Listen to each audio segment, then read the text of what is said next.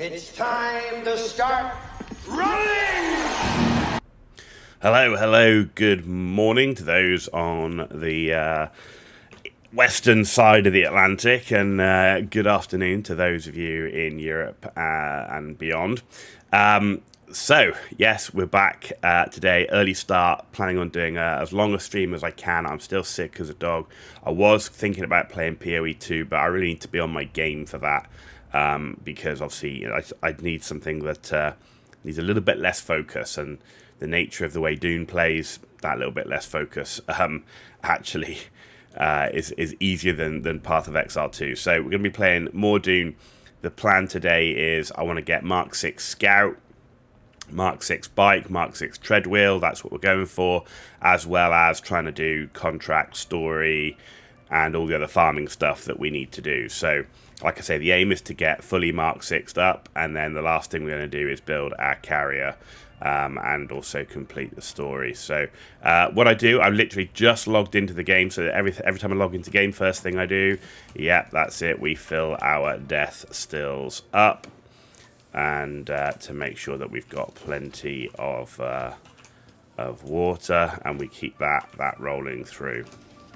I'm not going to do a corpse run, actually I might do a corpse run to start off with, because we could use the corpses. That'll hopefully give us enough corpses for most of the session today. There we go, plus I'm already in my combat armor, right, so that does actually make sense. So we've done that. Let's go check our base power. Okay, up we come. Base power, yeah, let's make sure we're fully squared away there, and we are. Then we come over this side. We check out ore. What can we do here? Can we do anything? No, because I need titanium. I've got plenty of strividium. I just need titanium. And then if we check over here, how did we do? Nearly full on that fuel. And okay, we're in a good place there, but nothing else. Okay, that's good. Right, so let's go get some. So get some corpses, and then we're going to fly to our outpost and make sure that we've got silicon blocks being made there, because we're going to need plenty of those still as well. This is kind of like that daily login admin you have to do. The difference is today. Hey, we're in a Mark 6 buggy. Oh, hello. We're actually asked to be talking. We're in a Mark 6 buggy today, which is good. We finally got our Mark 6. There we go.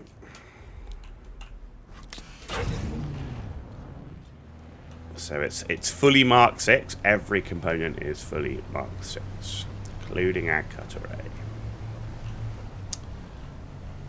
Not that it helps so much on a corpse run, of course, but.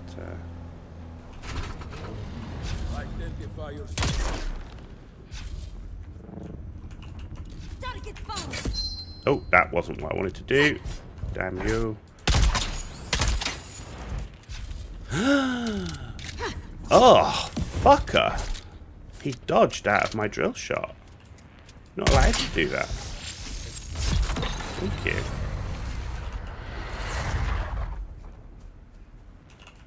I double drill shotted him, and he dodged out of it. Rude.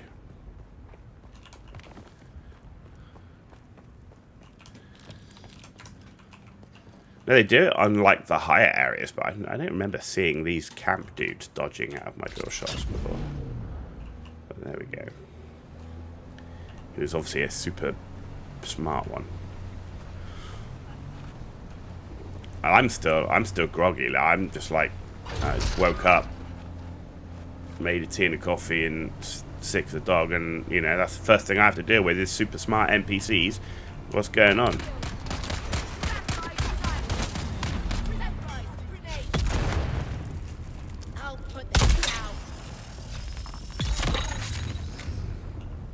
Learn my lesson now. Though, then he takes one drill shot to kill him, so I'm only going to use one, and then I'm not looking to reload when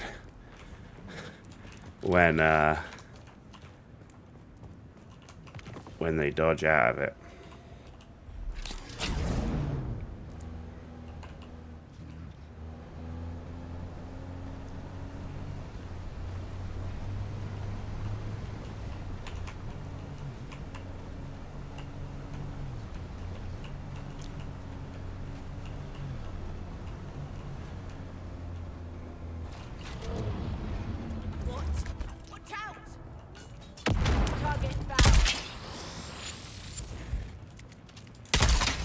Man, they dodging everywhere.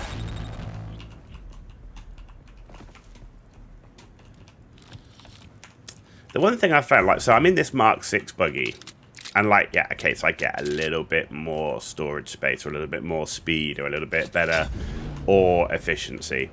Be really cool though, like, if kind of getting some of these marks actually gave you something a little bit different. Like, you get like the first buggy, you only get like one utility slot. Maybe you get some additional utility slots and modules in the future. I don't know. Maybe there's things they can do with that. I kind of feel like getting the different levels of buggy could actually give you something more than just a slight number tweak. Feels a bit kind of unimaginative, if you know what I mean.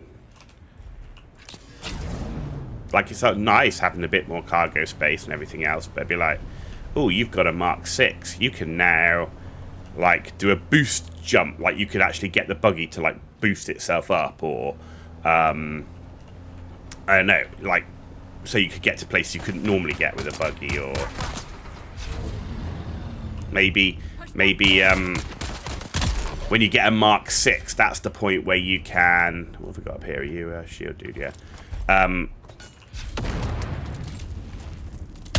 When you get a Mark 6, you can equip a gun and a mining laser or something, like a little, like, maybe if, like, in the driver's area here, there was like a gun on the side or something that you could use, or I don't know. Just be cool if, like, if it really truly felt different.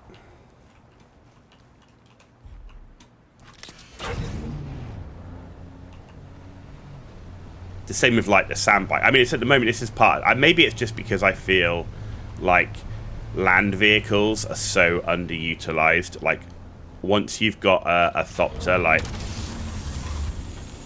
there's very little reason in most cases to use the land vehicles, except, like, the buggy for mining and stuff. But even that's limited, because nearly everything I do now is deep desert. And... I don't use a buggy in the deep desert.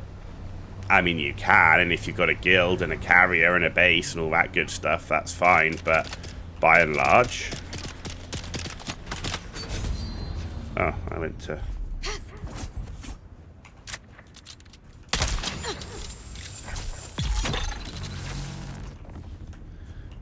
By and large, you just don't need land vehicles. I mean, you don't need a sandbike. I only keep a sandbike and I want to get a Mark 6 to have one. But it would be cool if you got something different with it. Maybe you get a higher chance to find treasure, or, like, I don't know, like, is there something that they can do with the higher tier of vehicles that is more than just a slight stat increase? Like, make it feel like, cool, I've now got a Mark 6. I can do this that I couldn't do before.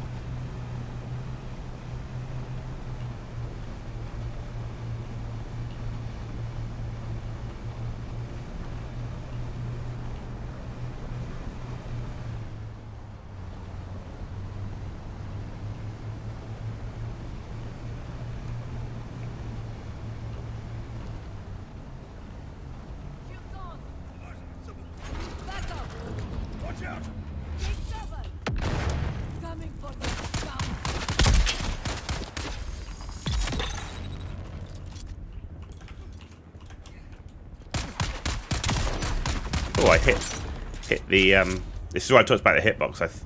Sometimes the hitbox aren't exactly on the terrain 100%.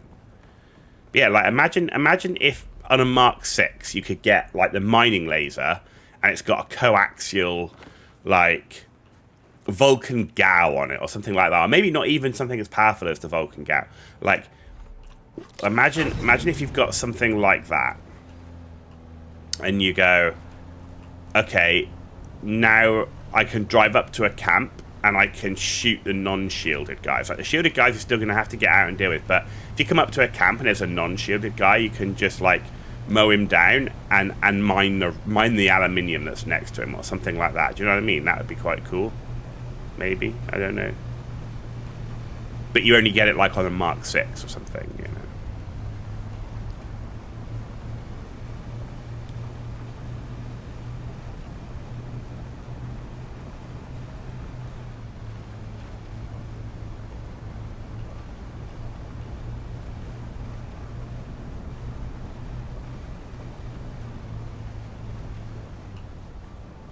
Hang on, did I miss the fuel cells? There's normally some fuel cells just up on the corner here. Did I miss them?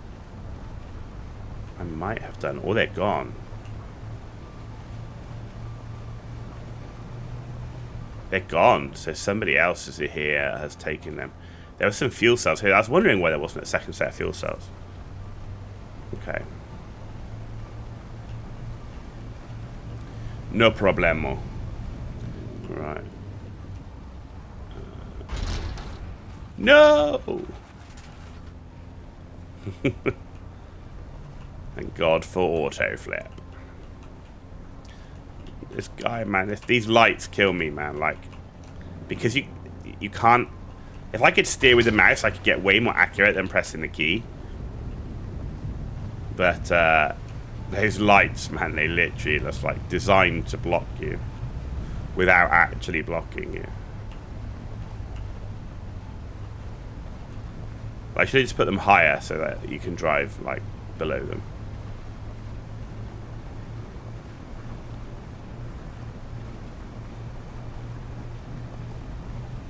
Have you respawned? You have.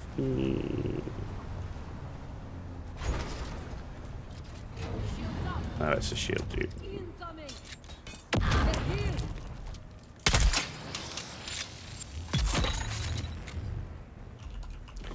And we're done.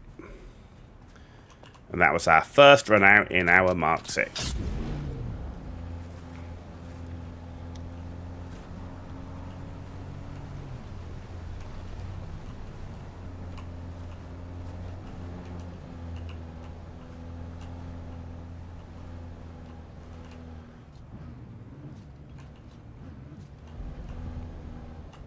There we go. Cool. Job done.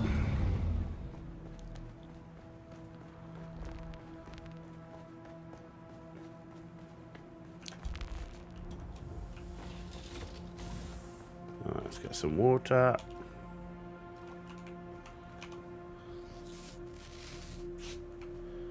Right, let's get some bodies.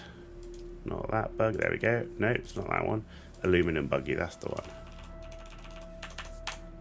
Oh, we're full, look at that. That was good then. So we actually, that's good, we got to a good place with that. Alright, let's empty these fuel cells.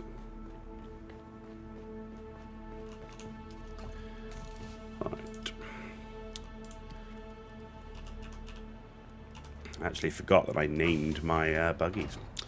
Right, let's get rid of granite.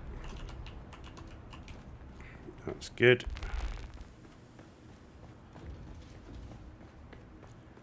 Probably need to do an Arakeen run at some point to deposit some Solari. Got 300k in here. Be good to get that in the bank. Right, actually what I do want is blood sacks. We're going to go and do an industrial pump run.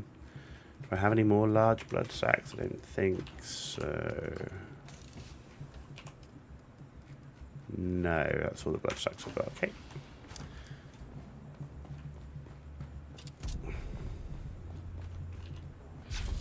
Quick industrial pump run, and then we're going to head over to our outpost, get the silicon blocks being made and all that sort of thing. Actually, what do we do for? Yeah, I think maybe I'm going to do the carbide stuff first. Actually, go and do our carbide scrap run, and stop at the outpost on the way back. That's the best way to do it. Mainly because I've normally got cargo to pick up.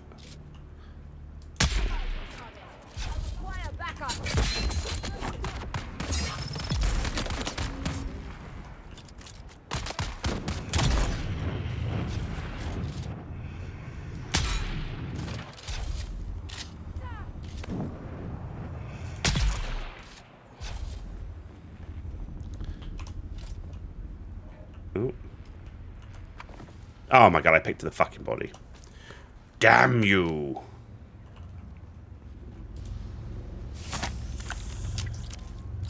That's early morning mindfuck, that is, literally. I'm like, I need my coffee. I've made my coffee, it's just too hot to drink.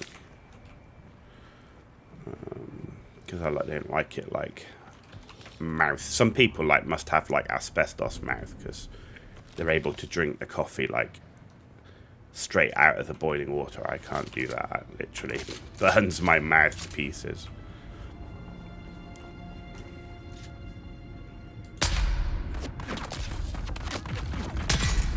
That was interesting. It seemed like the melee dude put his shield on before the bullet actually reached him.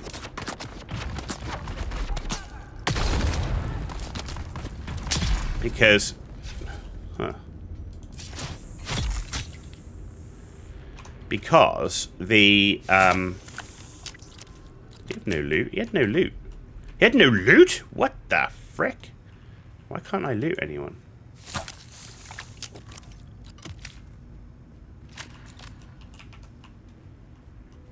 What?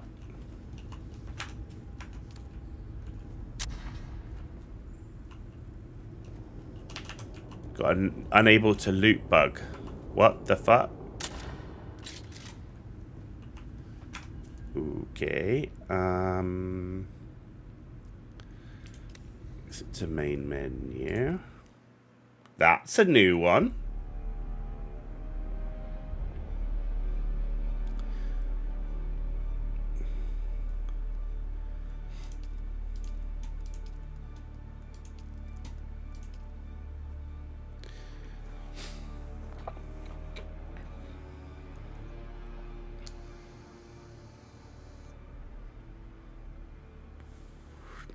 Not being able to loot when you're on a loot run, kind of an issue.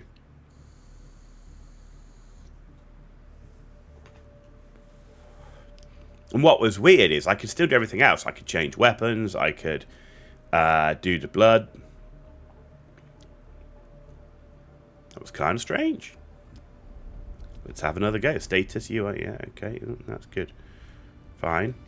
I didn't see. Oh, the bodies have gone. No, that's right. I can still loot this. I can loot again though.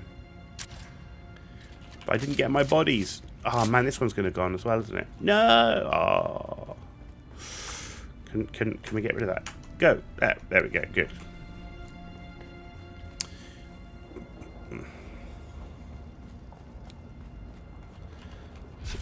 Let's put my shield back on.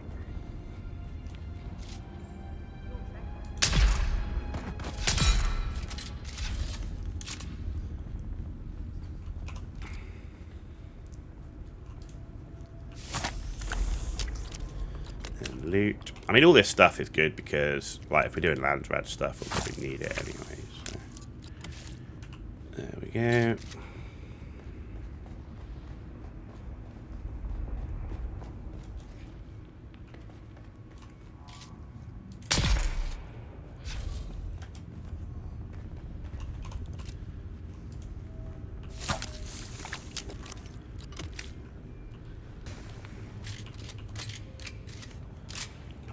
Okay, in we go. This way.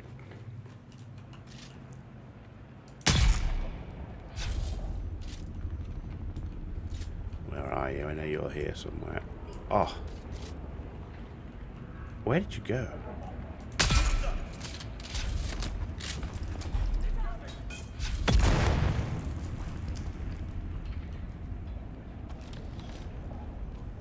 Oh, you're still there.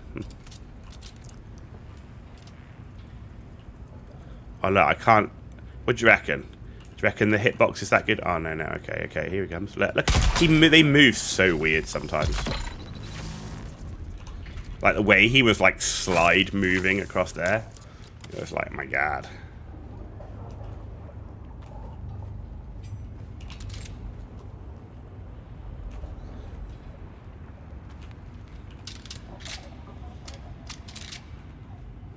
That's what makes them. That's what makes the movement unpredictable. Is sometimes they just like this slide along the floor.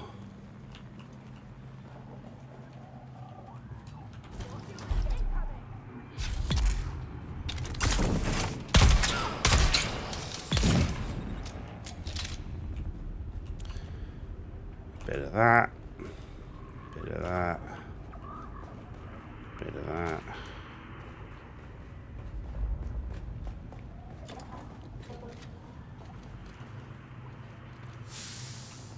We've got 18 industrial pumps so far.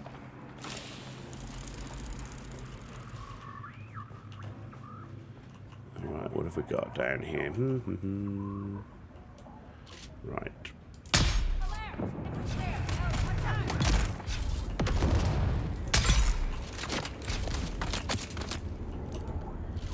Did we not get you?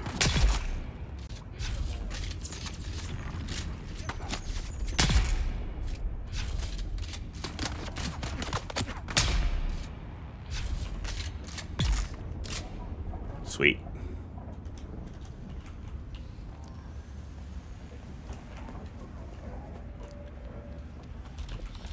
Makes you feel like the guy out of Shooter, that movie Shooter, when you're doing that. You got the sniper rifle and you just like, there's a whole army of dudes and you're able to just like pick them all off like that. It's like crazy. Good movie. Right, okay. Spice is nice. Not really going to do much for us, but anyway. 26 industrial pump, that's pretty good. Anything over 30 is like a really good haul. Now I've said that, we're not going to get any more, you know it. We literally are not going to get any more. Oh, hello. Oh, I can't see him like that. Now I can.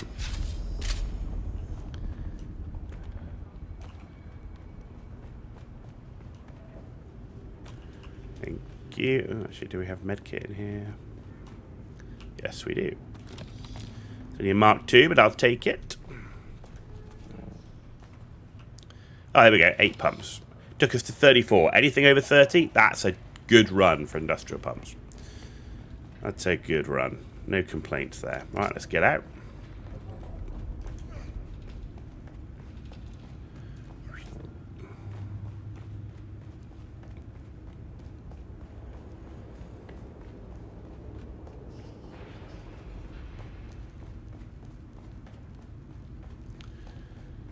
Let's go, let's go.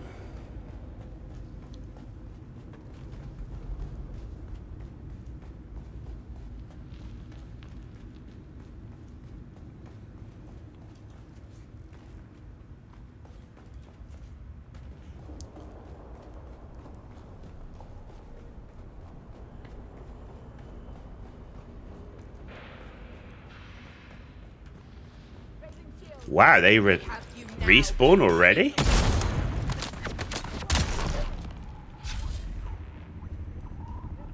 Interesting. That's a fast respawn today.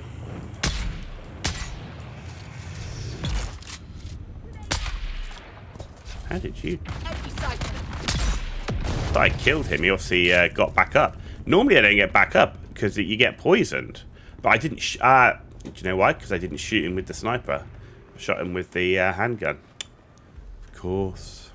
And of course, the one time I shoot him with the handgun, he gets back up. Damn you. It's okay.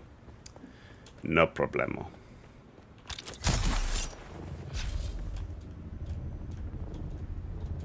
It's back to our airfield, and in we go. Yeah, man.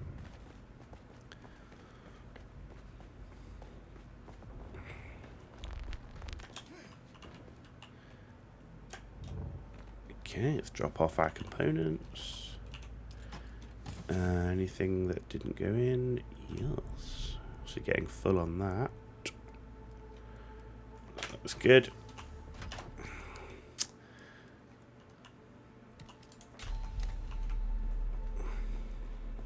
Oh, have we got anything to repair while we're here? Okay. No. Okay.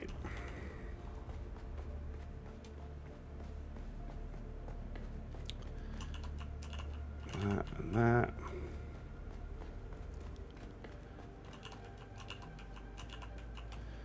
That's all done. Very nice.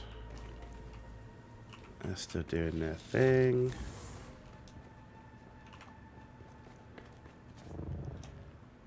Demonara, hey, are you going to play for long? I plan. Yesterday I did 7 hours 40, so my plan is to at least try and do around about 8 hours today. Thank you for the first time chat in Twitch. But yeah, that's the plan. I'm going to try and do around about 8 hours. Demonara with the follow. Thank you very much for the follow. Much appreciated. Hope you enjoy the content.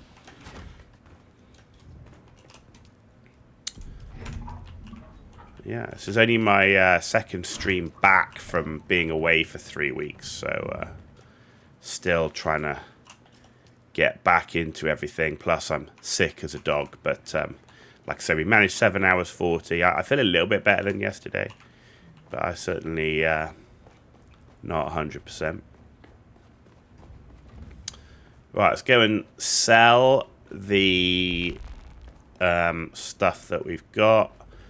Just to get that bit extra Solari. It's only going to be a few K, but hey, a few K is better than nothing.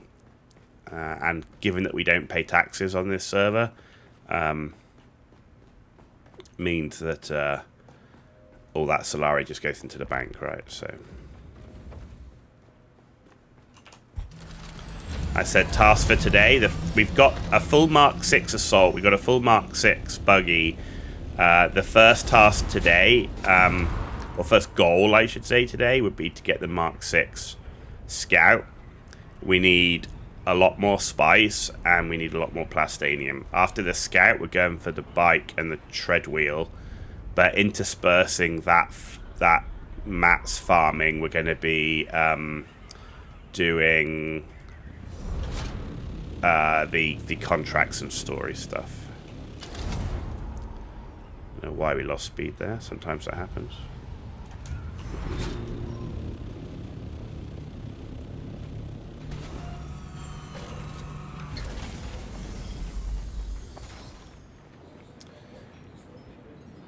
Jared in Naharis. Hello, first time chat. How you doing? Thanks for joining us. Hope you're well. Still alive, are you? I am. I want your money. Jared in Naharis with the follow as well. Thank you very much. Much appreciated. Hope you enjoy the content. There you go. See, it's not a lot of money, but it's money, right? Money is money. And we're not short of money, but like, I'll take it.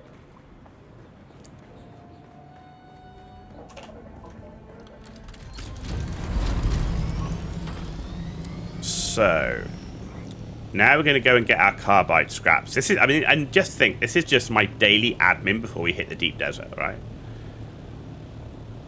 We're literally doing the daily admin, which is the corpse run, industrial pump run, the carbide scrap run, and then the outpost refuel and silicon block refine. Demonar, you don't have the game yet. How does tax decay work for bases? Okay, so in terms of bases, when you set up your like base control panel thing, your console, your fief, it creates a shield. Now, the only way for you to have a shield on your base is to have some power. The power uses fuel. So basically, if you run out of fuel, you lose your shield. If your base has no shield, sandstorms over the course of several days will eventually destroy the base a bit at a time. So you must keep your base powered. At the moment, on my base, for example, I can get 21 days with all my power fully fueled, right? So I could not log on for 20 days and my base would be perfectly fine. Now, in terms of taxes, I'm on a private server, and on this server, the admin, which is not me on the server, has decided that that we are not having taxes on this server, because even if you put Solari credits in your bank in the main capital city, Arakeen, it does not automatically take the tax from your bank. It should just take it automatically. It means you've got to literally fly to Arakeen, speak to the tax guy, pay your tax. Now that tax has to be paid. Normally I think it's like every 2 weeks you're paying tax. And the tax isn't much. Getting the Solari isn't the problem. The problem is if you took a break from the game for 2 weeks, like you went on vacation, you could be overdue on taxes. Now, 14 days is when it's due. Then you go past due, and once you go too far, that's again when your base will start to decay. So, like I say, getting the money for taxes is really easy. It's the fact of taking that break from the game. So, but there are other options, right? Because if you decided you wanted to take a break from the game, there are things you can do. Like you will lose your base, right? You will lose your base. But what you could do is you do have a bank with an inventory in the capital city. You've got the vehicle thing like I've just done there. So you could get in your best ornithopter and fly that to Arakeen. You could put a scout ornithopter or a sand bike in the tool I've just used. And then you could put your most important gear, materials, and a buggy in your inventory and bank in the capital city. Take a break from the game for 6 months, and you've got all the big things you would need to get back into the game. So I don't think that's a major problem. But if you don't like that idea, you really need to be logging in the game every 14 days with tax. You're on a private server too. Disable taxes and sandstorms to focus on gathering and building, and even be able to take 1 to 2 weeks break. Absolutely. I mean, I went on a 2-week vacation, didn't log in once, and it's perfectly fine. So, like I say, you get 20 days fuel. So I think I wouldn't have a problem with the taxes so much as if they made it a direct debit from your bank. So as long as you deposited Solari into your bank in that city, if it took it directly from your bank, I would be fine with that.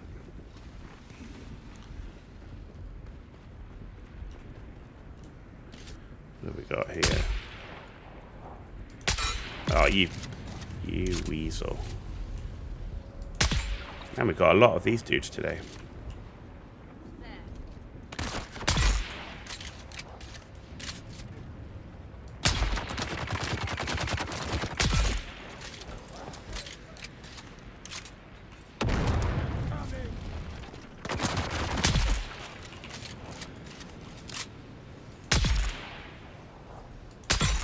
The other thing is I'm purely spec'd into range combat. Like, I do have a melee weapon, but I am purely spec'd into ranged.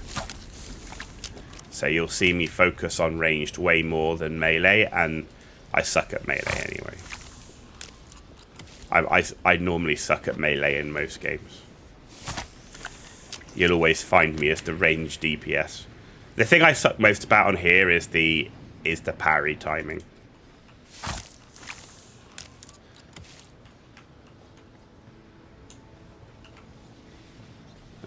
Okay, any more bodies? Yeah, there's one.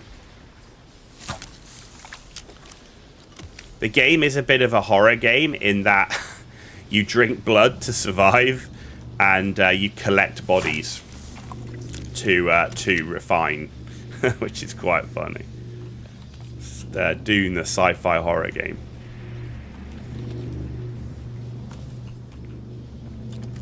Yeah, I don't have much of a problem with the decay system. And your base, like if your shield drops, your base isn't instantly destroyed. It takes days, and the bigger the base, the longer it takes to be destroyed. And people, as long as your sub-thief console is still up, you don't nobody can steal your stuff, even if your base shields go down. So the trick is to make sure you put your sub-thief console either on the ground floor or on a platform that can't be destroyed. Like, I have a rock in my base, and my sub-thief is actually on the rock, so it can never be destroyed. The other thing is you only pay tax if you're using an advanced sub-thief. So on your most basic base, if you're using the small sub-thief console, you don't pay any tax on it.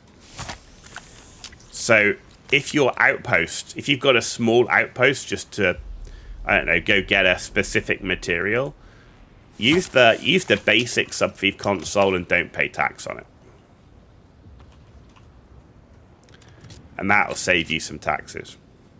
Oh, my people, my sisters, my brothers. Have to say, the electric worm here is wicked. I love this area. So, so thematic. Oh, hello.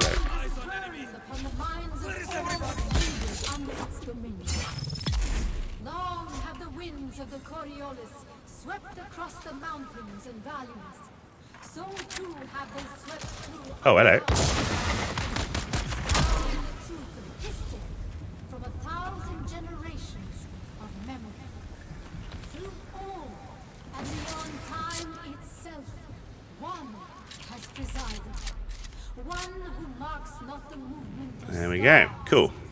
one whose command of power is infinite. This is a good place to farm the carbide scraps, which is why we come here. Bears witness to the core of our hearts. There we go. Why are you already shielded?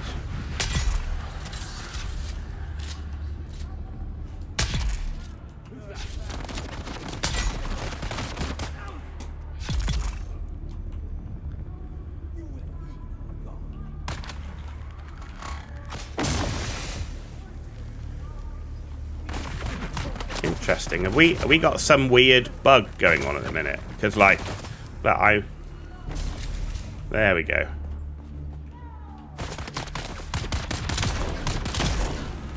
Yeah, we're animation bugged in a grenade throw.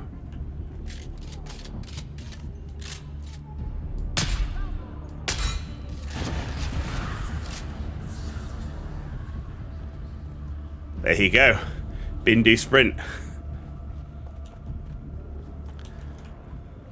Yeah, the worm is instant death, right? I'm animation bugged. I was messing around with my grappling hook thing and like flinging myself around here to move quicker, and I flung myself straight into the worm, and yeah, that was an instant death. Hello? Hello? I'm right here. Where are you going? Shields up.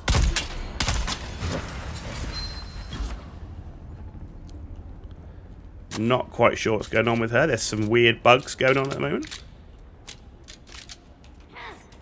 Oh, now she's back. Now you're back, are you? Oh, you bitch. I'm. Something's weird going on. Look, my stamina's not recovering,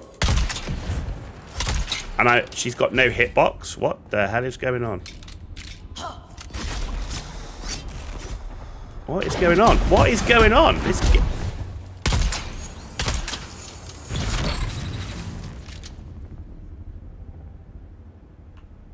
Hello? Have we resolved our bugs yet? We got out the animation bug at least. The one problem with dying on the worm as well is, of course, once you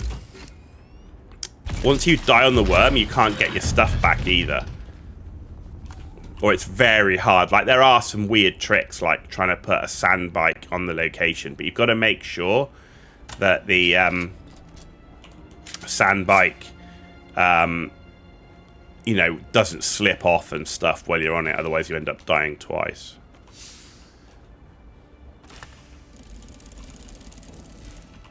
Backpack full. What do we leave?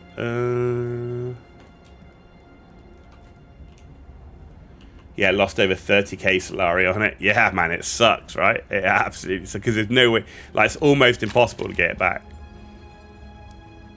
That was a big lesson learned in carrying Solari. Like, the most I like to carry is like 5k, and most of the time I don't even carry any now.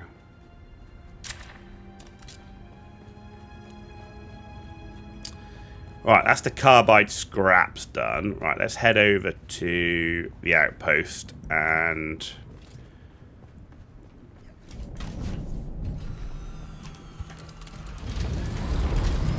refuel and get some silicon blocks being refined. But overall, Demon Eye, if you don't have the game, I strongly recommend the game. I think the game's really good. Don't get me wrong, there's plenty of jank, but show me a open world survival game that doesn't have jank. So that's par for the course. Funcom, through Conan Exiles, have shown they won't abandon a game. So even though they've had layoffs recently, I don't see Funcom abandoning Dune and making something and like focusing everything on something else. So there's like evidence history to show that they've got good intentions. And even before the end game, just going through the story, as long as you're not rushing, there's no reason to rush through the game, rush through gear, rush through areas. If you're exploring all the game, all the areas, having fun with the base building, before you even have to worry about end game, there's 100 hours of content in the game, right? Before you have to worry about that true end game. So, like, you know, most games you spend money on, you know, you get way less hours of content than that. I mean, it's not a Baldur's Gate or something, but as games go, you know, you buy a game, and a lot of particularly single player RPG games, you know, you get 100 hours of content out of it. So, and then at the end of that 100 hours of content, you can take a break, you can come back. There's going to be DLC. There's already been one DLC with more story. One of the things I would definitely say is, even if you don't like the Dune IP, or you don't know the Dune IP, I should say, I'm not the biggest Dune lore fan, but this as a survival, if you take just Hagar Basin where we are, as a survival open world game, this has some of the best RPG elements and story elements I've seen in a survival RPG game.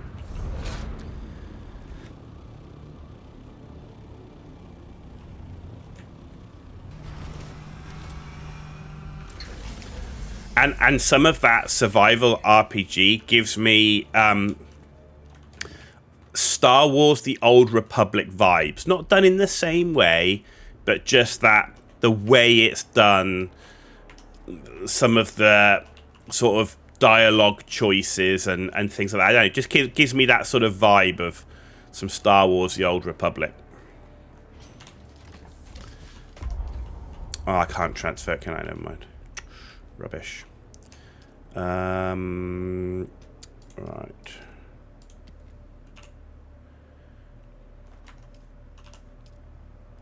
Silicon block. We can make 450 in this one.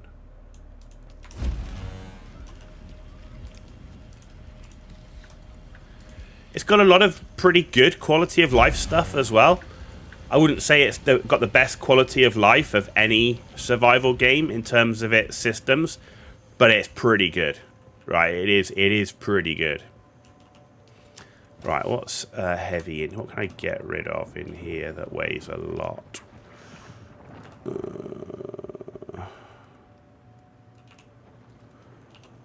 we go. That's all I need.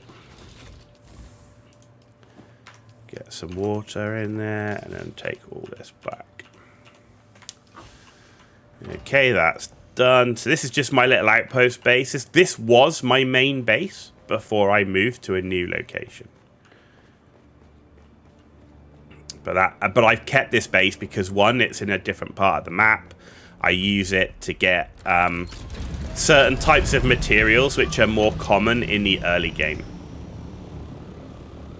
Regarding the hours, you have 400 hours and haven't even finished the main story. There's just so much to do that keeps you distracted. And that's the point, right? I see a lot of people going, oh, the end game's bad, don't buy the game, blah, blah. But, you know, even if you just take it as a single-player solo PvE experience, you get more hours in the game than most games that you buy for a single-player story experience. So, yeah, I mean, and there's literally zero reason to rush. I mean, Jaredin's exactly right. There is zero reason to rush this game. It's enjoy the story. The base building, I think, is pretty good. Like I say, there's going to be jank, right? There's jank in all these sort of games, but I haven't found any game-breaking jank. You know, most of those early game-breaking bugs have all been fixed, right? So there's a lot to explore with the base building. There's a lot of story to explore. A lot of if you like Dune lore, you've watched the movies and thought they were pretty cool and that sort of stuff. Then there's a lot of good Easter egg lore for that, that sort of person as well. Like, so, yeah, I think it's great. I think it's a great game for the money. It's got its issues, particularly in the end game, but like I say, Funcom as a company have shown in the past that they don't abandon their games. Let's hope it remains the same on this one, and I don't see any reason why it wouldn't, even with the company layoffs. And that those company layoffs have got to suck, right? Because you make what essentially is Funcom's fastest ever selling game, and then you get laid off, and that's got to suck.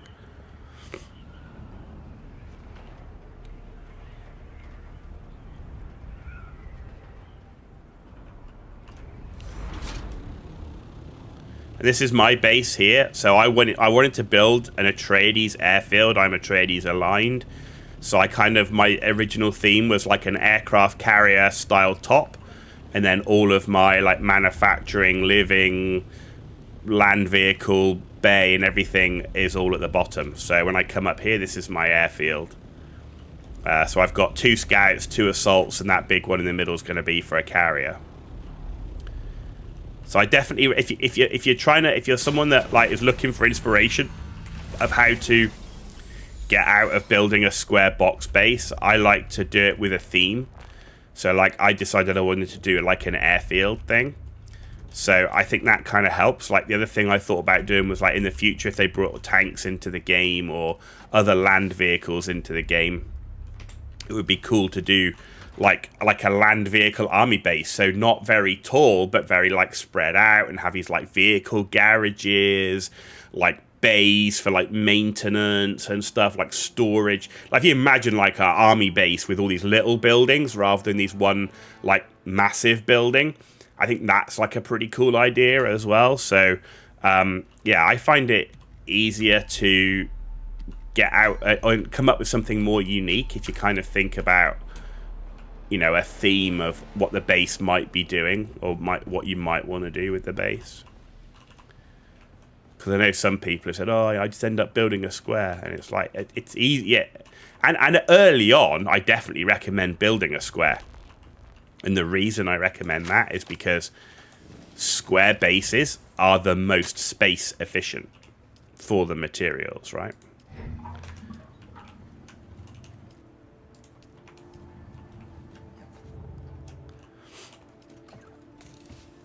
Right, what are we doing next? We are going to... Let's get rid of that and that.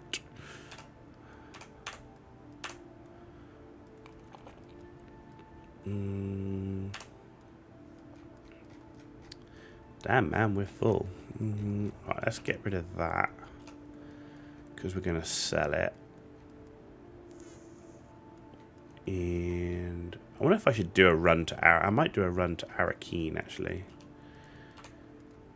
Let's do a run to Arakeen and deposit some Solari into the bank. Yeah, let's do that. Put that away. We'll sell those extra bits. Yeah, let's run to Arakeen. And then when we come back from Arakeen, we are going to go deep desert and get some spice, because the spice is nice. In your old base, you made a hangar that looked like the ships from Tron Legacy. That's cool. Hey, actually, while you're here, Jared, somebody built a base yesterday that looks like a sand bike. Right? I'm going to see if I can find it. It's not far away. It's crazy. The guy did an absolutely amazing job. He's literally built a sand bike base.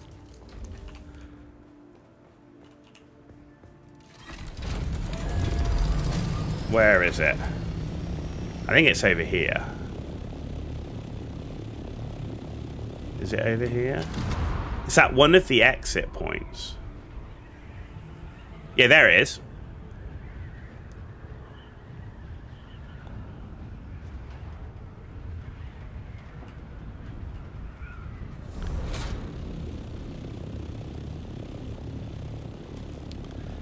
Look at that.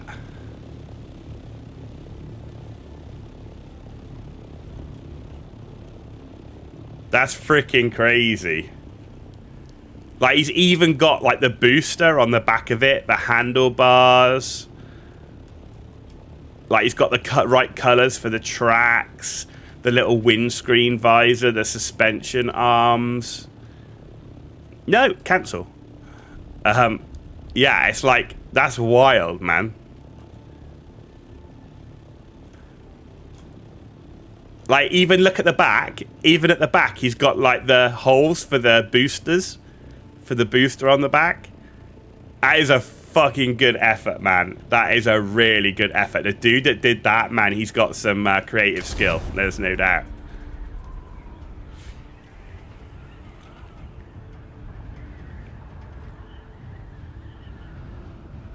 Yeah, I love it. That's one of the cool things about flying around. And like I've never seen that before. Like, I've been in this server ages, been flying around. I've never seen it before. And then literally I was just exiting the map one day from an exit I don't normally use. I'm like, man, someone's built this. This is really cool. There's a lot you can do with the build. It's quite versatile.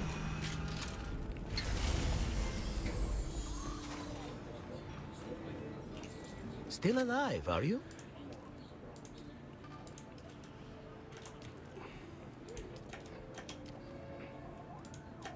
The one other game that's got base building that's like as good as that, or maybe even a bit better in certain areas. I mean, some areas better, some areas worse, but is Once Human. Once Human has an amazing base building system as well. The thing I like about Once Human is the fact that, like, there's no base decay. Base, if you don't log on for a certain period of time, your base just gets removed from the server. But when you come back on to the game, you get to, it says, right, just put your base, like, and you might have lost your location, but your base and everything in it, you can just put it back down, which is pretty freaking cool. And like, when you move your base, you just pick the whole base up and move it. The only issue I found with that is often bases are built specific to the terrain they're on. So that's, you have to be a bit more generic with the base moving mechanic, but the decay is very cool. Once Human was pretty fun. I dropped it before this season. I dropped it maybe like... in fact, I dropped it not long before Dune came out. And it was because, one, of the recycled content, there wasn't anything that was like really, really new that I thought was really cool. And also the fact that when I first started playing the game, like, if you remember the cutscenes from the bosses, came across as very like dark horror sci-fi. And I thought, this is really cool. Like, some of the cutscenes for, like, you know, the spider boss, the hound, like all of that stuff were like, this is cool. I love the aesthetic. And it's gone a bit, for me, like, and it's not why I play the game. I've got no problem. I enjoyed playing Pokemon in the past. I've enjoyed playing some of these other games. I enjoy anime, but it's kind of, that's not what I wanted from the game. And that's what the game's kind of become a bit too much. So it doesn't have that dark horror aesthetic that I really liked. You know, it kind of felt more survival-esque in that regard. I wasn't, and it was good because it wasn't just another zombie game, right? So I'm kind of disappointed where Once Human went, which is why I stopped playing. But I mean, it's a free-to-play game, playing the mana burst through once. I mean, definitely recommended. It's just what are you going to get long term? I'm not sure. So I hear they have got permanent servers now, as opposed to resetting you every 6 weeks.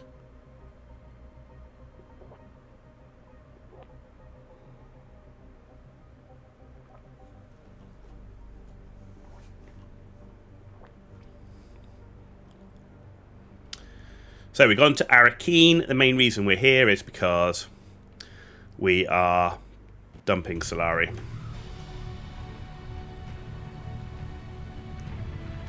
You recently saw a vid and you only saw this bunny pets and stuff. It's more like yeah, agree, and that's really like I have no problem with the deviants because some of the deviants were pretty cool, and again they kind of kept to that like sci-fi horror-y theme, which I thought was really cool.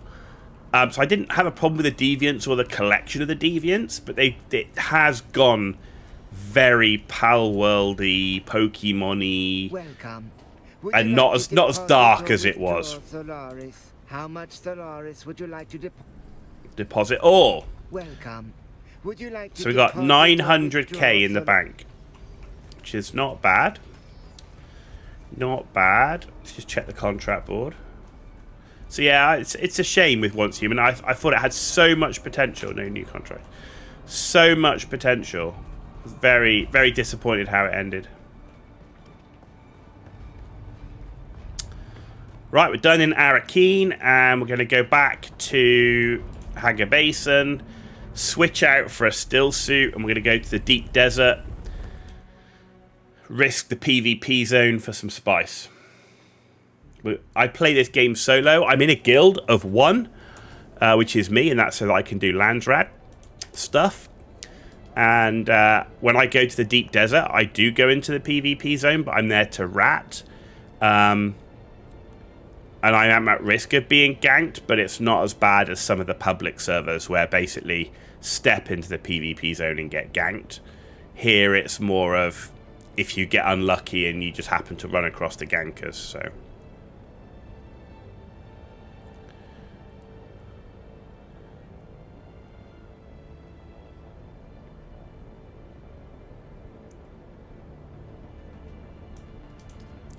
There we go.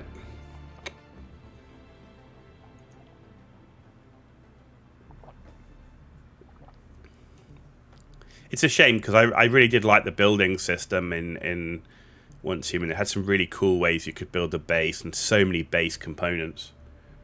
You're also playing solos, maybe 5 people on your entire world. You never see anyone in Deep Desert. Hey, look, I mean, if you're in for the solo piece of it, that's cool. The only issue comes, of course, at the moment that you can't move servers. And I also don't know how it's going to work. Like, are they going to allow you to move your character from a private server to a public server? That is another question, and I don't know the answer to that.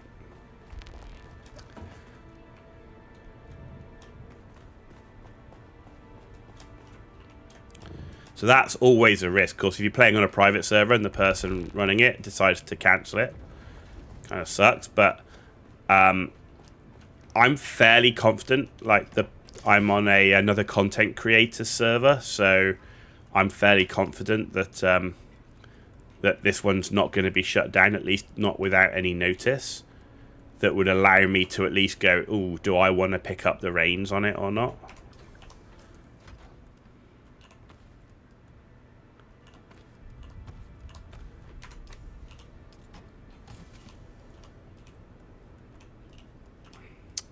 Right, static compactor, where are you? There we go.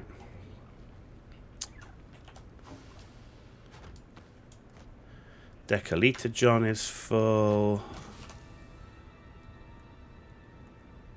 Okay, looking good. Looking good. Right, we need to go and get spice, my friends. Because at the moment, that is the one thing holding me back on my Mark 6 Scout. There's my Mark 6 buggy. So, yeah, so we're going for a Mark 6 Scout. We've built the main chassis and a generator. Next up is to build the engine, because I like to build everything and I do the wings last. But you can see spice is what I'm short of. It'll be spice, then plastanium. And then everything else, like particle capacitors, we're good on. Cobalt paste, we're good on. Most of the components, anything components-wise, we'll need to get some more plasteel, but we can make that. But that will cost more spice, because that's one of the advanced components that to make it requires spice.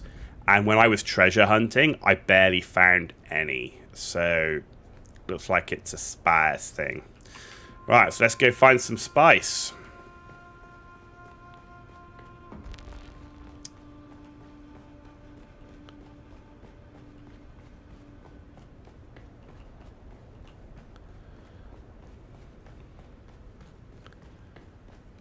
Deep desert, here we come.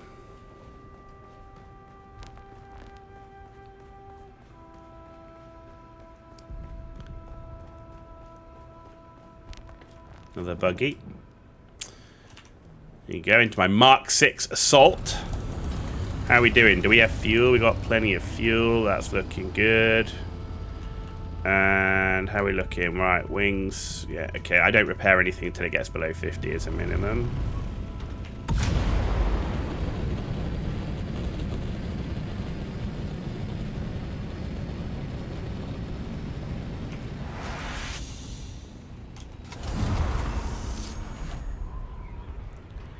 There we go. Here we go. You don't think they will move everything like your base storage? It could be cheating, so probably what you have on your person. I think they should move everything on your person and everything in your bank. Which would allow you to take, you know, if you've got a Mark 6 buggy, it would allow you to take your Mark 6 buggy. It would allow you to take your vehicle garage tool, which could have a Mark 6 Scout on it. And if you're in your Mark 6 Assault, you get that. So basically, you get everything there, plus extra bits of gear like cool still suit, that type of stuff. I think they should allow that. And I think that would be quite easy to do because you're just transferring it from one bank to another. Like, you wouldn't have to have your location or anything like that. It's just in your bank on one server to in your bank on another. I could see them doing that on the public servers. I'm just not convinced they'll allow you to move your account from a private server to a public server.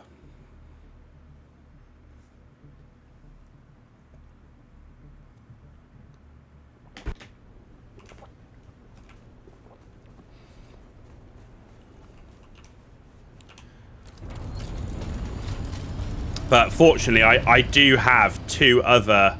I've got a level 150 character and a level 170 character that I've also done. That was done on a public server. So I do have them as backups, but both of those servers I was on were like gank heaven. Like, you were getting ganked in Hagar Basin on the PvP Rex, which kind of sucked. Like, they were camping them out, man. That's proper noob camping, that was, because they were camping out people that were, like, fresh into the game. I don't like that. I don't have a problem with PvP in general. I don't like to do it personally. I'm a PvEer. Like, if I want to play PvP games, I'll go play World of Tanks or Battlefield or something. But I get that's what's in this game, and that's fine. Don't have a problem with it. But some of the ganking, in particular, noobs, is... I find it a terrible thing. You know, 5 or 6 players with max level gear taking out somebody that's been in the game 10 hours. I think that's terrible, man.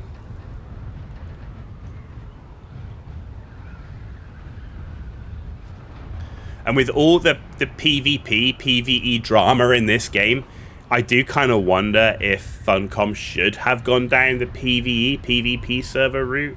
Like, if you want a PvP, go in a PvP server, then at least you get like-minded individuals together.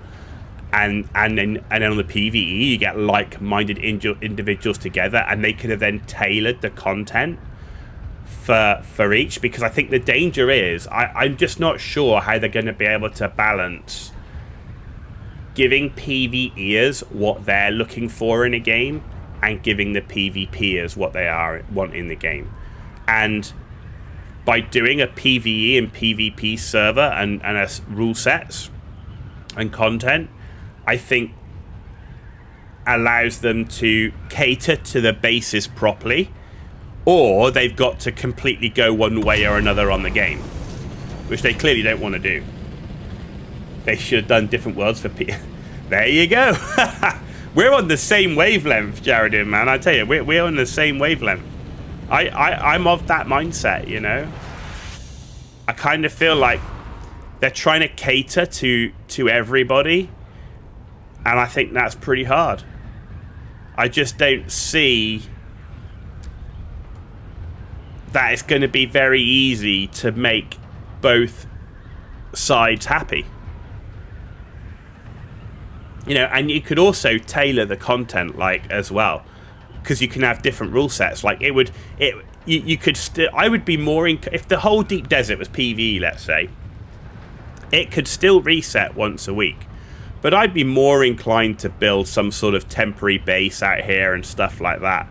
You could do world events like dropping ships where you have to fight house troops, or yeah, exactly, that's what I mean. Like, you can tailor the content for the audience, and it also means that you can tailor, like on the PvP server, you can tailor the weapon damage and stuff slightly differently and things as well. Guild Wars 2, like the world bosses and stuff and meta events, yeah, no, absolutely, I agree. You could do cool stuff like that on the PvE side, but I think if you're going to split it, you got to give the PvPers something as well. But there's things I think you could give them that you don't want to give PvEers because it would make them too powerful or stuff like that. But you could, I just wonder if they can truly make everybody happy by keeping them all in the same server. I think the problem they've got now is they would kind of have to give everybody... Well, actually, no. What you could do is your idea. Rather than make it a dedicated PvP, PvE server, you could make a PvP deep desert and a PvE deep desert, I guess. And then you're not locking people into one or the other. Like, if I'm a PvEer and I decide, you know what, I now want to give PvP a go, I could still do it by going to the PvP deep desert. And if you're a PvPer and you like bored of PvP for a time being, or you need to get some gear back or something, you can go play in the PvE area. So maybe I think your idea maybe is a bit better, is to have two separate instances.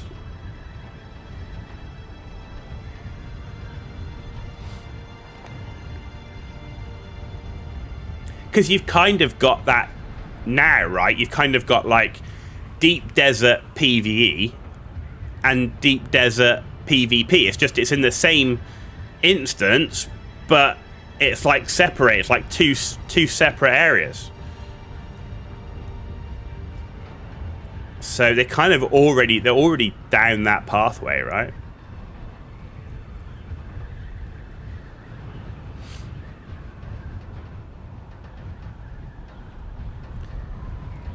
And you mentioning Guild Wars 2, man. I max leveled a Guild Wars 2 character when the max level I think was like 70 or something. I really feel like I didn't delve into that game enough. Like, I really want to go back and do some playthroughs of the different classes on Guild Wars 2.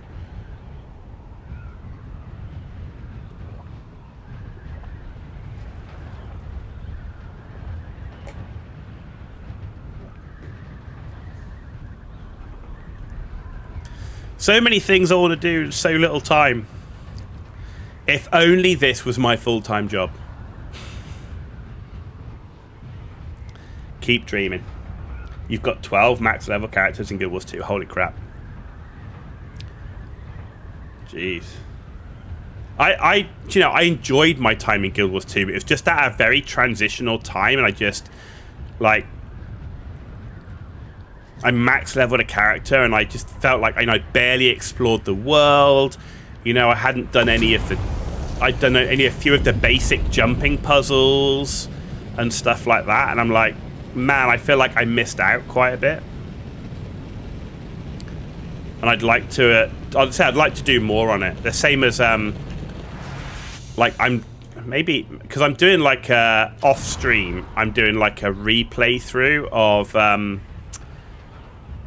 Star Wars The Old Republic, like just the story, so like doing Imperial Sniper and just going through to the end of the class stories as opposed to anything else. But maybe I should do some Guild Wars 2 as well. that in amongst a Starfield playthrough.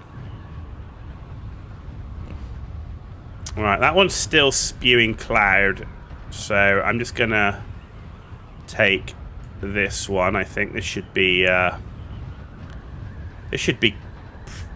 probably good enough for me. Hate it when it's on a slope, but there you go. Beggars can't be choosers.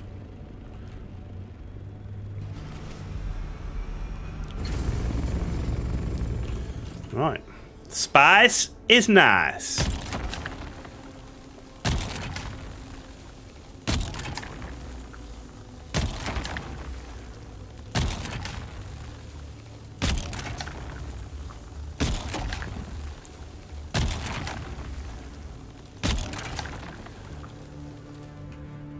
Okay.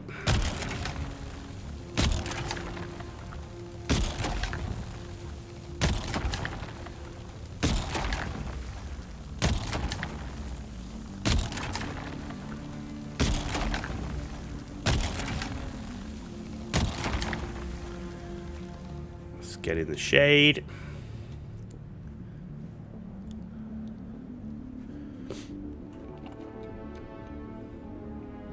What's your favourite class in Guild Wars 2? You played Final Fantasy Online for 5 years, dropped it. There's no content for casuals. Don't see the point in paying a sub. Well, there is that. I never played Final Fantasy. So my first MMO was EVE Online, and I played EVE Online pretty much like from release, like 2003, and I really enjoyed early EVE Online. I thought it was great. I played EVE Online like hardcore, like really, really crazy, like setting alarms to wake up at certain times of the day and at night and all this sort of stuff. And then the the alliance I was in, Band of Brothers, was eventually taken down due to what I felt was exploitative in-game mechanics, and I quit at that point. But I really enjoyed EVE Online. But I went from EVE Online, I went to World of Warcraft. So I started in World of Warcraft at the end of vanilla, like just before Burning Crusade came out. And I mained a prot warrior for quite some time, and then a Death Knight, and then a Holy Priest because of guild needs. And then when my original guild fell apart, that's when I really fell into what I became to really love, which is ranged DPS. And I mained a Warlock for the remainder of my time in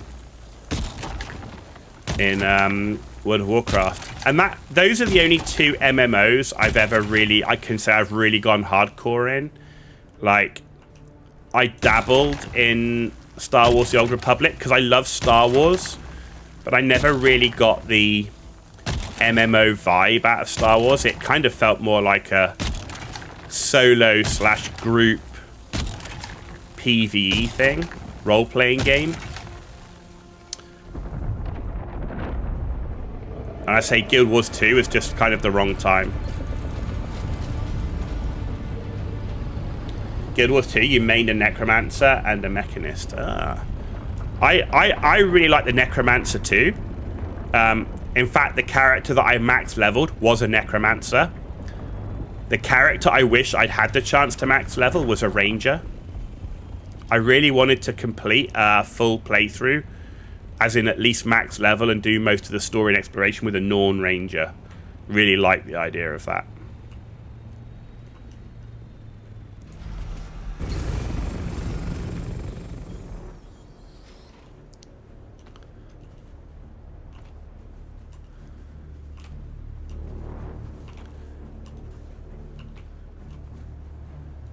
Maybe once I've finished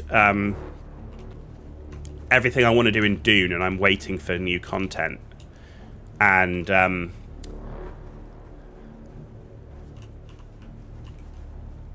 I also complete what I want to do in the current Path of Exile 2 season. Maybe I'll do some Guild Wars and see if I can do just some playthroughs of the different classes.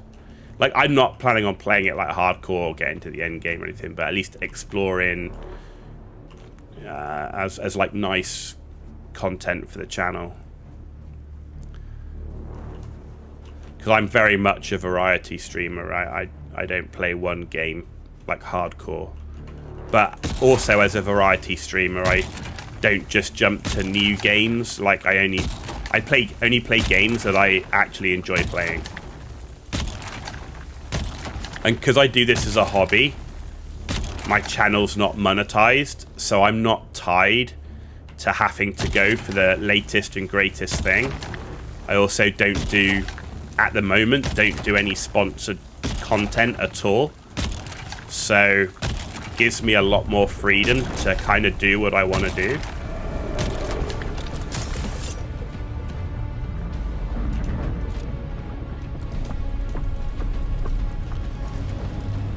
Like, I don't see the point in monetizing a channel when I'm doing it as a hobby. Like, if it was my living, that's different. If I have to pay my bills through my content, that's completely different. But when I'm doing it just as a hobby, for me, like, why would I want any of my audience? And because I stream on YouTube and Twitch at the same time, I do a lot of offline content for my YouTube channel.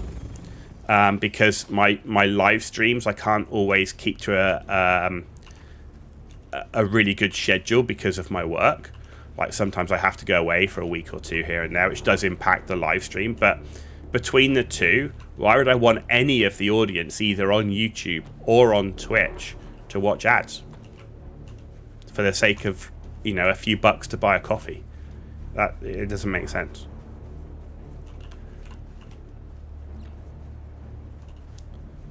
So that's why there's no ads on my Twitch. There's no ads on my YouTube.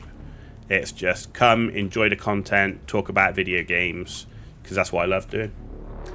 Some streamers force you to sub to even use a chat. No, I know that. Even if I was fully monetized, I wouldn't do that at all. Like, I wouldn't even have followers only chat unless it became like an issue of abuse or something, some issue like that, or griefers or whatever. But like, I get people using ads and sponsored content. You have to. If it's your living, that's your living. That's how you pay your mortgage. But for me, I don't want to have people have to deal with that when I'm not using it to pay my bills and stuff. I think it's, like I say, I do it as a hobby because I love video games. You know, I've been playing video games since the mid-80s. Yes, that's how old I am. Like, my first computer, I think I had when I was like 6 or something. And that was a ZX Spectrum. And it started with a tape, literally a cassette tape. And then I managed to get the plug-in thing that allowed me to go to a floppy disk. I remember playing a really cool game, Skate or Die. That was pretty cool. And then Winter Olympics with the joystick. And it's where I got my first taste of Gauntlet. And Gauntlet was cool. I really enjoyed playing Gauntlet. I used to play that with my sister. And that's when Teenage Mutant Ninja Turtles, the first Teenage Mutant Ninja Turtle game, first came out as well on the ZX Spectrum. But then playing games on like Atari and stuff like that, like Turrican, Super Turrican, back in the day. So I love video games. So for me, any chance to just talk about video games and play video games is cool. But I think the important thing on any like content is, I see so many content creators making content for stuff that they don't enjoy anymore. You know?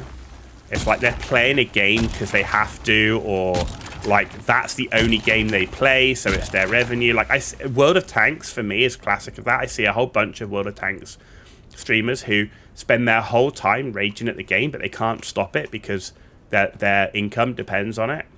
And that must be really hard. And you do notice it in the content. Like, you don't get the same vibe of the content because the person's not enjoying what they're selling. Paul on YouTube, yours was the first BBC programmable computer. That's definitely going back a bit, Paul. Holy moly.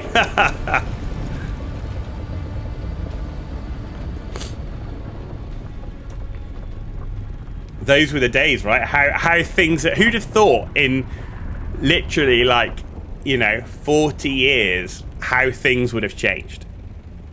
You couldn't have imagined today playing a game like Dune. Your first touch into games was in the 90s. Bomberman, man, Bomberman's a legend, right? I mean, to the point where I even, my daughter has a Switch. I even had to get Bomberman on the Switch just because of how cool that game was. Your first PC game was the very first Tomb Raider. Also the 80s. Wow, I do like the 80s. I'm not going to lie. Particularly the 80s rock and metal scene. But yeah, I mean, it's just classic fun games, right? I love all of that stuff. Had so much fun. Like, time in the army when I had, like, Nintendo 64 and just 4 people all playing GoldenEye on the base. That was very cool.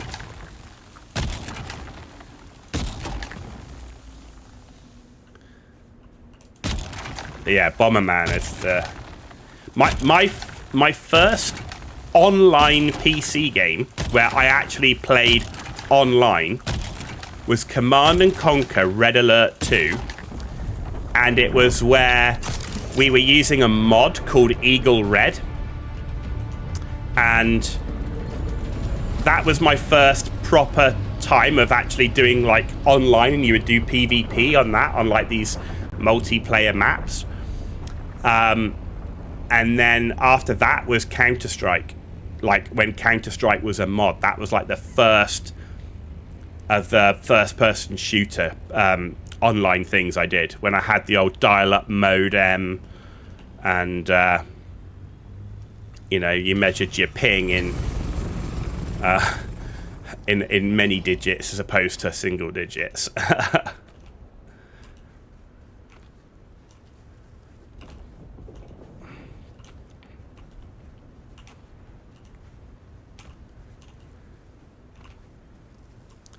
Living in South Africa, you had a computer before TV came out. I guess that does kind of make sense when you think about it.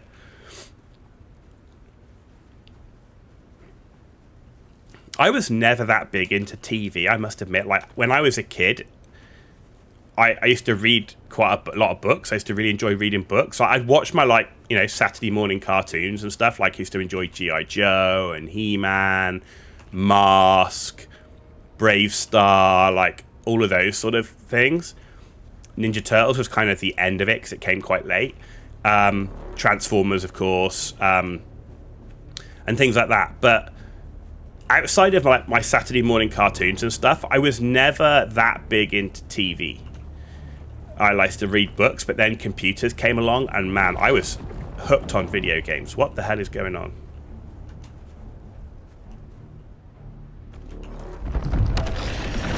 What the fuck? That's almost on me. Shit me.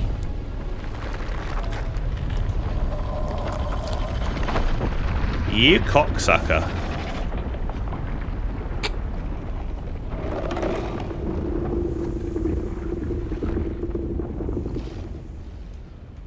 What a weasel. He's after me. He's Dave, the worm, is being really mean today. Rude. Do you not know that all I want to do is get some of your little purple sand? At the end of the day, this is Dave the worm's poop, right? So, he shouldn't be mad.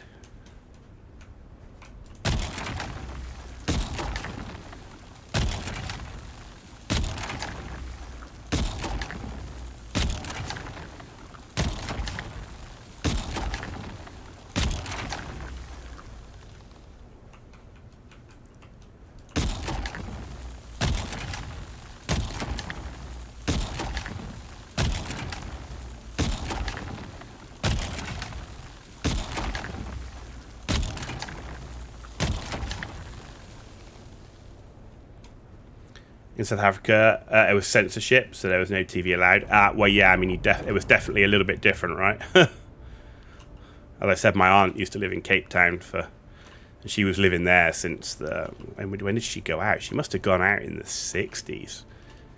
So, yeah, she would have been living out in South Africa from the 60s onwards.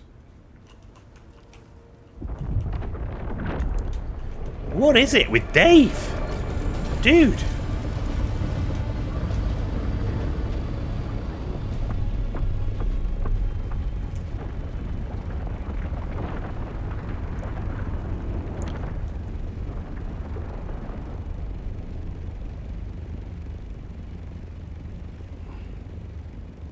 See, this is the point, like I could say, I was talking about yesterday about the fact that you can do the whole solo carrier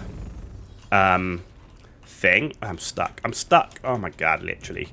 They need to do something about these blades. They don't clip into walls. Why should they clip into me? Like the ball ache of doing carrier sandcrawler solo and the risks associated with it, for me, just don't make sense. Particularly the amount of resources you have to put into a carrier. And I've seen so many videos of people losing both carrier and crawler that I'm like, you know what? I don't want to do that. You know, and all it takes is a bit of jank, and you can forget. You can forget it. Like, you know, you get a little bit of jank and then you lose it all.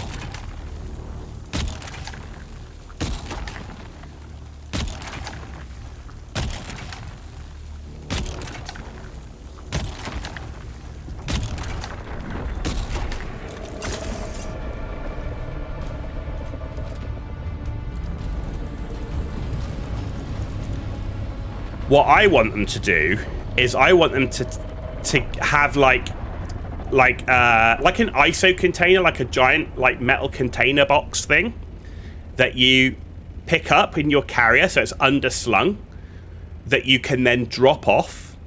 Like you could drop it off on the edge of like a spice area, and you could then like fill that up, and it could take way more than any assault or anything like that.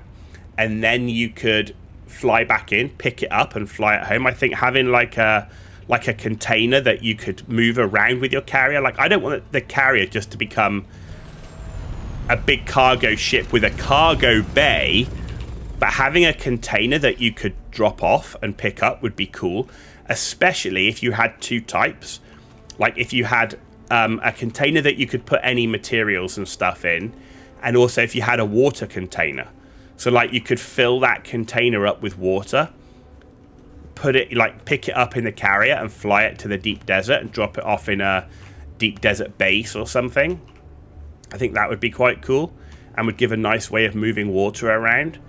But at the same time, you could, like, use the material one, the deep desert. So I just drop it off on the edge here, park the carrier somewhere, and come back in a scout, and then just fill that container up. And if you put it in the right place, like on the edge of the spice field, you wouldn't have to worry about Dave eating it unless he came up in a really weird place. But if Dave did eat it, you just lose a container. You don't lose like your whole carrier and stuff.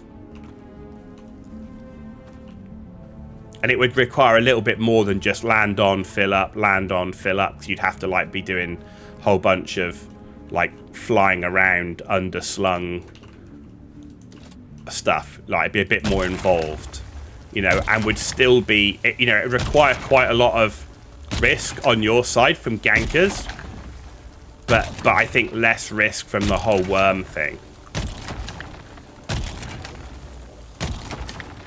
And I think it's one of these things that would work really well in a group, but it's still something that you could do solo. Whereas flying out a sand crawler and operating that solo, not so much.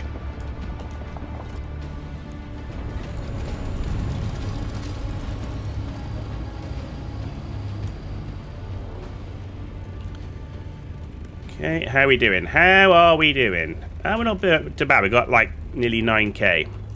I consider 10k is like a good benchmark for spice, and that anything we get over 10k is like a bonus. So that's good.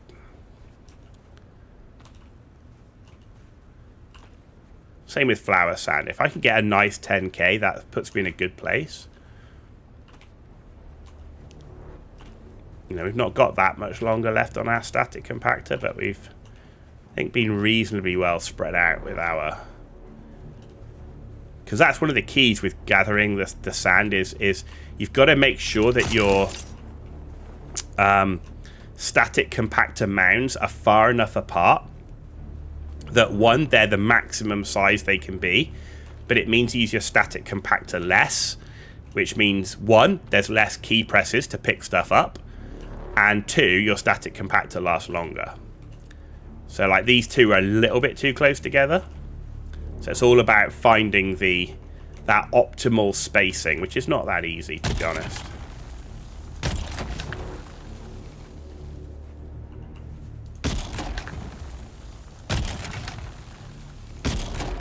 So you can see it's about to break.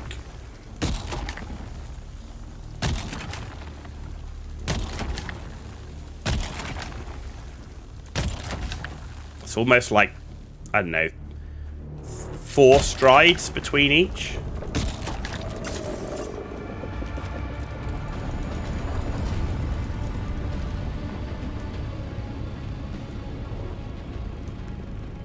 There we go. There's our 10k.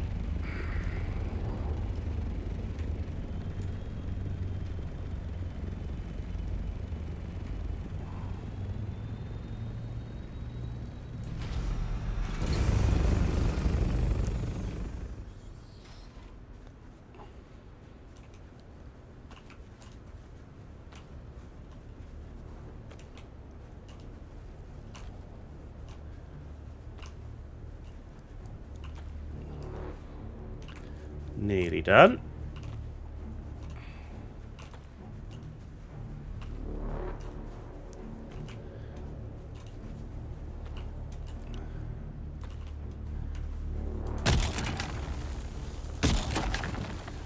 This will give us a good amount of spice. I'm not sure it'll be this one haul. I don't think will be enough to do the full Mark 6 Scout, but it's going to get most of it done. So maybe two spice runs for the Mark 6 Scout before we move on to a Mark 6 tread wheel. That's what we're doing next.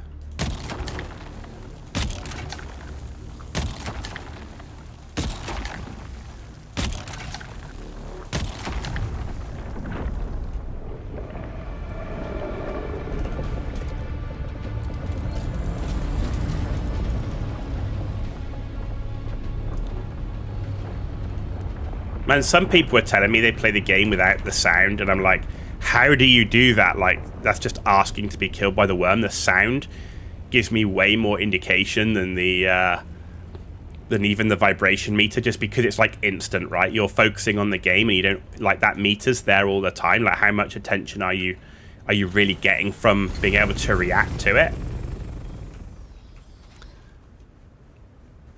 So I couldn't play the game without the sound, man. Not deep desert, or not, certainly not spice or flower sand farming.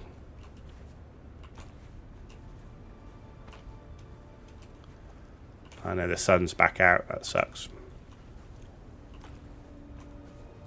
Let's try. At least we're near the end. We had the night for most of it, which was good, because I don't then get too cooked.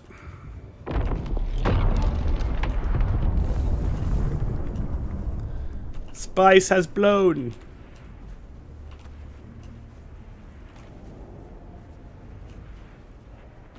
The music does scare shit out of you at times. What, you mean the Dave the Worm music? Or I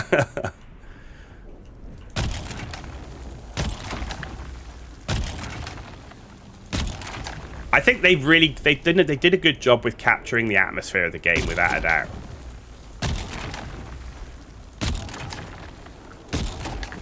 And I think the music is well done. The atmosphere is well done, like the environment, the sand, the worm music. Yeah, but that's because you know what's going to happen, right?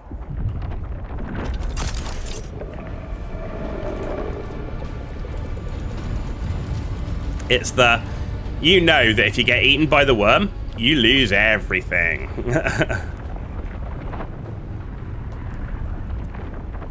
Nearly at 12.5k, that's great.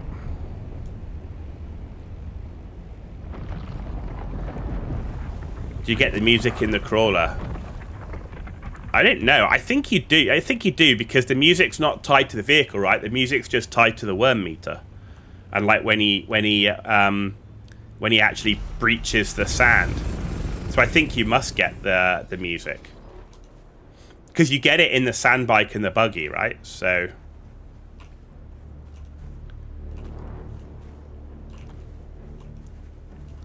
the problem is like I say, you've got to get out of the crawler.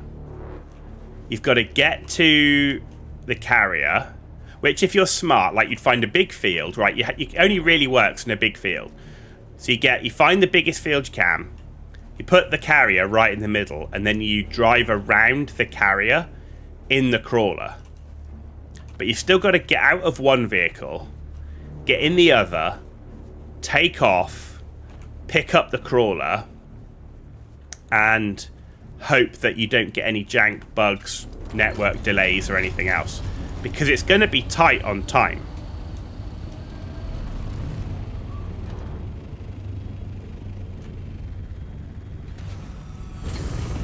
And that's the thing. You know you're going to be very tight on time.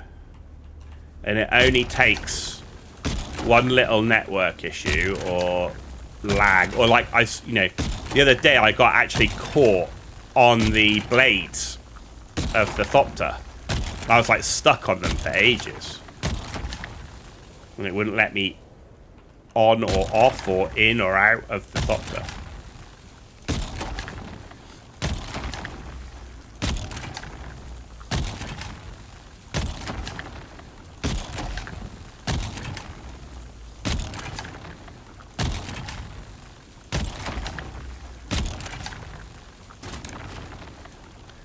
It's broken.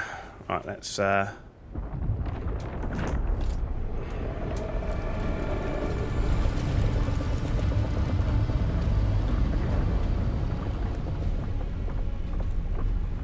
where's he going? Where's he going? Are you still coming straight for me? You are. Look at that. Weasel. Right, now he's turning.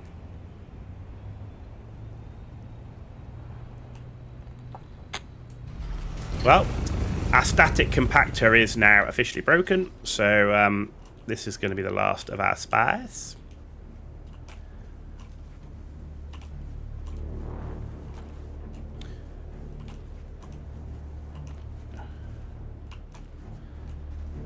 And this is why I don't bother with the Mark 6 compactor at the minute, because they just break too early, despite being skilled into durability and everything for tools and stuff. Breaks too early. It does not have. I think the static compactors need more durability. Did I not empty? Hello. Oh, storage is full. Oh, I'm full. Ah, right, there we go. So that was the end. Nice. Yeah, I think they need more durability. More.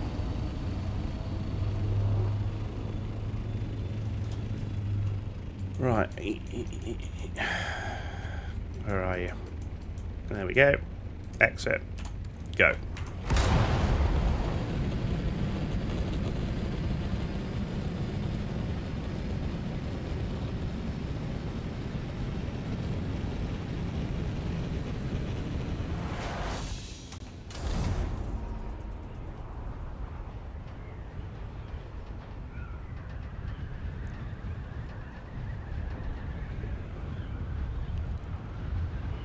There we go. Set ourselves up for the maximum speed versus descent rate, which is about there. Should be about 162, 163. We could probably push it up a little bit. But it's, yeah. Never seen a whole medium spice field collected like that before. Like I say, it's just getting the spacing right. And since they increased the cargo capacity on the assaults, you can fit it in. Like I say, it feels like it's about 3 or 4 full strides, animation strides between each one. And that seems to be roughly about right.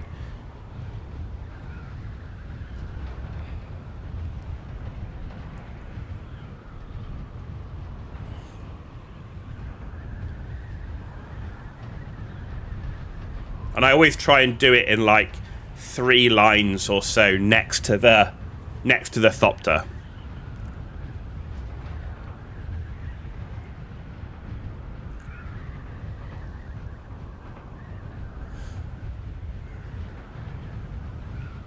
But I mean, let's face it, it's not even close to what you can do with a Sandcrawler. I mean, if you can find a partner, Sandcrawler is like ridiculous amounts. So you can get spice so fast.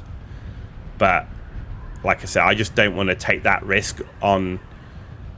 You know, if I was swimming in spice and plastinium and stuff like that, literally like swimming in it, and like if I lost a carrier and a crawler, I could just replace it straight away.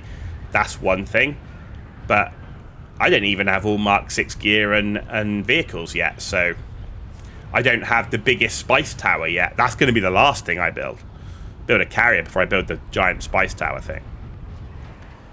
So I just don't, you know, I can't. It's one of these things, isn't it? Is can you afford to lose it? I can't afford to lose a carrier and a crawler. You've lost 3 assaults getting stuck trying to get into them, so you can use the scout now. Well, and the assaults do take a lot of mats, right? So there does seem like a lot of those issues with vehicle loss has been resolved.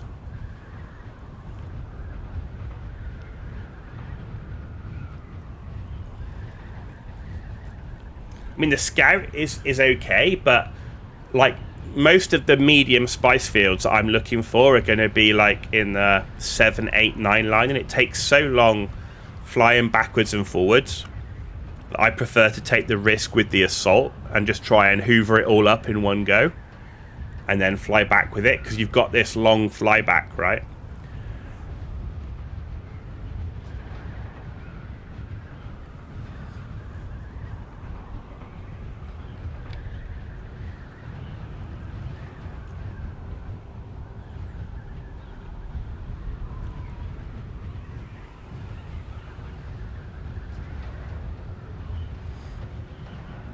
And the Scout isn't giving me that much more speed. I mean, a Mark 5 Scout on a glide is like, what, 173? That's only 10 kilometers an hour more than my Mark 6 Assault. 10 kilometers an hour. That's not a huge amount of speed increase. From next week will be better, where we can reclaim ships.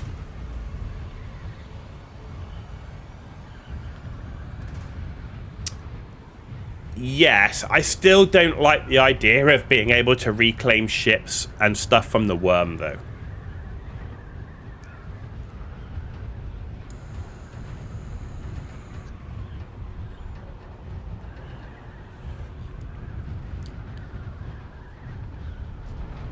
For me, it kind of highlights how many issues they've actually got in the game, that they're rather let you reclaim than fix some stuff.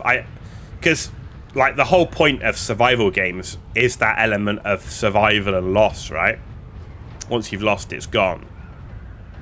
And you don't really lose much. Like, yeah, if you die, you lose Solari out your bag and a few items, you lose durability, but you come back, you've still got all your gear.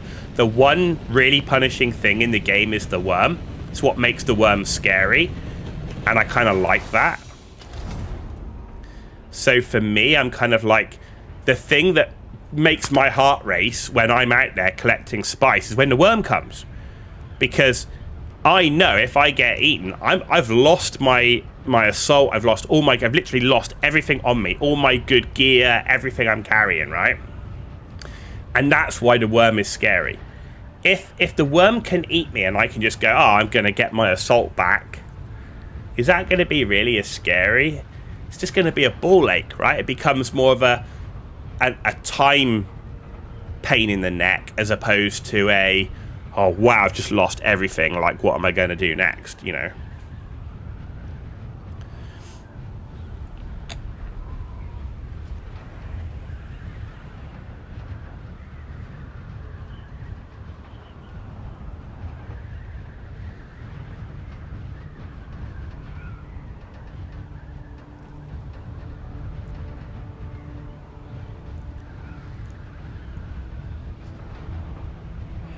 I think if there's occasions, and that's why, like, if stuff was working most of the way it should, then the amount of tickets, support tickets they get, asking for ships to be given back because of a unintended bug, should be manageable.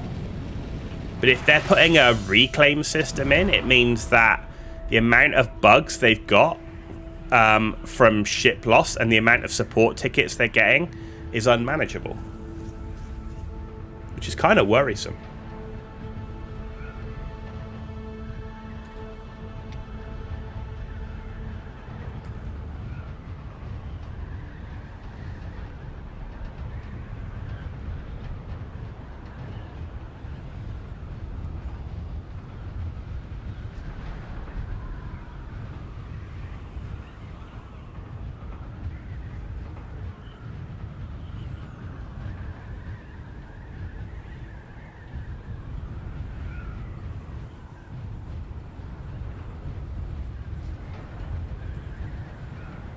Anyway, we're nearly home.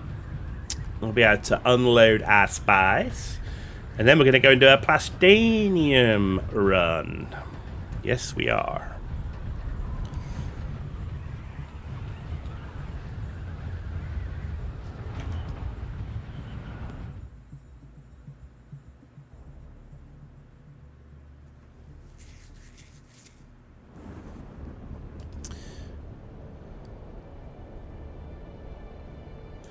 Oh, helps if I'm tracking where I'm going.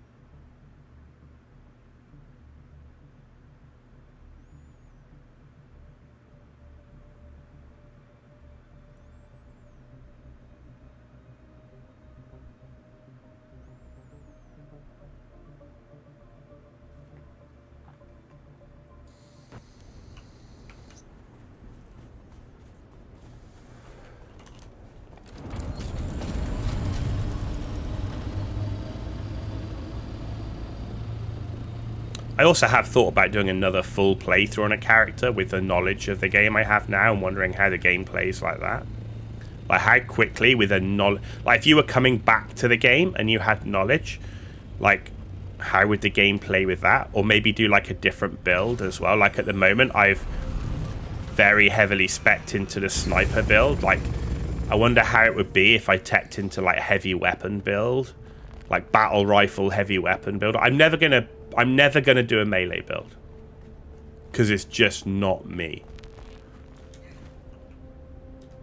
So it's always going to be sort of mentat troopery style, but you know, you kind of go, oh, I wonder what it would be like going down a slightly different build and like trying to play it from the beginning, completely from the beginning.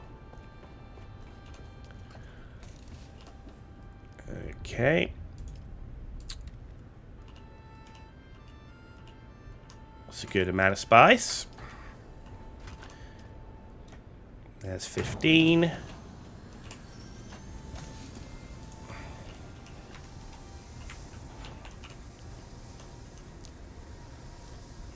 So there you go. So it's 19. We were able to get 19 in the medium refinery, which is 190 spice melange, right? So one assault load, full assault load, is 190 melange, which is pretty good.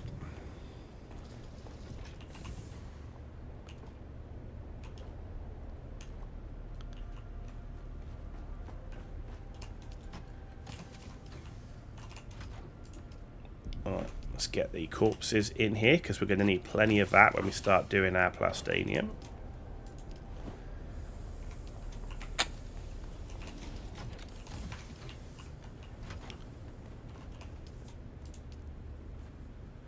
But I think my overall target for water storage will be around about, I don't know, 3 to 5 million, somewhere around like that. With the aim that obviously I'm not even close to needing all that capacity right now. But once I've built everything I want to, my plan is to like store so much water for when updates and new things come out that you'll be able to do it straight away. This game forces you to use a gun and a sword. First time you've done that. Yeah, I mean, Once Human kind of does that, because there are times when things do rush at you in Once Human. Like, again, I run around with a gun most of the time, and the game is really built around gun combat. But you do need a melee weapon. So I think that's quite cool. So Once Human's a bit like that, but this game does truly get you to be a bit more into melee, because I do need to tech some skills into it, for example. And you do have to learn like parry, timing, and stuff like that. You can't not get into the melee. And because of the shields, like obviously, I mean, there are ways to break the shields with range combat, and that's what I try and do the most. Like using the drill shot. Obviously, you got the disruptor as well, but I find the disruptor unreliable. But yeah, it does. You definitely do have to have a good knowledge of kind of both types of combat. I think it's one of the things that lets me down a little bit, is because I'm so heavily teched into ranged. If I get rushed by a lot of melee enemies, I start to struggle. Have I got fuel? Yeah.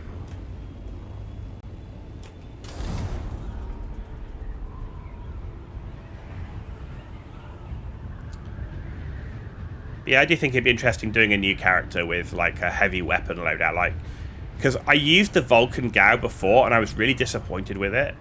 The time it takes to spool up feels too long, and it doesn't break shields down very quickly. I struggled even to deal with waves of enemies that didn't have shields because the damage output wasn't that good. But I wonder if I'm able to improve the damage and also my maneuverability, like, by being a bit more specialized in it, because I've got none of the heavy weapon skills, right?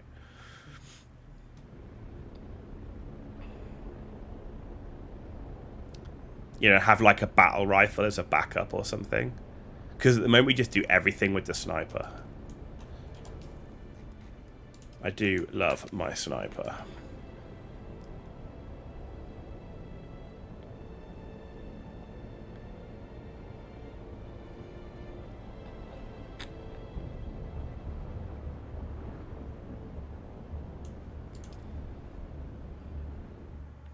Right, let's get some plastanium.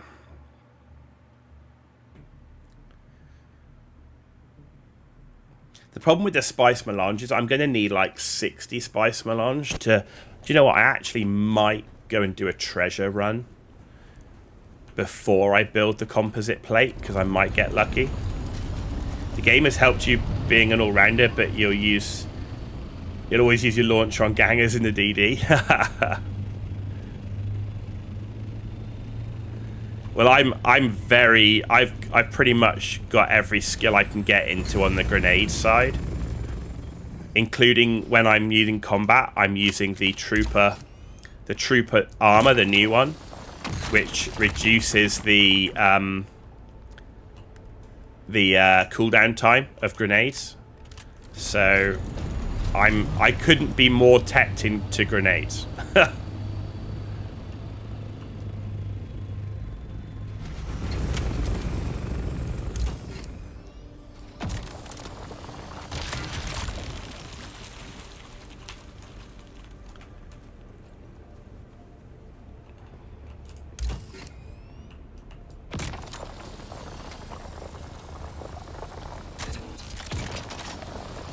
Come on. There we go.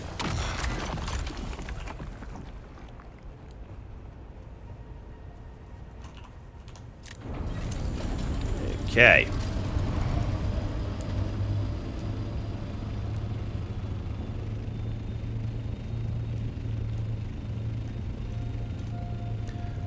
But before we even consider starting a new character, we've got to finish all the contracts, all the story stuff, and we need to be in full Mark 6 before I even do that. And then I might consider doing it on the live stream. Like, I'm not going to go all the way to Mark 6, but at least to, like, you know, play it all the way through the story, all the way into Mark 5. Basically, do a complete Hager base and non-DD replay through. I think could be interesting.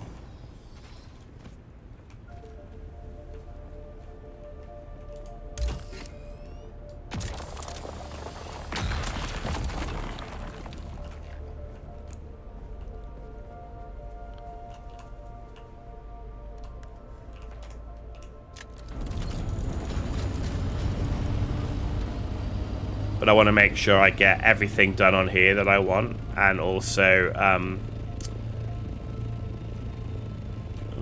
we go. And also make sure I've got plenty of spare mats for when new content comes out.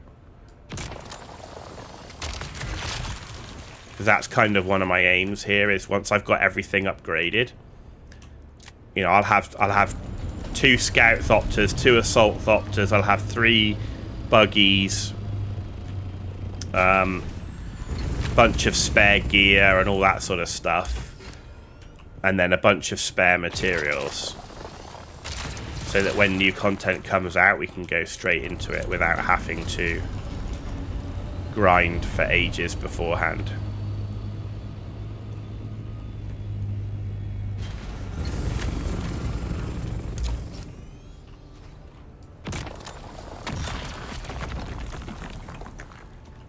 You have seen a speed run done in 10 hours to level 6. Wow. That's definitely how I'm not intending to play. Not being a speed run fan. It's more about, for me, just like seeing how quickly a normal playthrough, like if you were to return back to the game and you had knowledge from playing previously, how quickly, easily do you progress without rushing it? Like, I wouldn't need to listen to all the story stuff again, for example, so I could skip the dialogue where needed, for example.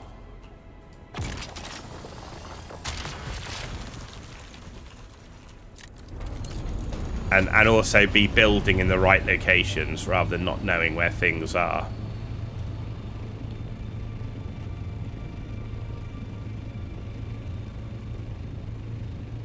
You're 600 hours in the game, still enjoying it? Yeah, I'm still enjoying it at the moment. I do wonder, the only thing that's kind of in my mind right now is, okay, so I get everything Mark 6. I've done my giant base build. I'm swimming in materials. I'm obviously still doing the Landsrad stuff, because the Landsrad obviously continues. But you'll have, it won't take many Landsrads for you to have most of everything that you want from it. Especially if you're swimming in materials. Like, will they be able to keep the content flow enough? I don't think they will, but that's why I don't just play this game. I play other games. And I think that's kind of important with Dune. I think, unless you're a PvPer, I don't think you can make this your sole game unless you have very limited hours to play. I just don't think there's enough.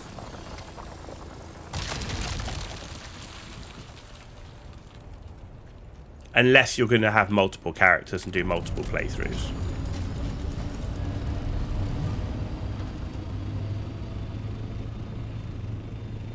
Is that titanium? No. Shame. I really need titanium. Titanium's what I need the most.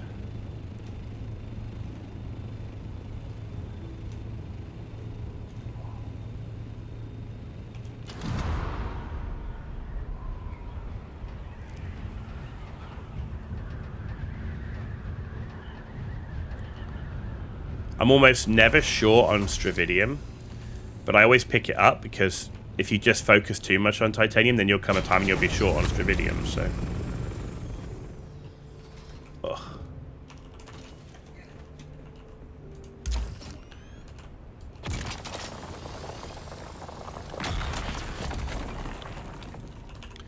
Plus, I always think it's nice to have more than one game that you play.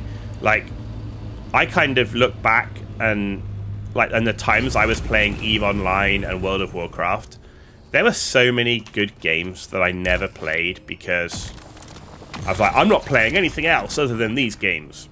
Even when I was bored or I was like, it became like I was just farming for the sake of farming or whatever. It was like, ugh. I'm like, at that time I should have actually gone and explored and played other stuff, and I didn't, and I do regret that. So there's a lot of games that I just never played, which I kind of could have.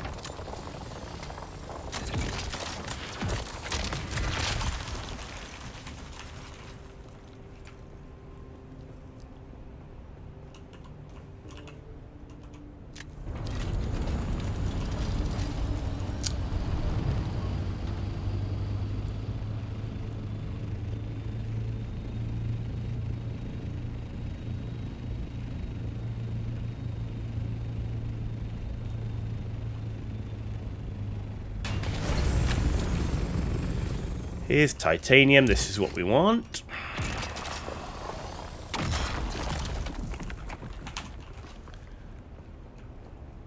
When you think about it, I need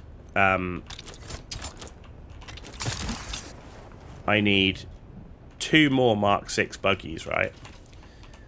And each buggy is 635 plastanium. Just the buggies. So think how much plastanium we've still got to grind. Longest games you had you've had hours in are Elite Dangerous, Skull and Bones, and Grey Zone Warfare. So Elite Dangerous is something that I still want to have a go at playing. I actually own the game, I've just never played it. Skull and Bones, Grey Zone Warfare, like I've heard about it. Again, I don't know too much about Grey Zone. But Skull and Bones, you say you've got a lot of hours into it, and I'm interested in that because it got absolutely panned, like really bad reviews.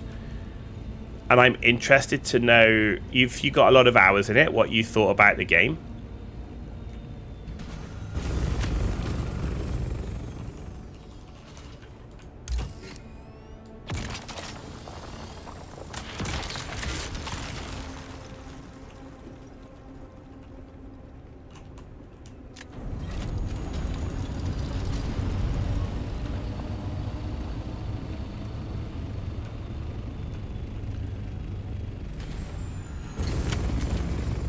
Elite is the best one you've played since the 80s.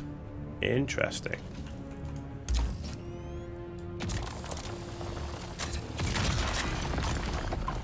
Yeah, I do like my space stuff, like, you know, Elite and No Man's Sky I'd like to do more. Or actually play.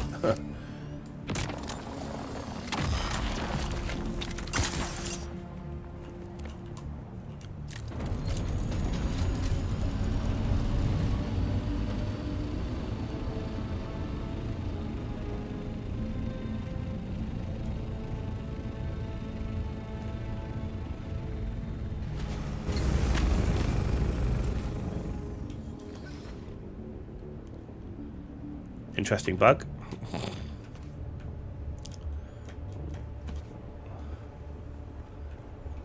Yeah, I think it's funny on Steam. I think my most played game on Steam is Total War Warhammer, and one of the main reasons for that is it's my go-to game when I'm traveling because it doesn't require an internet connection.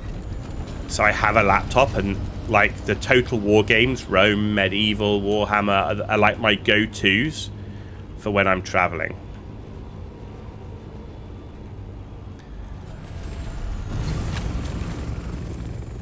Is Grey Zone an extraction shooter? Is Grey Zone like a Tarkov?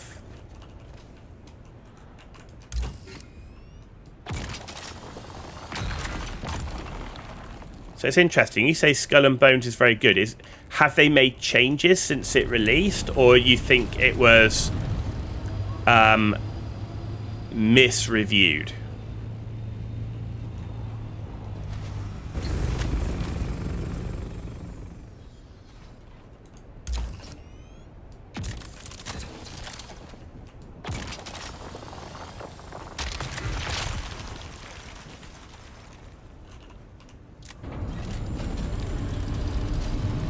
Lots of upgrades. Okay.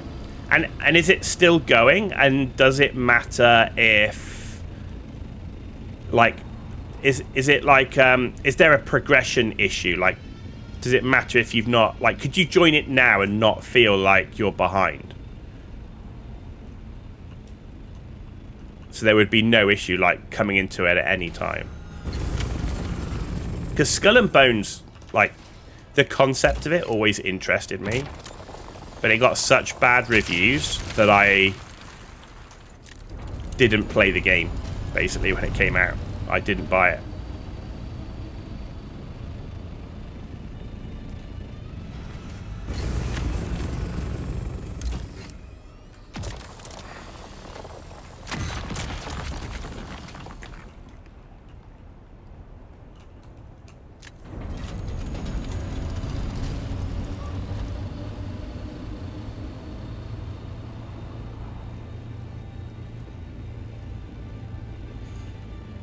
You start on a raft and end up with a schooner.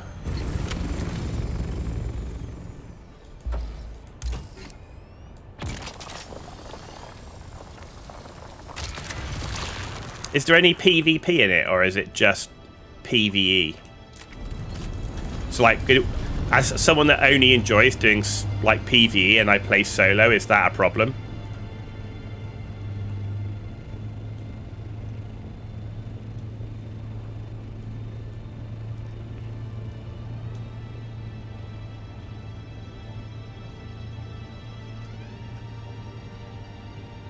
I'm just thinking if it's in that situation, like if I see it going cheap in a sale, it might be something I pick up to then give a go.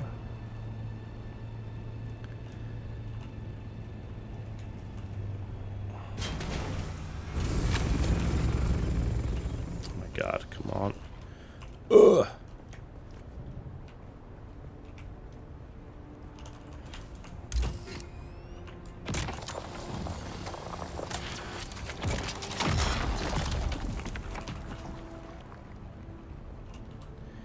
You have the option to play PvP or PvE. Excellent. That's what we like to hear.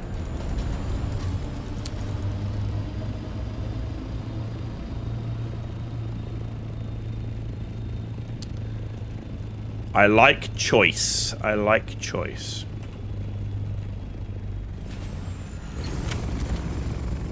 Reminds me of the whole ongoing debate in Total Warhammer 3, like with people and sieges. You know, and about liking this and liking that, and it's like, I wish rather than trying to please everybody with one set of things, just make certain options toggleable so people can play their campaigns in the way they want to play them, you know. Would make the whole thing so much easier. People don't want automatic ladders, then turn it off. People want automatic ladders, leave it on, you know.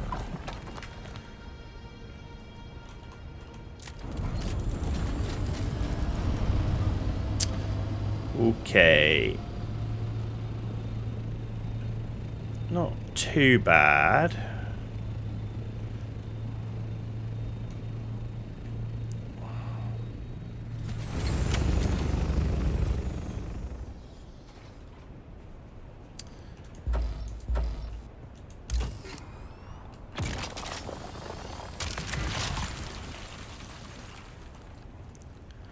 We really need a cut array on our Thopters, right? I want to be able to hover there and zap the bloody rock.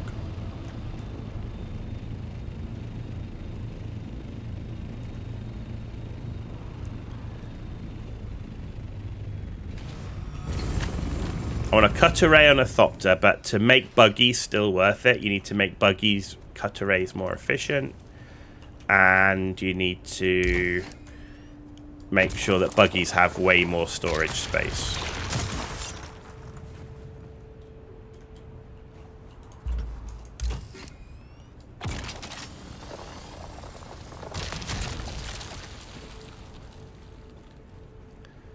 I think that would be fun.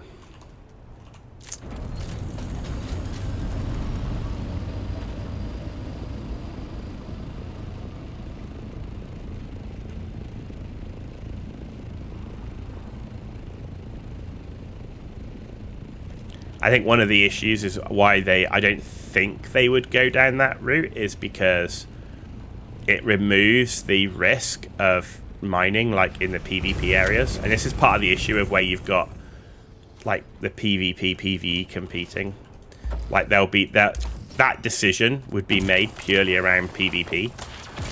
Like they want people to have to get out of the Ornithopter because of the risk that caused, so that if you get PvP, 90% off Skull and Bones at the moment for $6.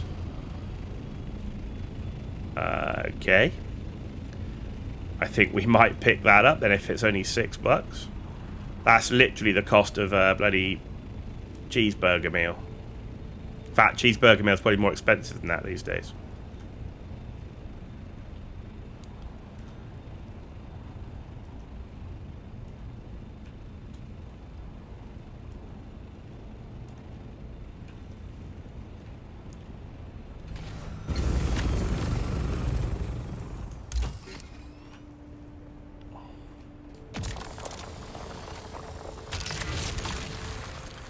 Chewing gum money. Yeah.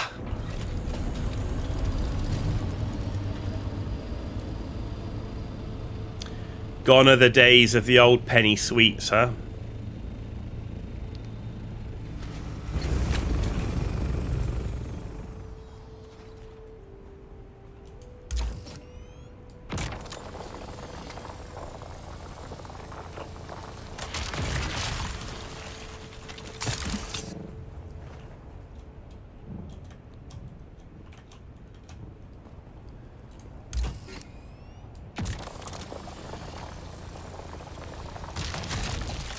Gobstoppers. Oh, jawbreakers. Yeah, man.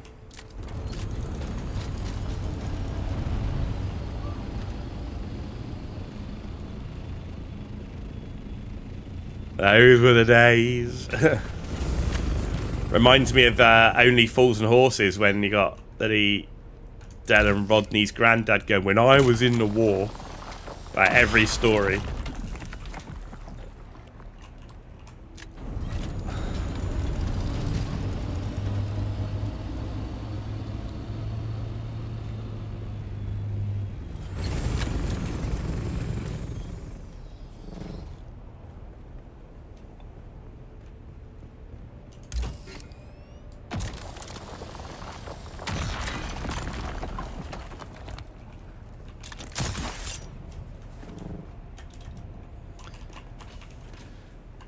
Right.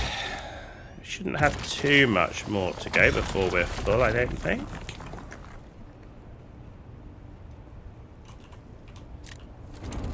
How are we doing? Yeah, we're nearly full. Good, good, good. We are nearly there, and there's some nice nodes here.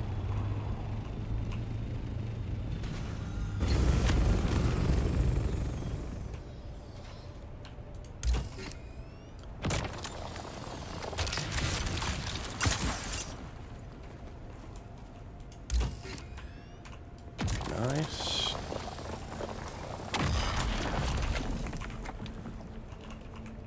And there's a titanium node here.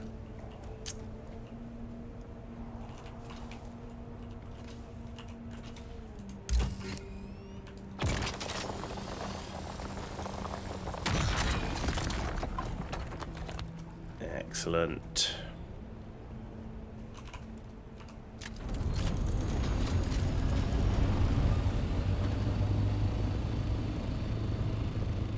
More titanium. More titanium. I might only pick... Given we're nearly done, I might only go for titanium now, because we are... That is what we are shortest of.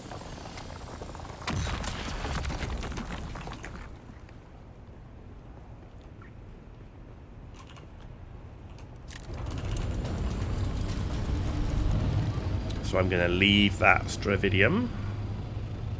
We've got quite a lot of stravidium already, so...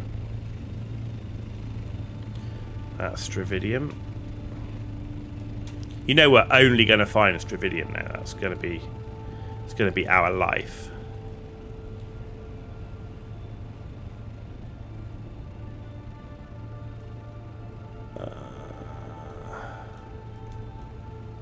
No, there's titanium. Cool.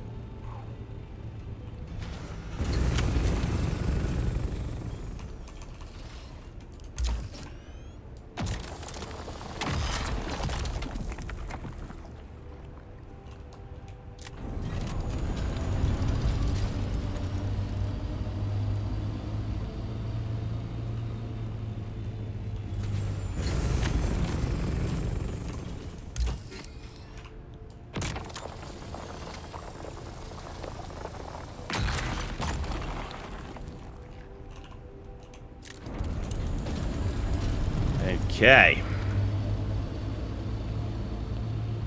Oh, look, double titanium node. Holy moly. Jackpot. 2 in 1. Don't find that in this part of the deep desert very often.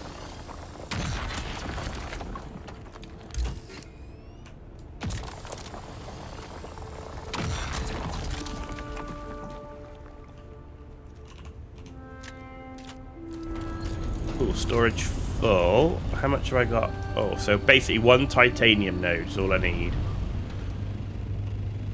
What? There's one over here.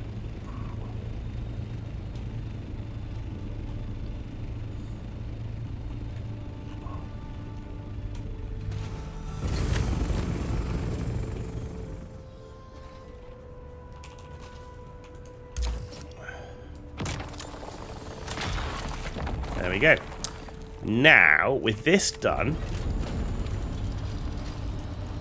and while our spice is cooking, and while our plastanium is cooking, I think I might go and do that urgent request, search the slaver base contract, and then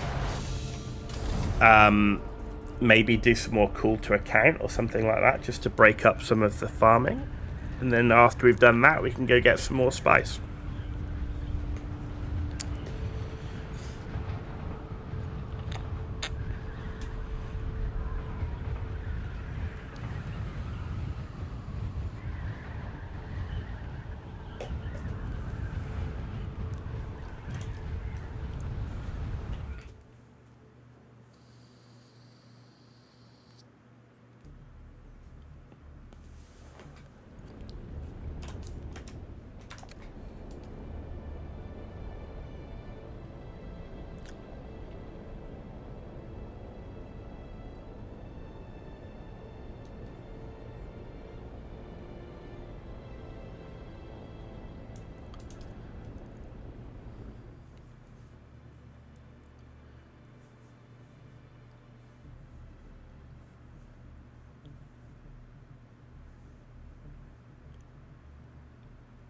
see you soon. Thanks for the stream. Yeah, no worries, dude. Thanks for coming back. Appreciate you coming back and watching. Hope you have a good rest of your day, evening. Yeah, hopefully see you again. Feel free to stop by anytime. Thanks for the conversation. Always enjoyable. In fact, it's the most enjoyable part of streaming, which is chatting to you guys. So, yeah, thanks very much.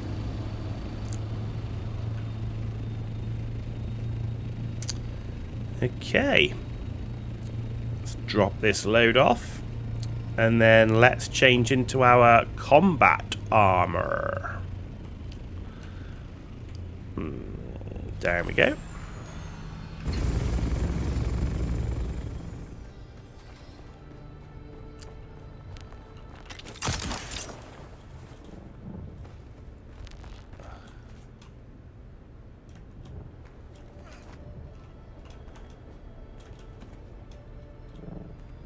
Okay, right, Stravidium over here.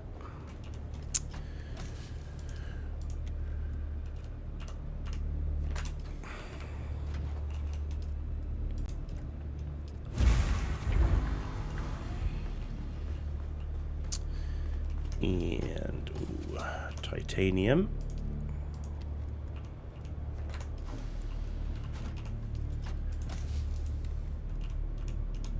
There we go.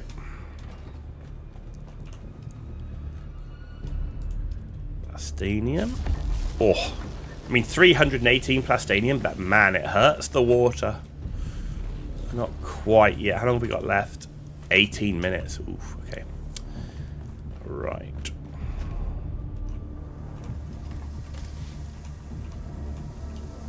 Don't want that. Why did I pick that up?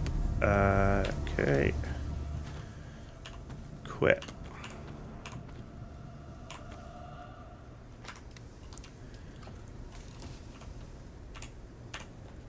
Right. Let's take the blood sacks and that.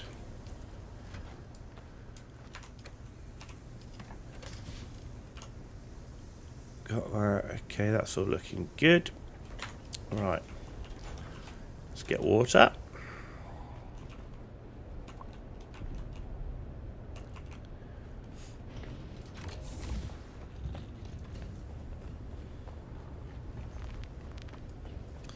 Right, and while all of this materials are cooking, let's go do something different. I do need to go and do a treasure hunt as well, but let's go do this. We've had this urgent request contract for a while, so let's go and do that.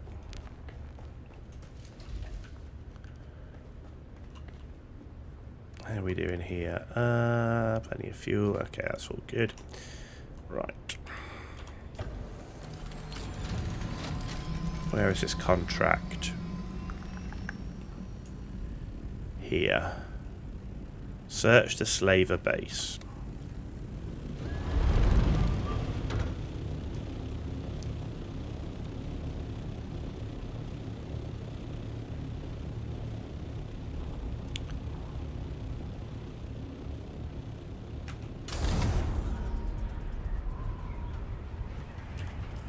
Have we got a sandstorm incoming? Hang on a minute. No, it's leaving. I'm like, have we got a sandstorm coming? No, fortunately, it's leaving the area.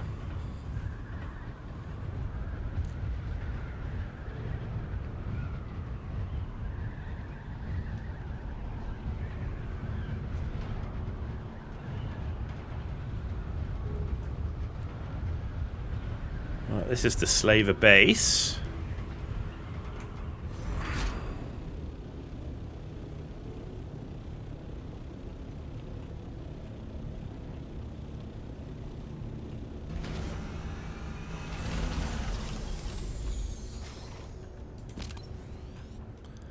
Vehicle inventory not empty. It's still got silicon blocks on it. I will just have to leave it here.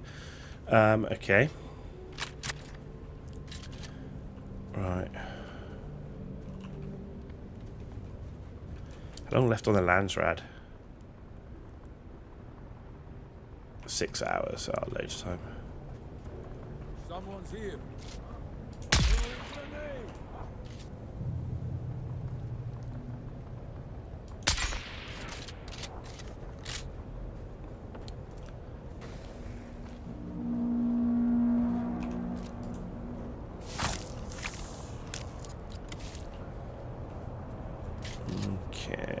Where is it? Where is the thing? Over here. Where's that from?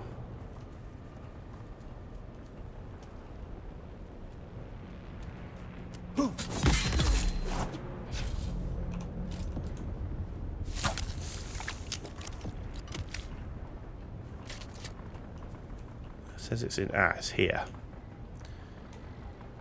Still no word from any in Hark. I've tried many times to raise him at this point. Don't give a shit. If that means we're stuck.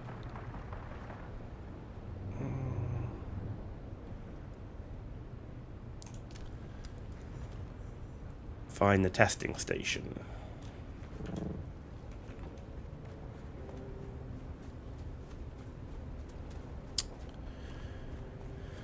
Okay. Which testing station? That one. I'm just going to empty this because I don't like to leave my Thopter outside when I'm in testing stations, particularly given potentially how long they can be, and also when you're in there, sandstorm rolls in and wipes you out. So let's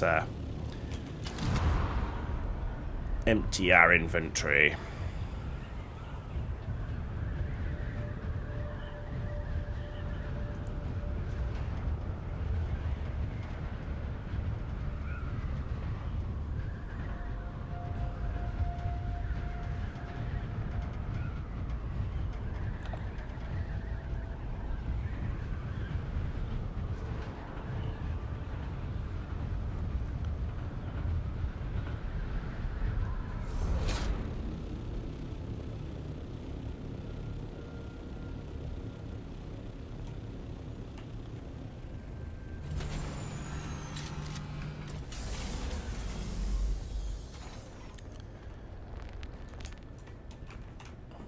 Oh, no, go down, go down, go down.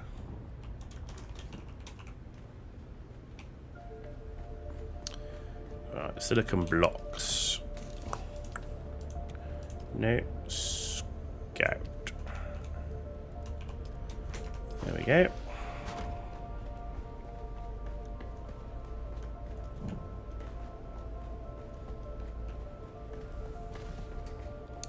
Let's go do the testing station.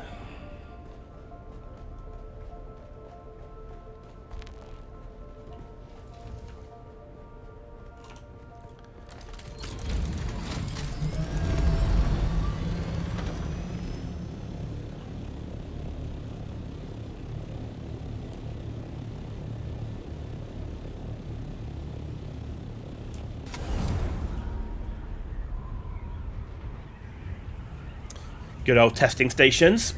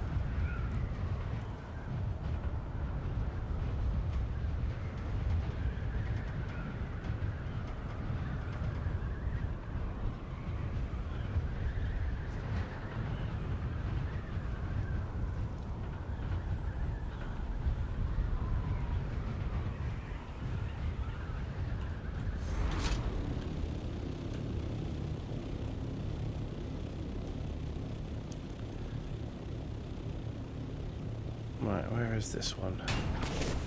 There it is.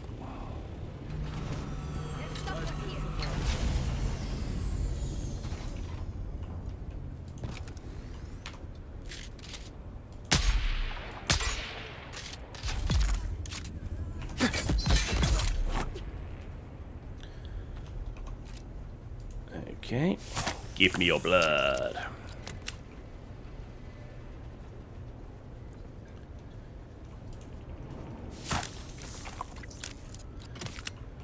Okay, in we go.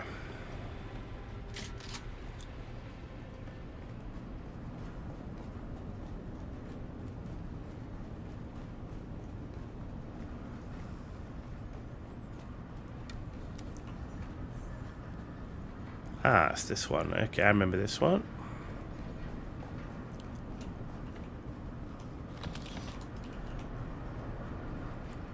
I've got so many capacitors and servox, I really don't want any more.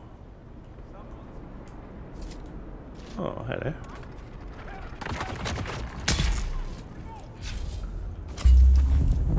Oh, man. That was a terrible grenade throw. Terrible grenade throw.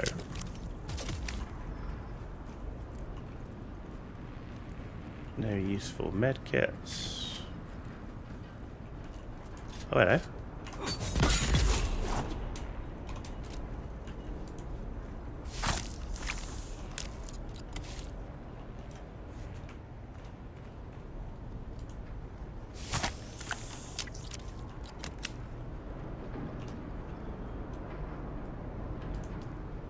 Okay, find the container of spare parts.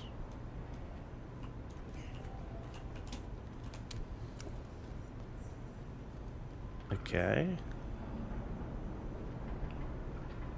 Deliver the container of spare parts. Well, I gotta fly to Arakeen to do that. No.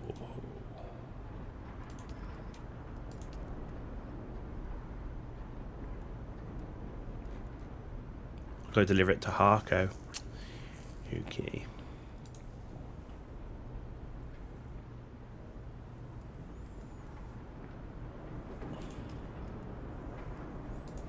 See, that's weird because this one hasn't completed, even though it says additional contracts become available.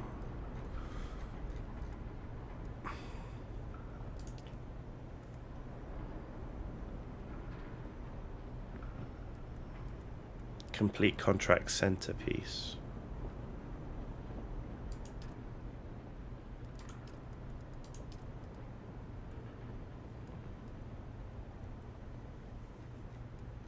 And that's the cutting edge.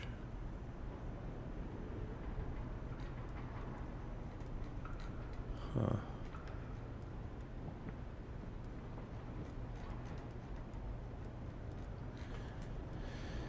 Interesting. This is what we're doing now. This one's odd. Trade post the anvil. Okay. Well, while we're here, let's finish this off.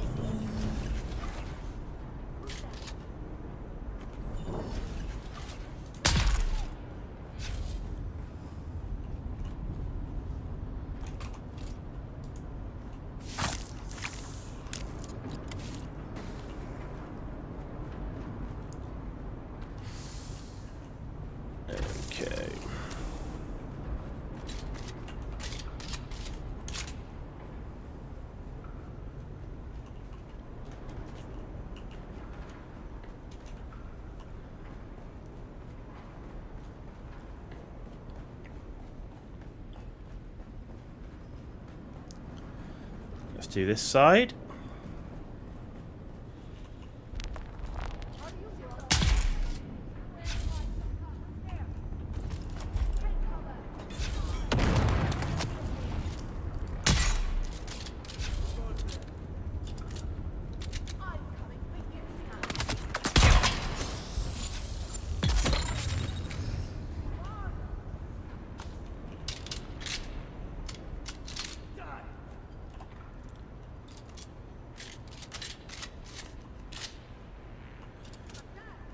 Okay.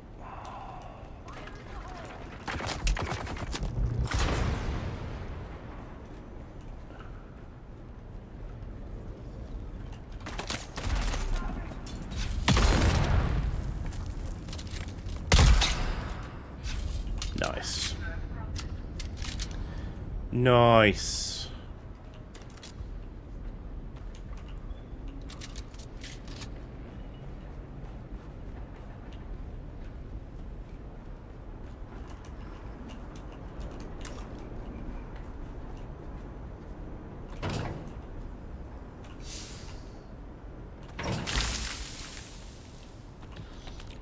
Right, well, we'll go and empty all our stuff.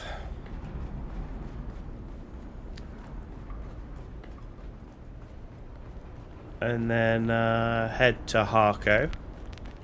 Actually, no, we need to go to the anvil as well before we fly off the map. So we'll do empty our stuff, go to the anvil just to check, then go to Harco and then Arakeen.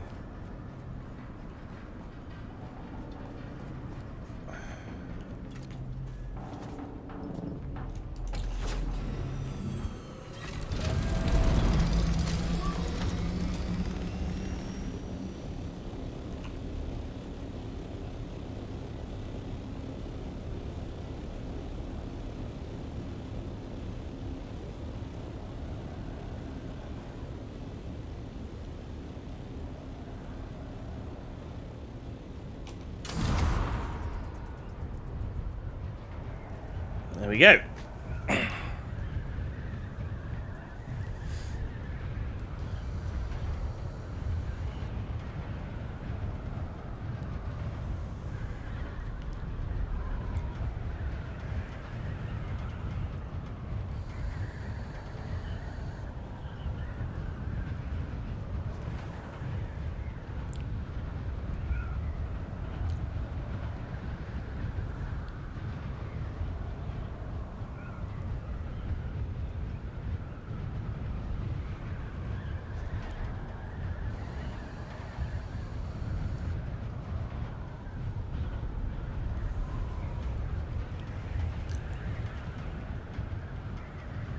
Nearly there.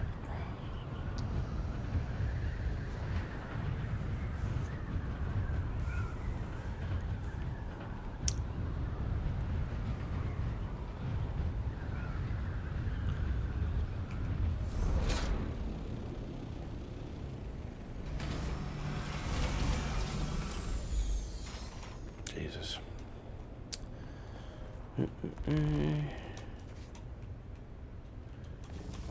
Getting in and out of vehicles is one of the biggest things I want them to spend time sorting out. Not gonna lie.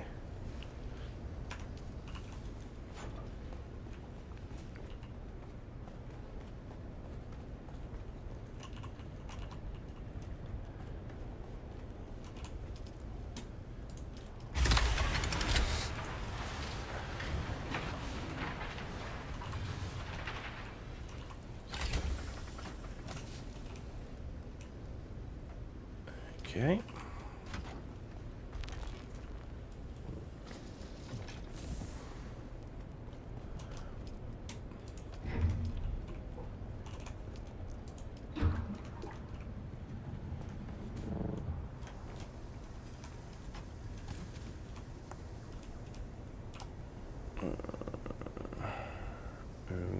Okay, that looks good.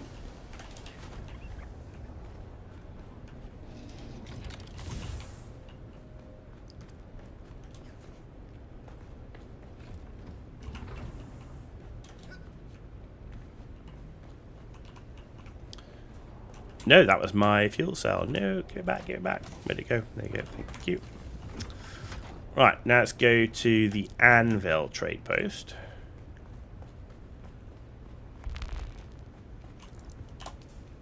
Not Landsrad. Journey. Contracts. Anvil. I can't track it.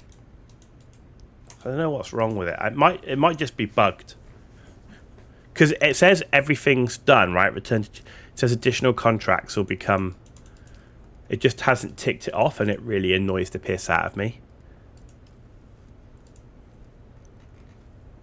I hate stuff like that. So then the other one is Sir Arakeen.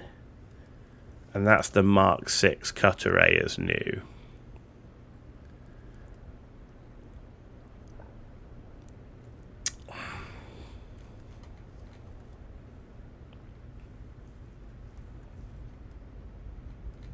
Alright, well, let's keep doing the one we're doing then.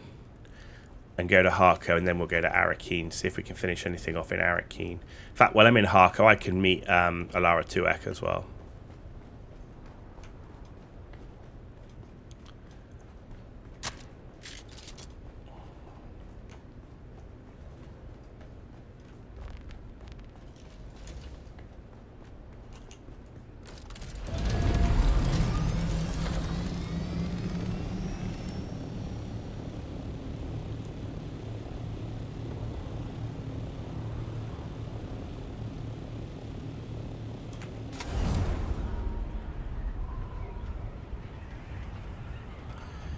Okay, and out we go.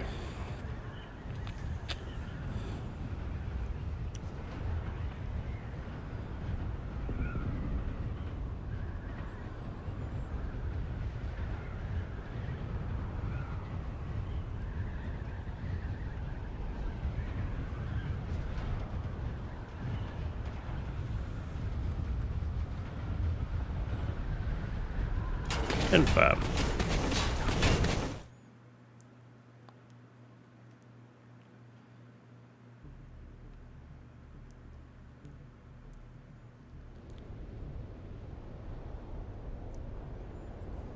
Right.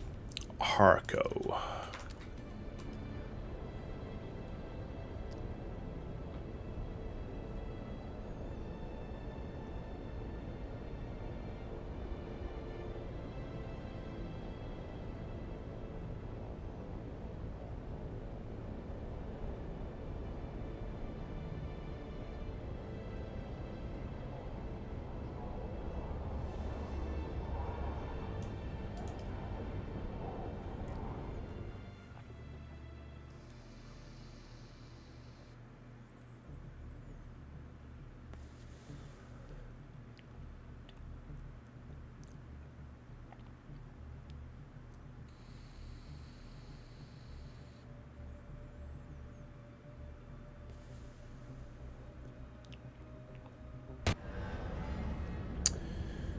Right, here we go.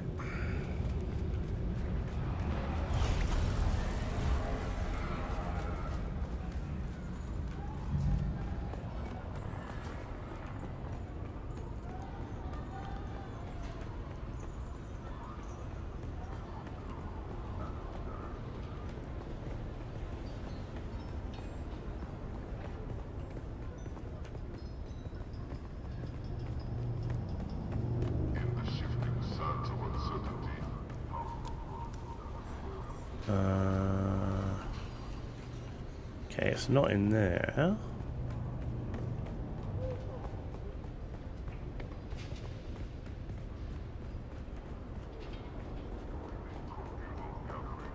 Not there. Okay, where is it?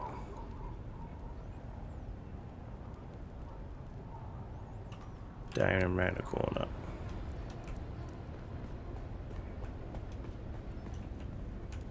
There?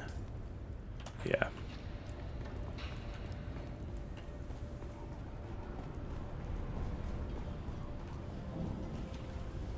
Ah, yes, this dude. You again. What is it now? There we go. You did. I had marked you down for dead the moment you left here. I would have wagered good currency to that effect. Huh. You speak the truth, Powanda. Against all expectations, you have recovered my package. I can see the wheels turning in your little Powanda head. What do you think is in the package? Either you've been hitting the spice hard, or that was a lucky guess. In fact, you delivered the freshly harvested organs of 12 slaves.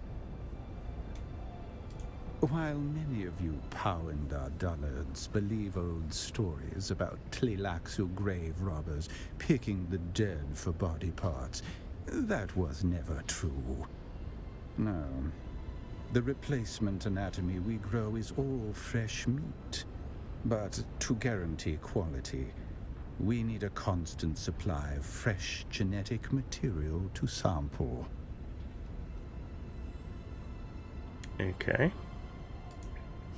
I'm sure you would. What now? I don't know what you're talking about. And yet you live. To stand here and casually risk your life in speaking of things that are not meant to be spoken of. Better you forget whatever it is you think you have seen. Call it a bad dream, half remembered. Bother me no more with your fanciful tales, Powanda. They will get you killed. Ooh, okay. Anyway, okay, so that's done. So let's go find a Lara Tuek.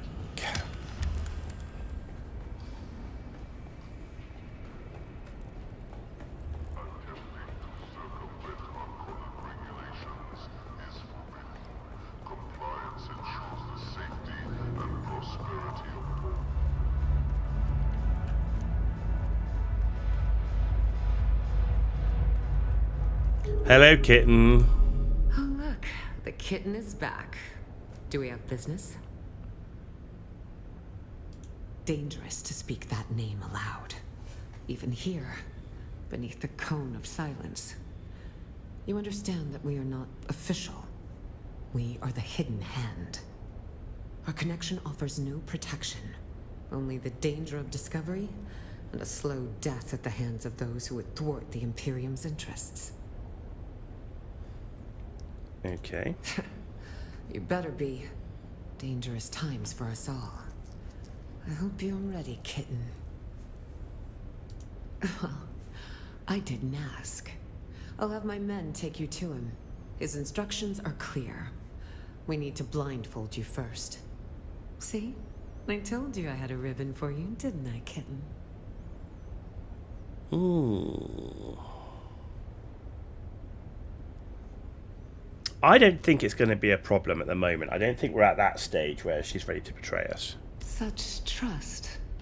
I promise not to take advantage of it. With my skills, it shouldn't be a problem. Ah, my favorite assassin. I must confess that reading Alara's reports is a rare pleasure. Except this last report. You entered the ruins of old Carthage, accompanied by the outlaw Zantara, and you returned alone.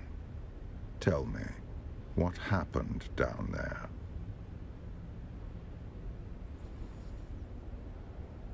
Ooh.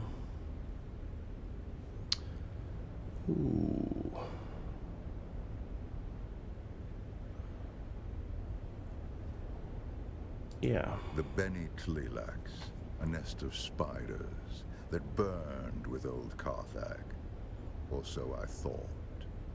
And you, a Gola, the flesh of the fallen, reborn. Fascinating. Your service has earned you answers. Ask. You had me assassinate other Golas, why? They were the first sign that the Bene Tlilax were not done with Arrakis. My agents began reporting stir-ups among the minor power players. We quickly discovered that these were Tlilax agents, but that they were Gola was unexpected. Nevertheless, I could not allow them to destabilize the region. We must each do our part, and the spice must flow. Nice. Years ago, my informants traced some unusual activity in Carthage to a Bene Tlilaxu lab. Before we could investigate further, the city was destroyed. The destruction of old Carthage is considered a terrible accident. But was it? I believe it was the Tlilaxu who destroyed the city. A monstrous choice. Destroying innocent lives to cover their profane works. Okay. Unlike clones, who are grown from living cells, Gola are grown from the flesh of one who has died. The process of doing so is knowledge known only to the Bene Tlilax. They make a fortune dealing their blasphemous wares across the Imperium. Spoiled La Familia will pay extraordinary sums to have their favorite pet or retainer resurrected. But they are never quite the same. No Gola has the memories of its original host. No Gola remembers who they are. If you value the past, or the mind, then Gola are worthless. Indeed. You are a refinement. Your compulsion doesn't drive you to madness as it did the ones who came before you. You have a great deal of imprinting. You can learn skills that take decades to develop in a short amount of time. And, fascinatingly, you don't have the appearance of whoever you are originally grown from. Perhaps that is the clue. You must have been someone with a recognizable face. The Bene Tleilax are forced to hide you in plain sight. It seems highly unlikely. Such experiments would be psychologically unstable. It's plausible. You seem designed to be anonymous. Perhaps we can discover the answer together. Recently, there has been a string of murders in Arakeen. The victims have all been my agents at one time or another. A Tleilax retaliation for your efforts on my behalf. My chief inspector believes so. Travel to Arakeen. Find my investigator in the Imperial Consulate. He'll be thrilled to have the help.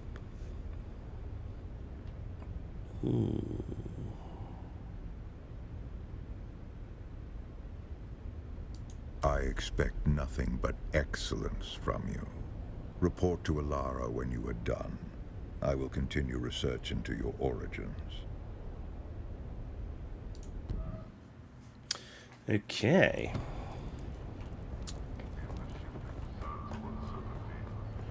Travel to Arakeen. Well, we were going there anyway, so that's good.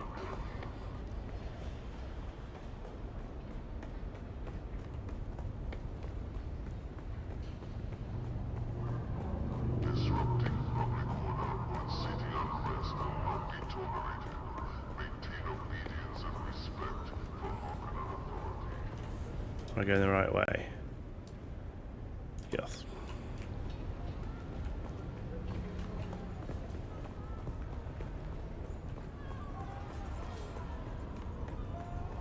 It's funny how you can just tool around Harco Village in Atreides armor. Hey look, a random Atreides soldier. Maybe it's because I'm painted blue instead of green. Yeah, I can take that.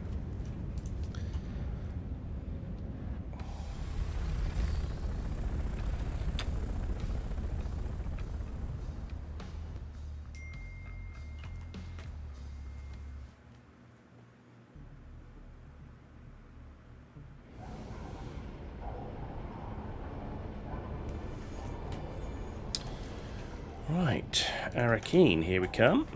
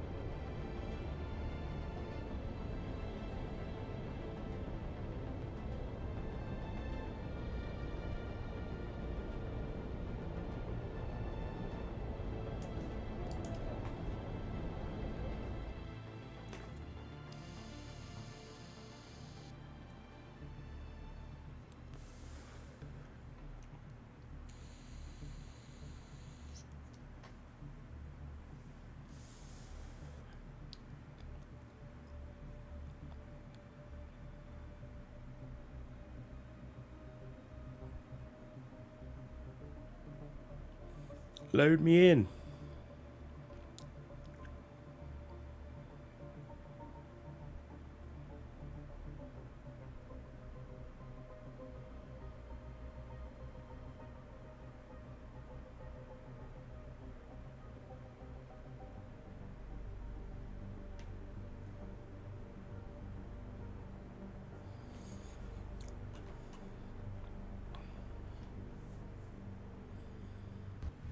There we go. Right. So we know that one's bugged out.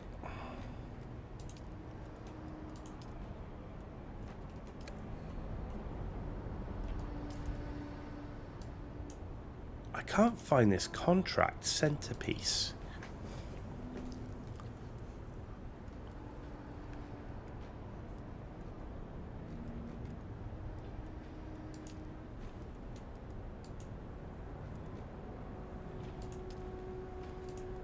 Inventory check. Missing dress. It's not there.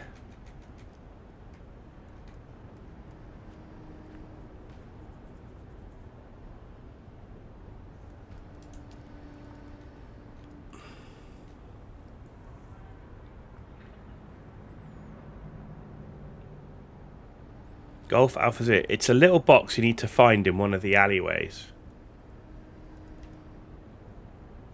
Huh, but there's nothing that even talks about it or tells you about it.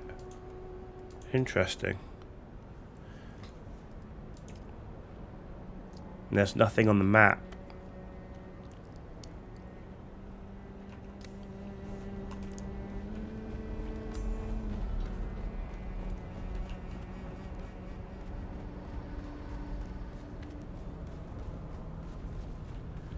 Thanks, Golf Alpha Zulu. Appreciate that.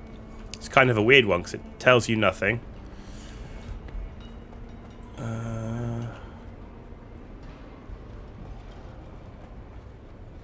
This is just the end here, right? So this is one of the major alleyway areas.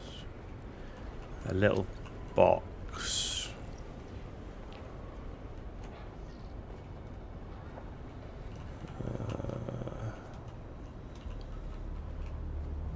This just goes up to there, right?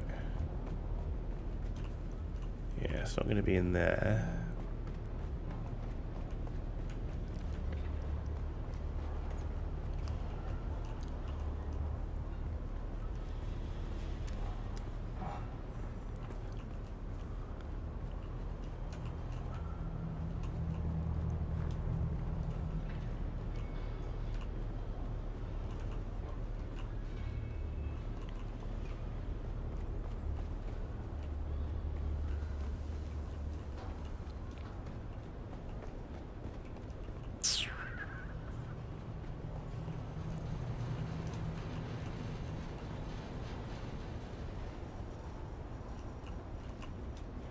No, this takes me through to that.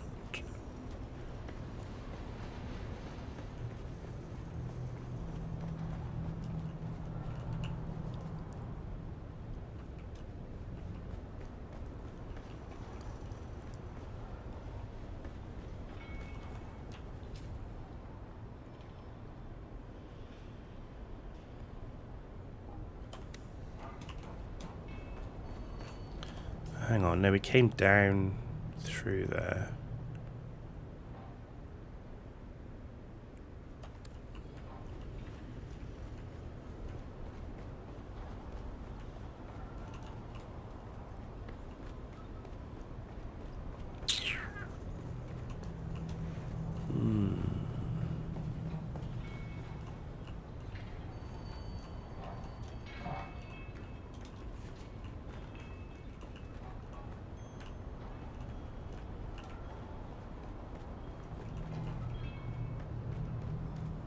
Not this alleyway then. Maybe this one?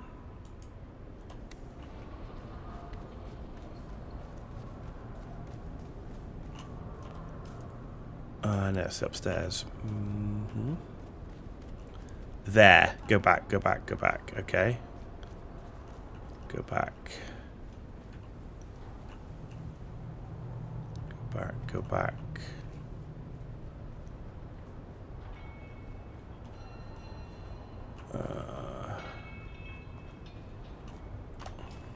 I can't use hand scanner here, can I?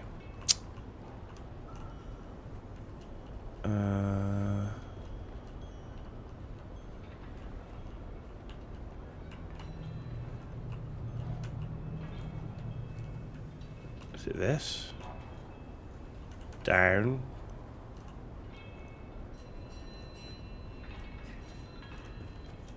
Stop. Okay. So there's a slight delay through the YouTube, so...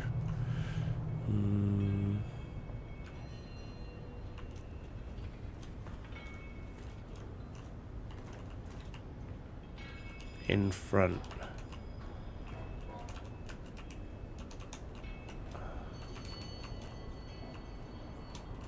I didn't see anything, I've got nothing.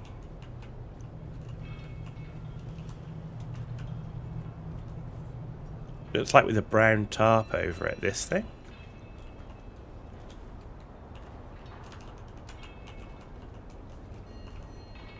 Or is it up here?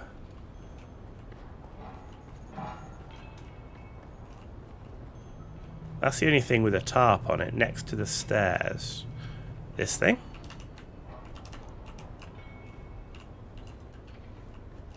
Can't do anything with it.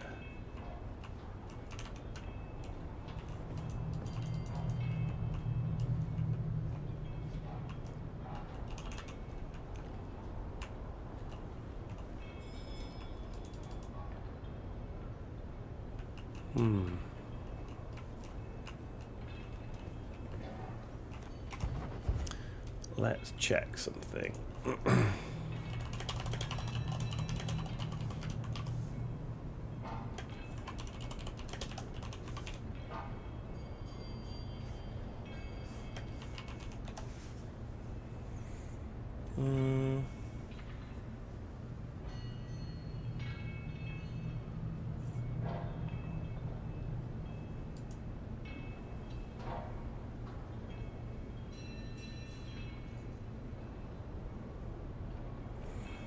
Go back to Major Domo. So let's see if we can do this. Right, so where is Major Domo? Where is he? I can't remember where he is. Where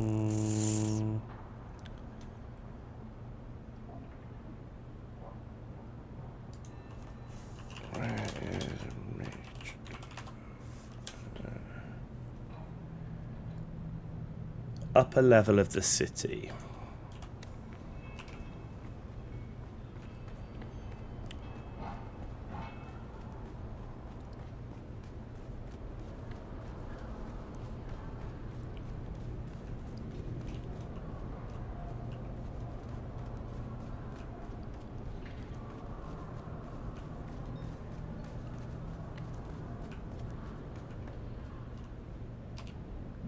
How may I be of service? That's him.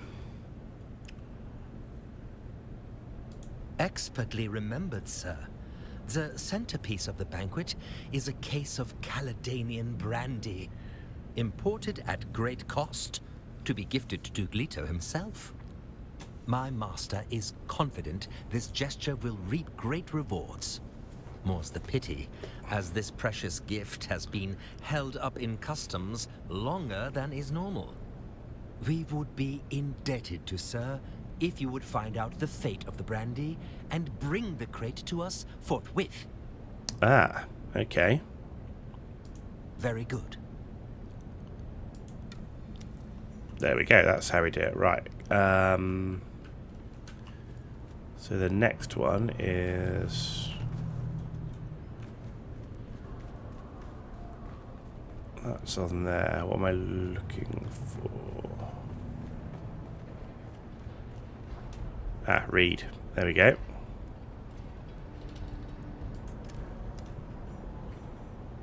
$20. Ah, there we go.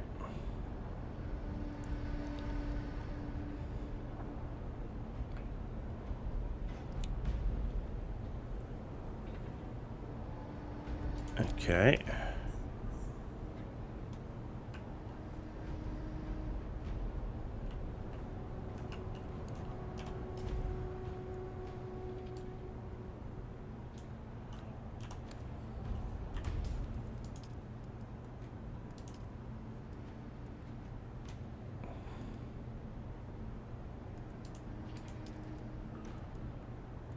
Contact issuer.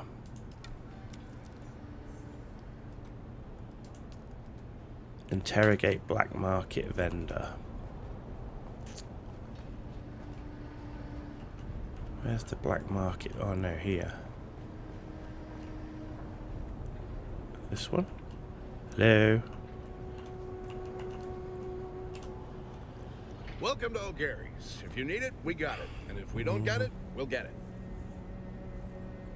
All right, then. Ask your questions.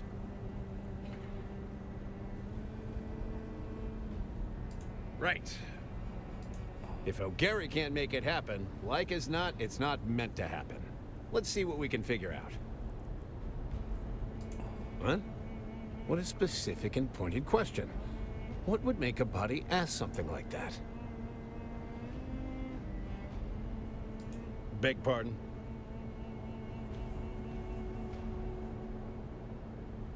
What? Oh, no. No, I'm afraid there's been a terrible misunderstanding. I want no part in angering a noble house. I didn't know. A mysterious patron paid me a tidy sum to steal a case of expensive brandy from customs and replace it with fake Caledonian brandy. My instincts told me something was off, so I kept both cases, real and fake, hoping it would all blow over. I didn't know. I'm in over my head. Here, take it. This crate has been like a curse I can't get rid of. Deal. I don't want any trouble with a noble house. Okay. Now what?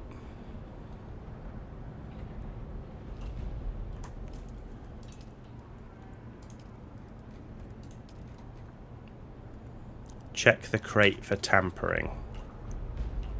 Where is the crate? Is it in my inventory now or no? Where's the crate? Ah, it's over here. We've got to go to it. Ah, I see.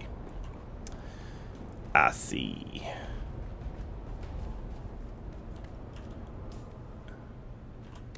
There we go.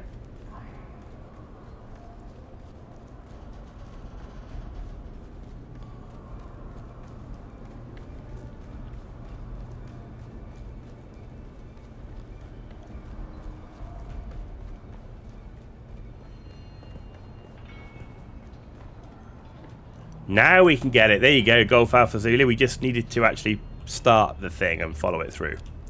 There we go. Now what?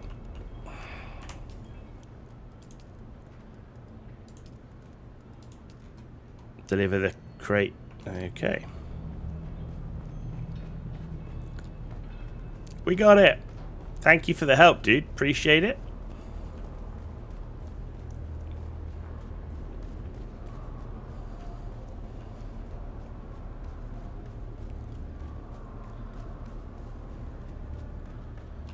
How may I be of service?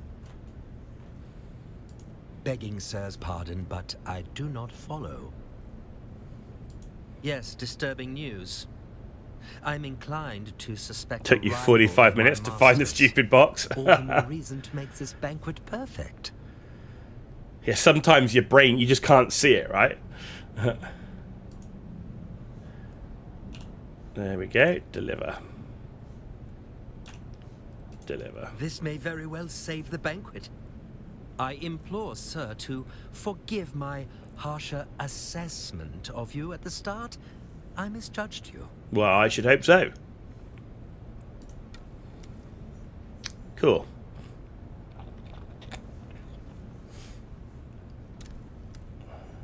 That's complete.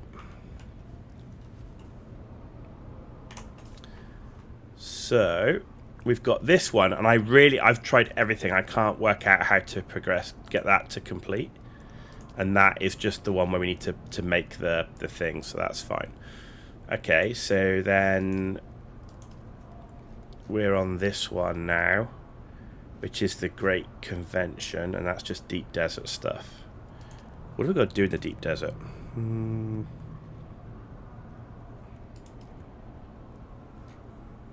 Okay. Easy enough.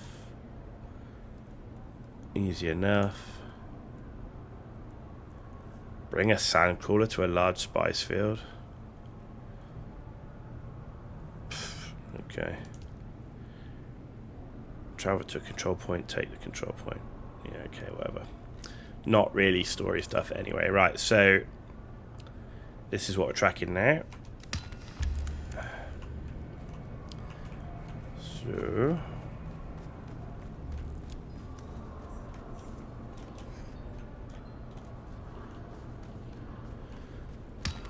let's do this one.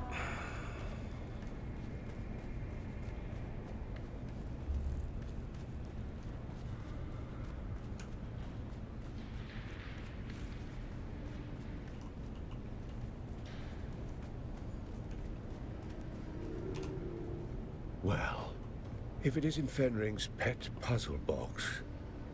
Last we met, there was a Sadaka blade against your throat, and I was debating how best to make you scream. Careful, prisoner.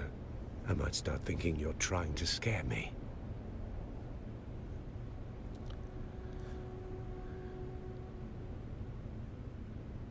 Threats and promises. Sounds about right. Let's get this going before the killer makes a third option. We don't have time for guesswork, but rushing breeds mistakes, and mistakes mean more blood on the streets. This killer is methodical, precise, and they won't stop until the job's done. There's a pattern to the victims. Find it, and you might catch them in the act.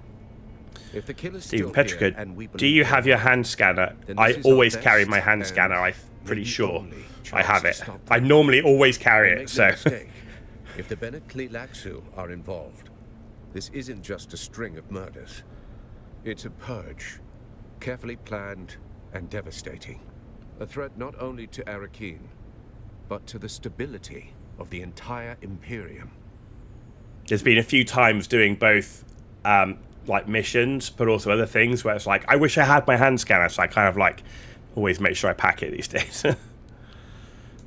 There is no we. You go out and dig. I stay here and wait for the results. Don't come back empty-handed. Okay.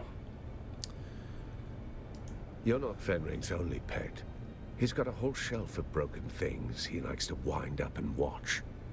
Start with the engineer, Austin Lath, on the upper level of the Seleucid Bull.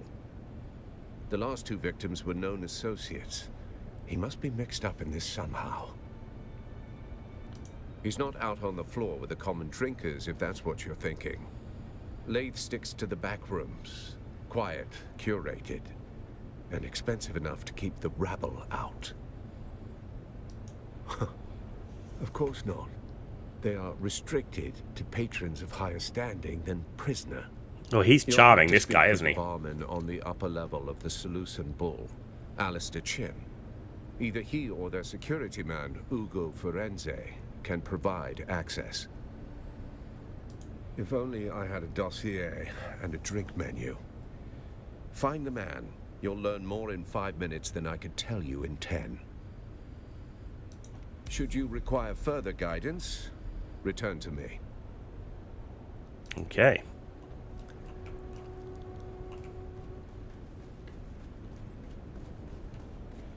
Interesting place to hang out.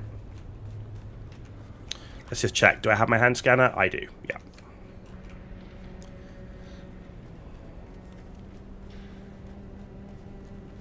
But thanks for the heads up, Stephen. Appreciate it.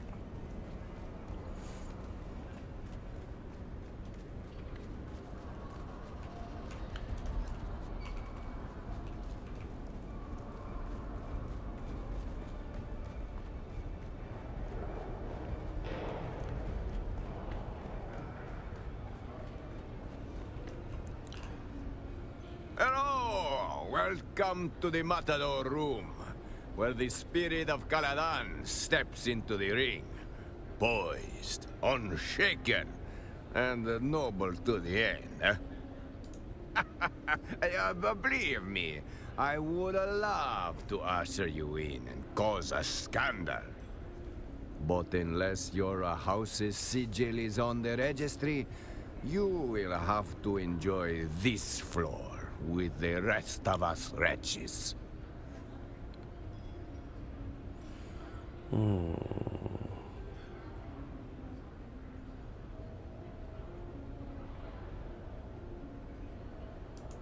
follow all the leads you want, friend. But not past that curtain. I don't bend the rules just because someone sounds serious. Besides, the room is on lockdown. I'm just the gatekeeper here. A minor medical incident with a patron. We are grateful for your patience. Of course, discretion and propriety forbid me from disclosing the activities of our patrons. You understand. Hey, Thors sent you. Yes, we know Master Leith well. Alas, he is the subject of the unfortunate medical incident I spoke of. Dead, you mean? Yes, but that was before you identify yourself as the sub-prefect's agent. I regret to inform you that the engineer has suffered the most conclusive of a health setbacks. This guy's like the biggest understatement of the year, right? Let's just say he won't be ordering more drinks anytime soon. Very well. But may I ask what is it you are looking for?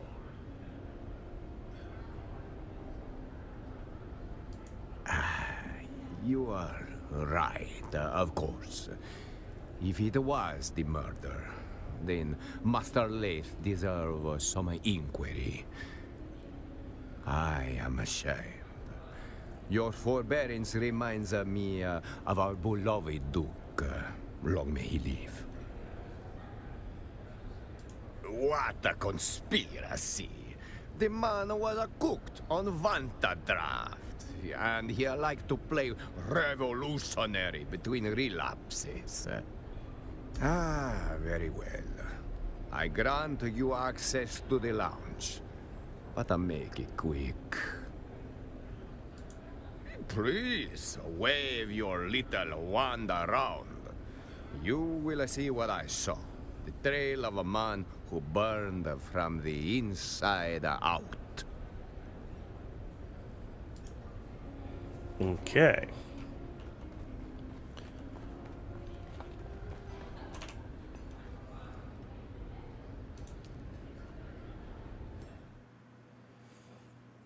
Let's see what we've got.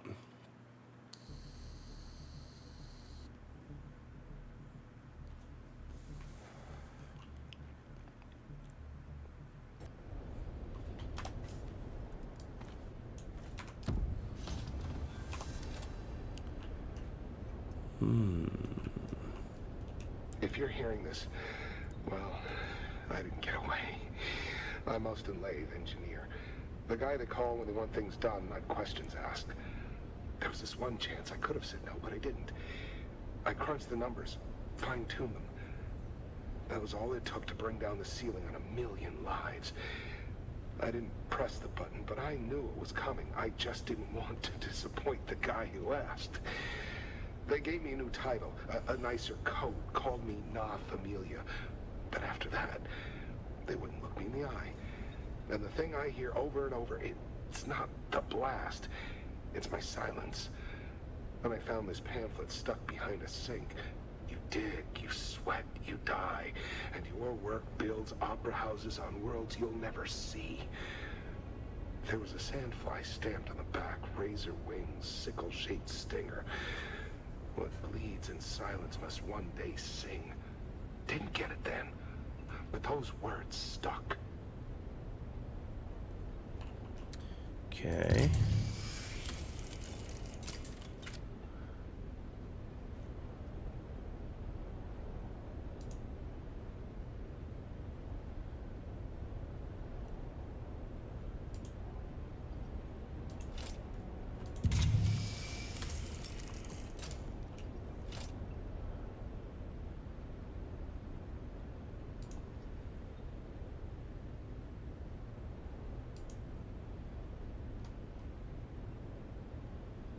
Okay.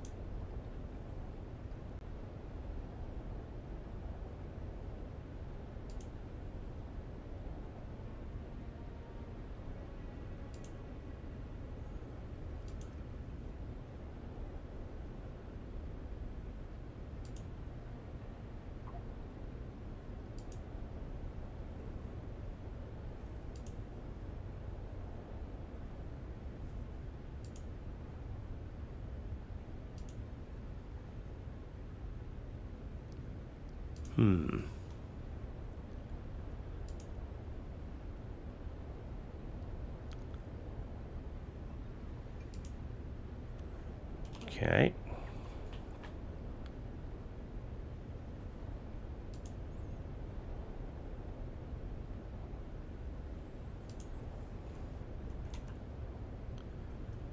There was something else here.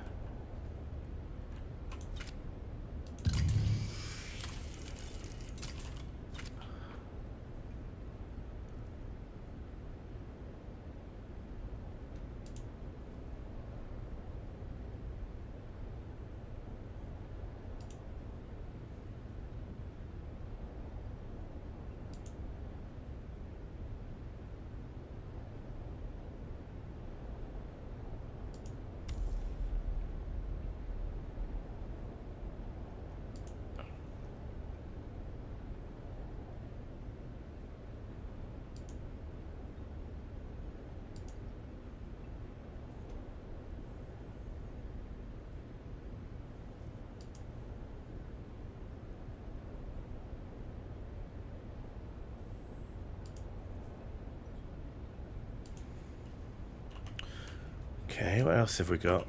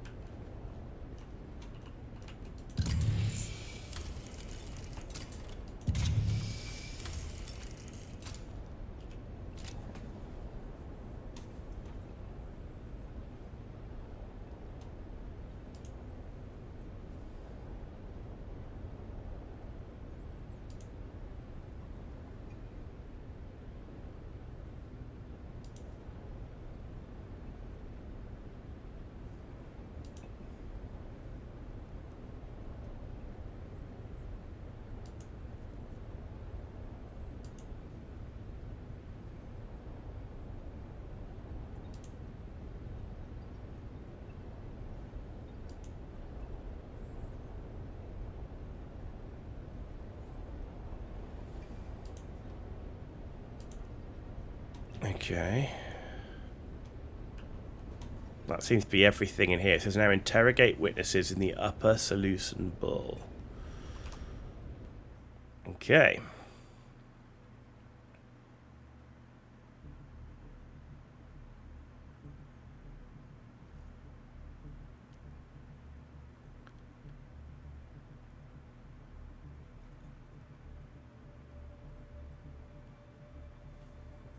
Interesting one. A bit more of an investigative type mission.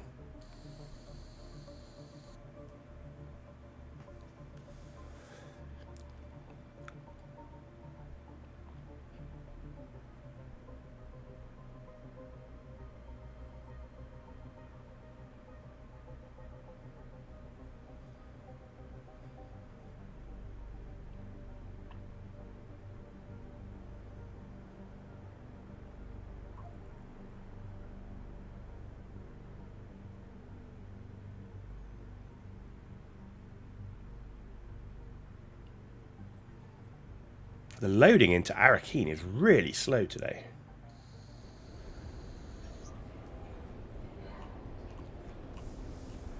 Do we know who the witness is? Ah, there's okay.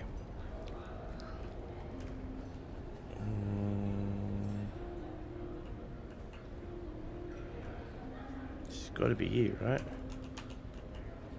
No. Maybe you? No.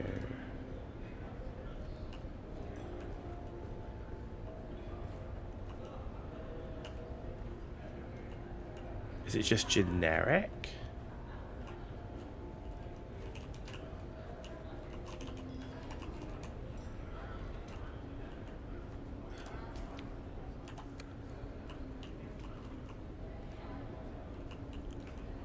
Alright, so let's talk to you, because I can. I swear to the stars, if you're here to ply me with a drink, I'm going to shove shards of glass in your eyes. I'm sorry. Am I sorry? No, no, I'm not.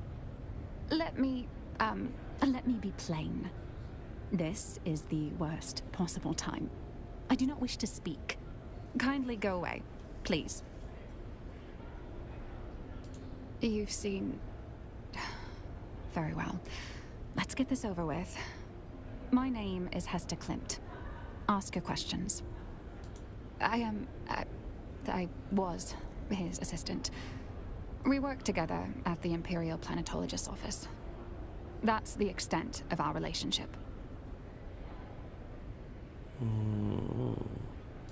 No. And what does it matter? There's no foul play. Unless you have some compelling evidence or medical training, I have to deal with the fallout now. Now, if you'll excuse me, I have to prepare. I have to clean out his office. I have to prepare for his replacement. There's too much. Okay. Find a way to prove foul play.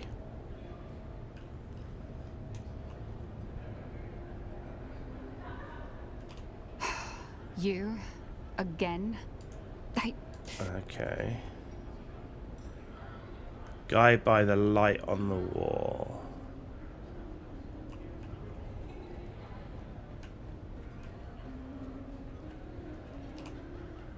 If it isn't my would-be assassin with a heart of gold. Ah, the guy that we silver kept alive earlier. I can always count on you to liven up a mundane evening. Thanks for the Austin's tip. Dead. But I only saw him recently. So full of life.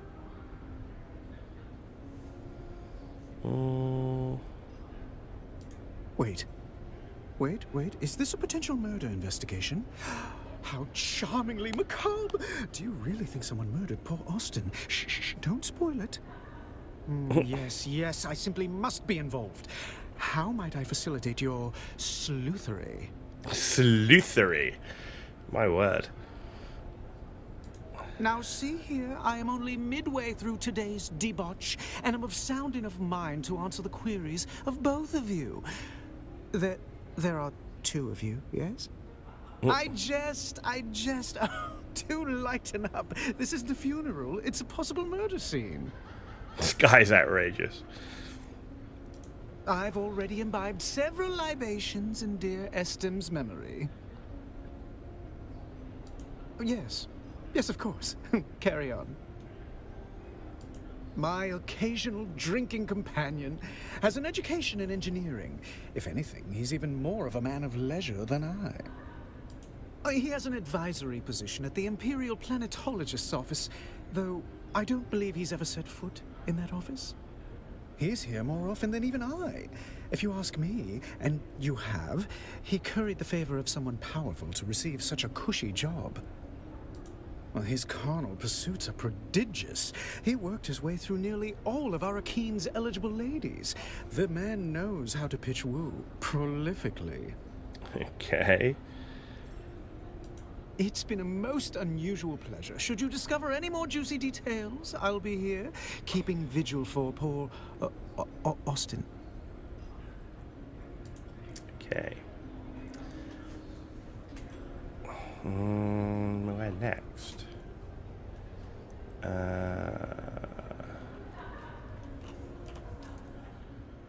Right, so we've got that one, we've got this one. Let's go and do that one.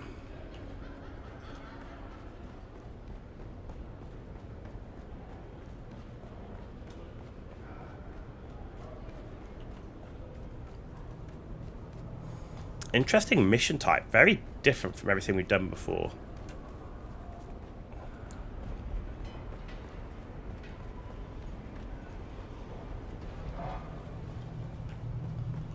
This one is this one, isn't it? We meet again.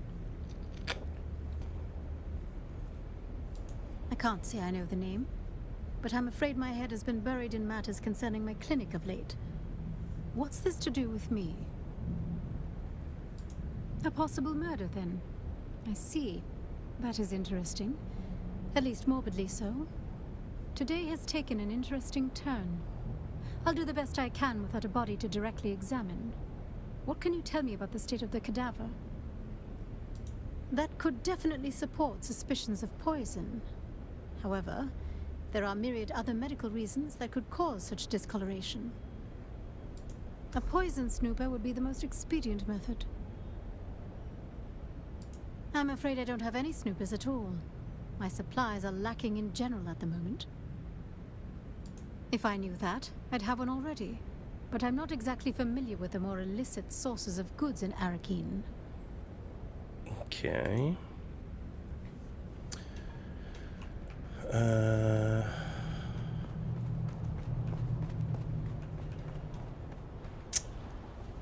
Tigio Gary, that's the guy in the black market area, right?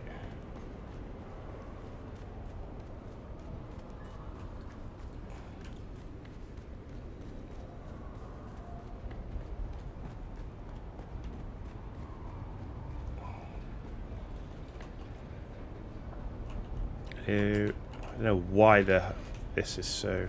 Hello again. Oh no, hang on. That's Finn O'Gary. We need this one. Oh, hey there, friend. Looking for anything special? Well, color me curious. You've got a specific purpose in your eyes. What are you looking for? You're in luck.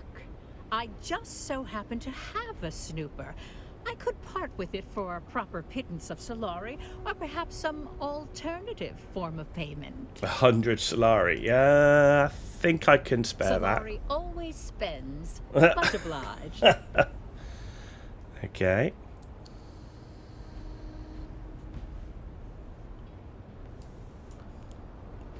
Right. Investigate the private room using the poison snooper.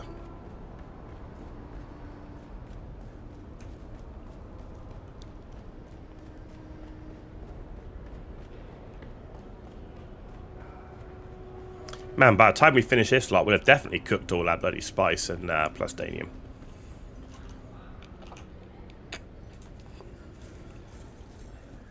You are travelling to this room. Kind of wanted to just walk through the door.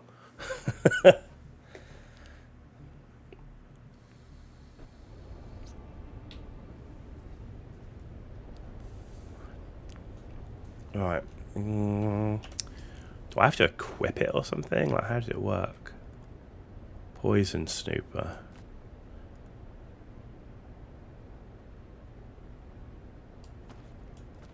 Okay, we don't equip it.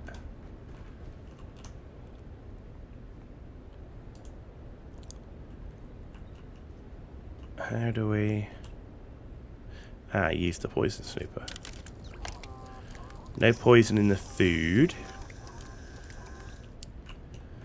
Okay.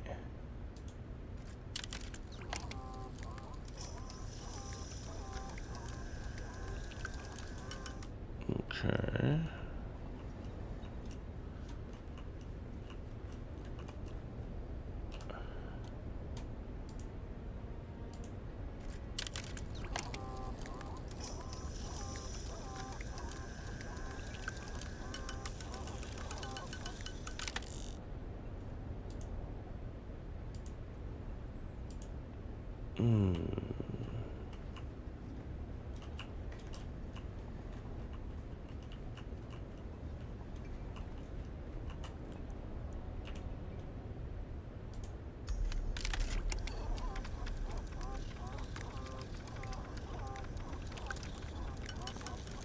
Huh. Where's the book?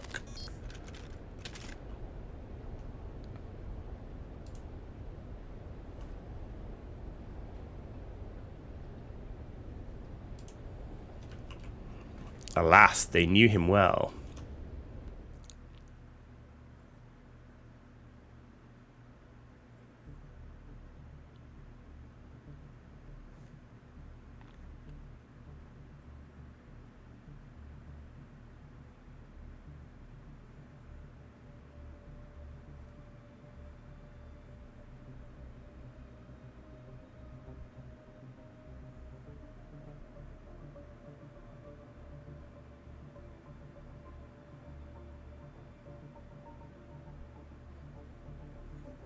This is the only downside with this, is like such a long loading time in and out of Arakeen. So to make the room instant is like,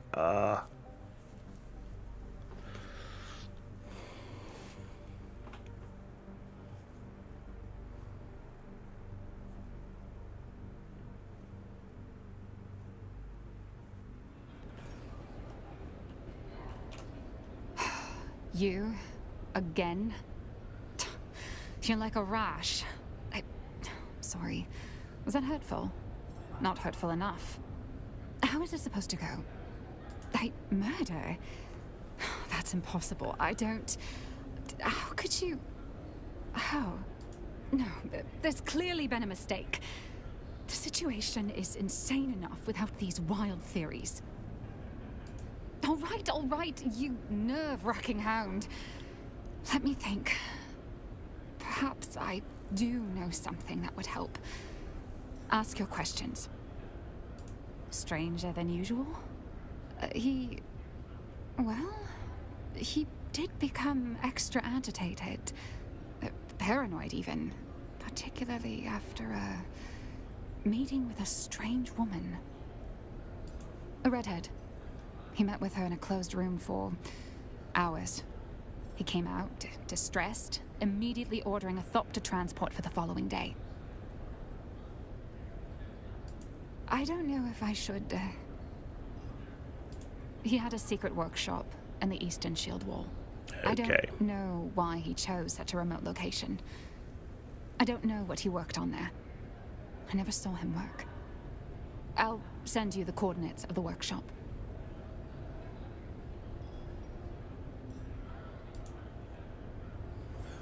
Okay.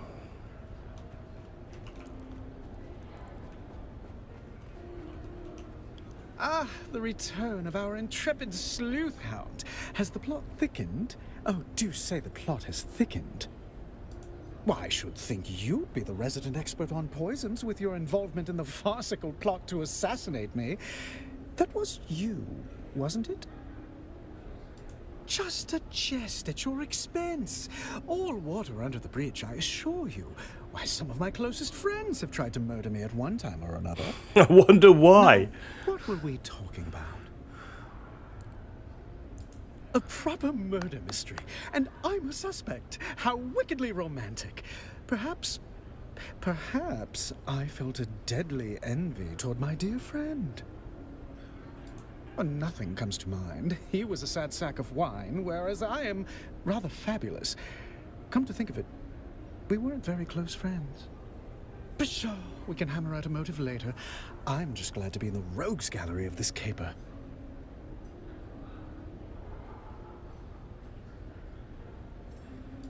I can say this about poisoning Austin. It would be easy to do. The man had recently developed a bottomless appetite for spiced alcohol. Not everyone can handle vice with the charm and panache that I do. People like Austin turn alcoholic dependency into something depressing. Something terrible haunted that man. 1 part guilt and 2 parts fear of discovery, shaken well and garnished with intrigue. My, such a sharp and incisive mind. You're liable to cut yourself on it. I trust you'll keep that little deduction between us. Do I get to play the part of a potential suspect? Fun! Yes, I've been at this establishment for most of the day. Sounds sad now that I'm saying it.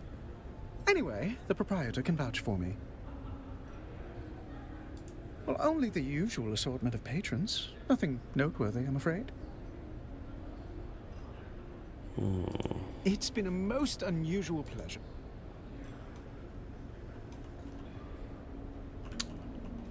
Have I actually got more to ask? Is that what it is? The return of our intrepid sleuth hound. No. Actually, maybe. Why, I should think you just No. I am an acquired taste. Allow me to lend you an ear. Maybe 2. I can say that he was rather buried in that book. A recent reading obsession.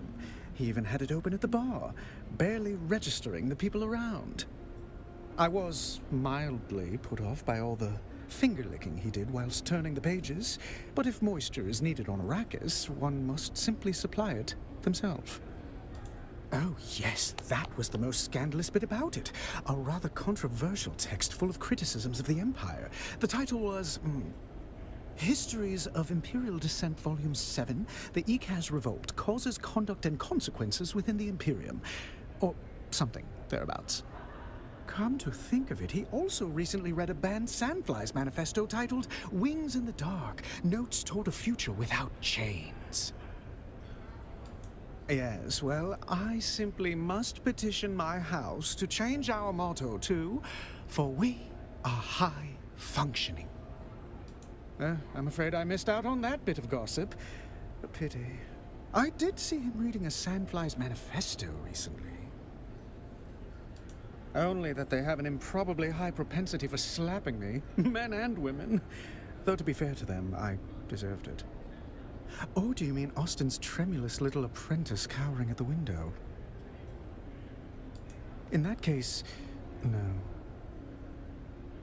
I shall count the minutes until the next disaster.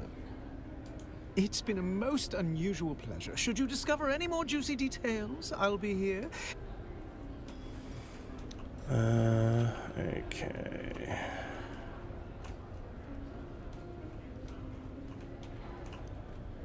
Is there more from her? Like, did we miss something? Who made that fanciful exaggeration? Ambrose Lucifera? The man's mind is a perverted carnival. I saw nothing to suggest anything of the sort. Now that sounds like a fanciful exaggeration. I at least saw nothing to suggest anything like that. I understand. Let's get this over with. Murder. I just can't believe... Well, the more I think about it, someone murdering Austin isn't so unbelievable. I don't know what to believe. Austin wasn't a conventional boss. He rarely came into the office. A dysfunctional workplace, to say the least. No guidance, little teaching, nothing. With the absence of Cyprian Io, I've been taught nothing. I've had to figure it out as I go, running the day-to-day affairs in the chaos. In essence, I'm the acting planetologist of Arrakis. It's ludicrous. I'm in over my head. Damn Austin. Or rest in peace. Or both. Losing my mind. I've long suspected someone owes him a major favor. That's just speculation. You should understand, Austin was a brilliant engineer, as near as I can tell. But something shattered him at some point. He's a shadow of who he was. It wasn't any one thing or any describable clue. Just a million tiny intangibles taken in while being around him. Something had him guilt-racked. Once I saw him sobbing over a set of city planning sketches. He didn't see me. He avoided his work and skill set. It made him feel guilty or afraid. I'm not sure how he made ends meet, but the job title remained and money kept coming in. An alibi for Austin's murder. I was out on business that Austin had been neglecting. I'm afraid the only proof I can show are piles of hastily prepared paperwork. Alistair and Ugo have access to any room in the Seleucid Ball, of course. I know I've seen Ambrose Lucifera in and out of there. Isn't that the thing about murder? We're often surprised by who is capable. I suppose Ugo and Alistair might have their own shady dealings. But I can't imagine them killing someone in their own establishment. And Ambrose seems too ridiculous. I don't know. Was that some sort of revolutionary manifesto? I don't know much about the book itself, other than Austin was reading it obsessively recently.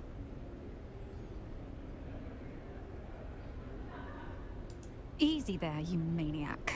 I'm not hiding anything. I just didn't have any conversations with Austin about his reading. I don't know if it is any way connected, but Austin's political demeanor was becoming more, I suppose, militant. Towards the end, he also seemed to be hanging out about more and more shady and dangerous-looking people, though I have no idea who they were.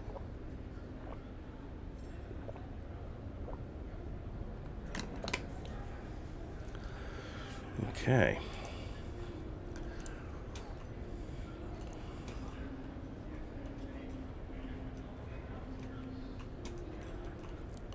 Any more?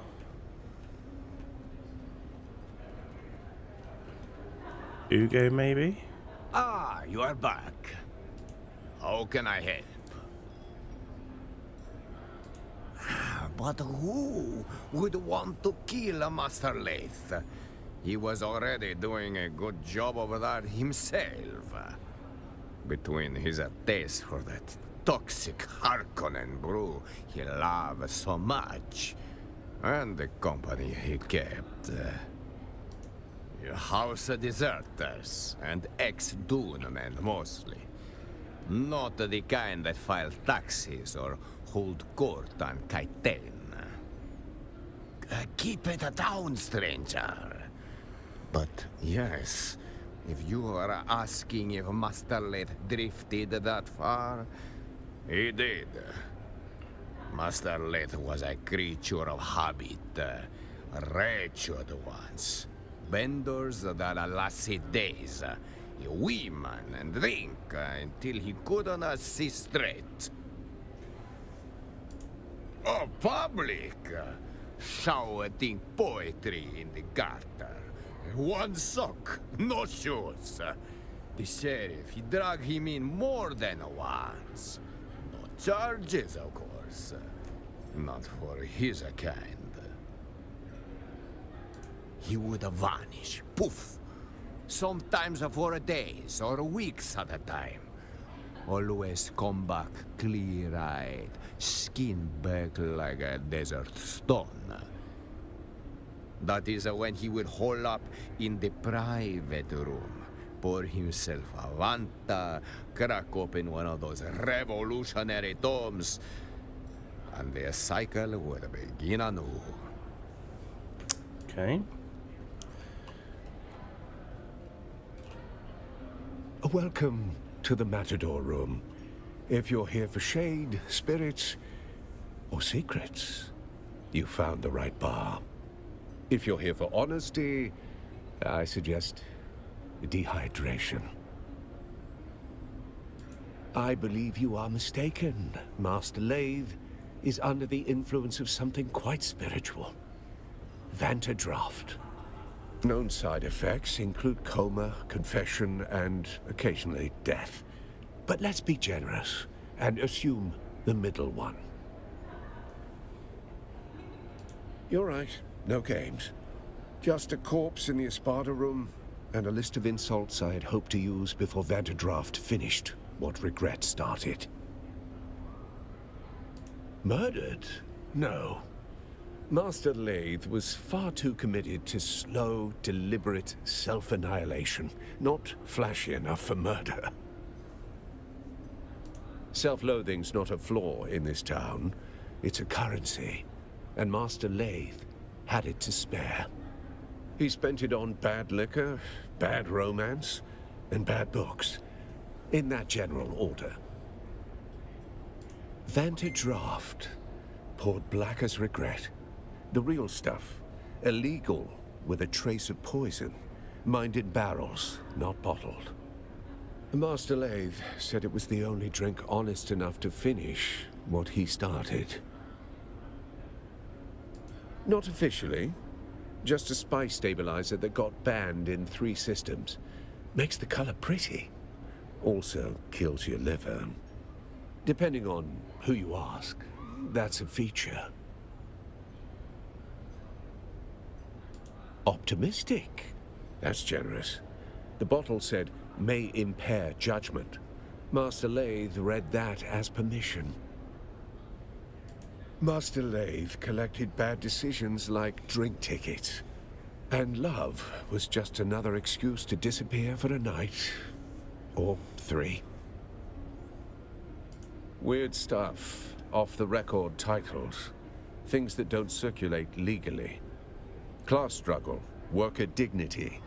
That sort of quaint filth. The kind of books that'll get you locked up on over half the systems in the Imperium. Sorry. The desk to sign out library books is on the lower floor. Things you don't read for fun. Anti-imperial treatises. Sandfly manifestos. I don't know. I suppose he wanted to unbolt the class system with his wrench and conviction. Should have known tools like us don't get to fix things. We just hold the weight until it crushes us. You will have to ask his assistant, Hester Clint. She catalogs tragedy like a tax collector. Go spoil her mood. Okay, sub-prefectors, here we come. That was a lot of dialogue.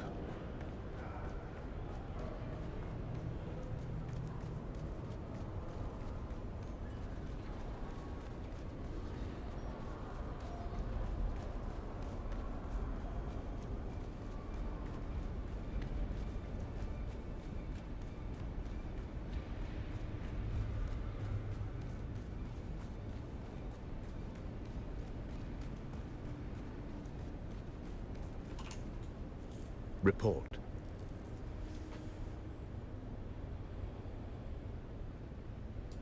You rattled her then? Good. Did anything shake loose? Did she say where? If he was running, that's the direction we look.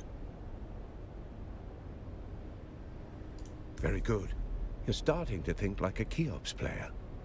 But every cleared square reveals a trap or a truth.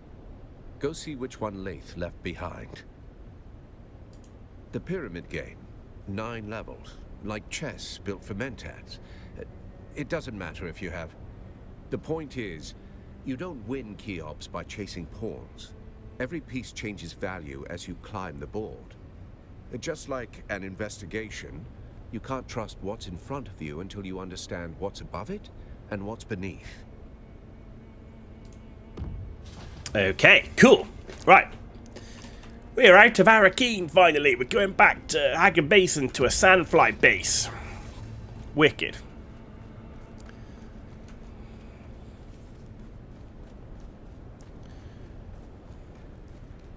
How are we doing? Been streaming now for 4 hours.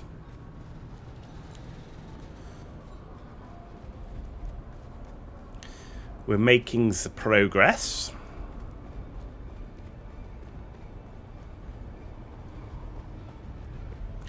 We're stopping at our base just to see how we're doing in terms of being able to get some more components for our Mark 6 Scout. Be good to have that up and running.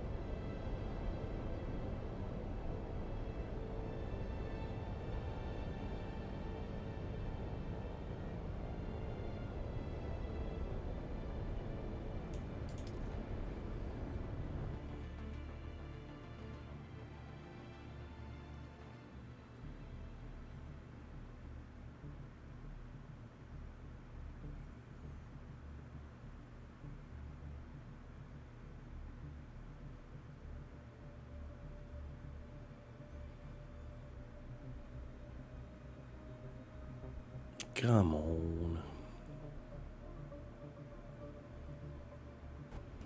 There we go.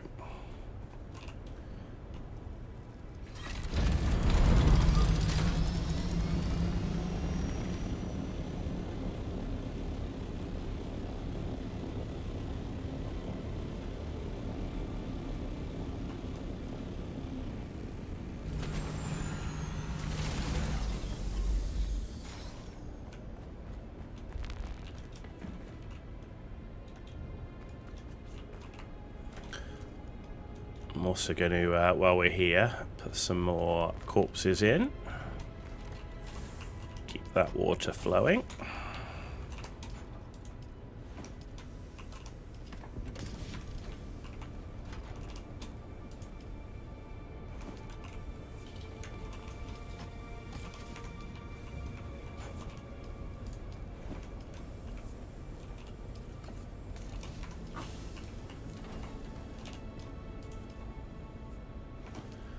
Excellent.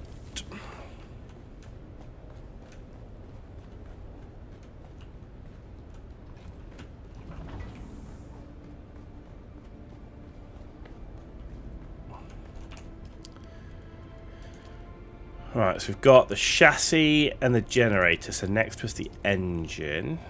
Good, we can get the engine. So let's do that.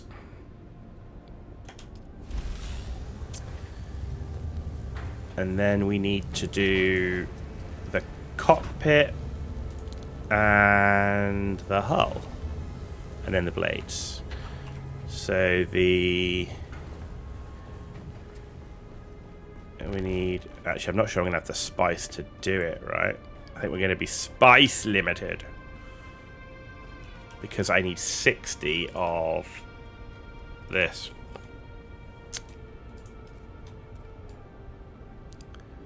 But and we haven't been able to locate. When we treasure hunted, we could not get this.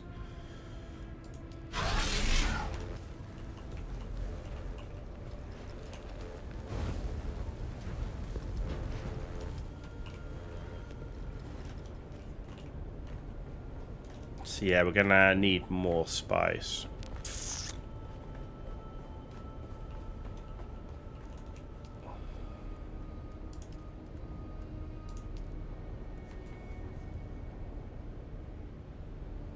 Yeah, it's 55 for this. And so we don't, and it's 55 for that. And it's another 81 for that, so we'll need a full spice run just to do that. That doesn't include the blades. So what do we need? Let's check, see actually how much we need. Right, 55 plus, actually I don't need the thruster, right?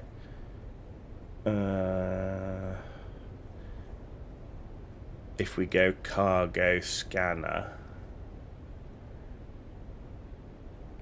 But if we do that, so 55 plus 4 of these, so 28, 38, 42,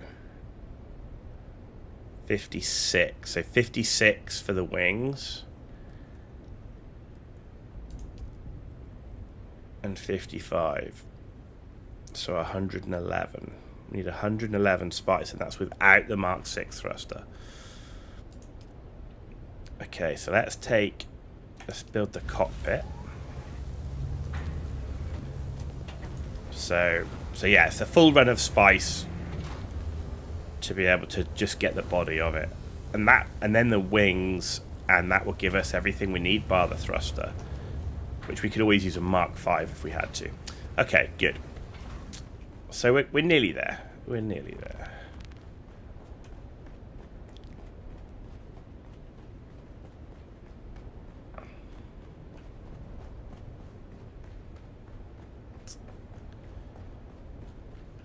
All right.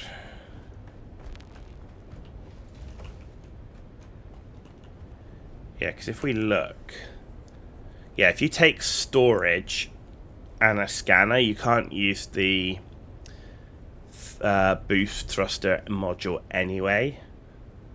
And that's kind of like this. I find both of those useful, so yeah, okay. Right, Sandfly base, where is it? It's here. Interesting.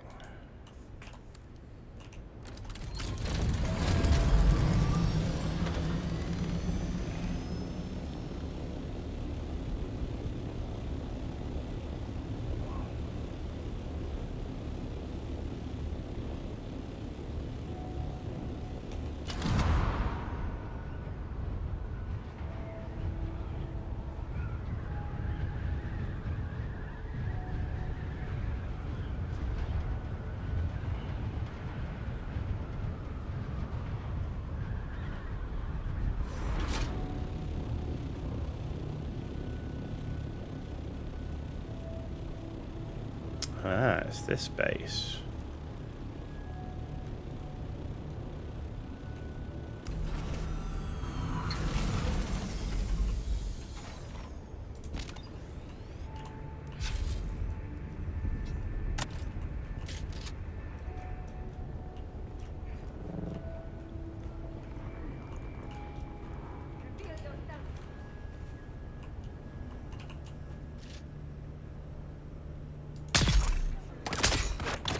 How did that not hit him?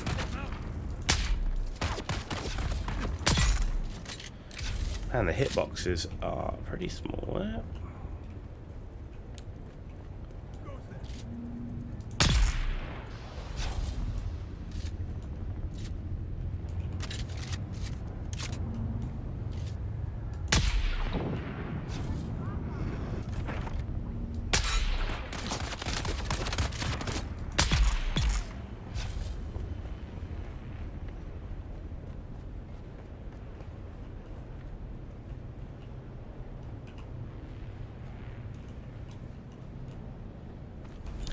We'll take that, thank you.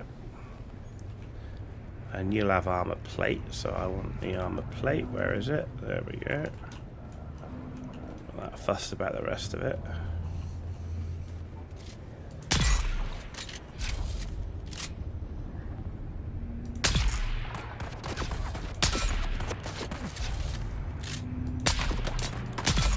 Must be the hoods. Like I'm aiming through the hood or something.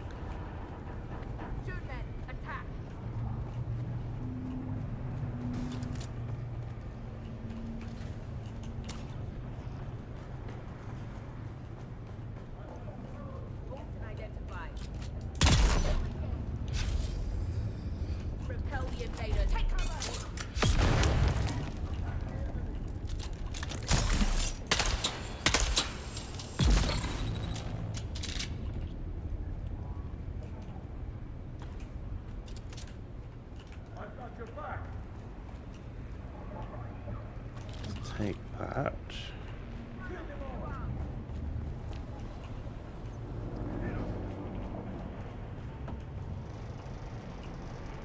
Okay, I need a key to get in there. Assuming that's where we're going.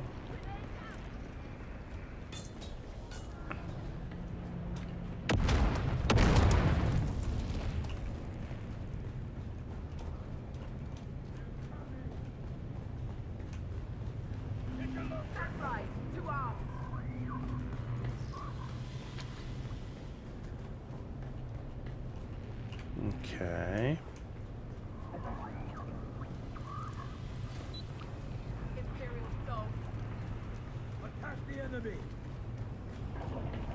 Where's the bloody key?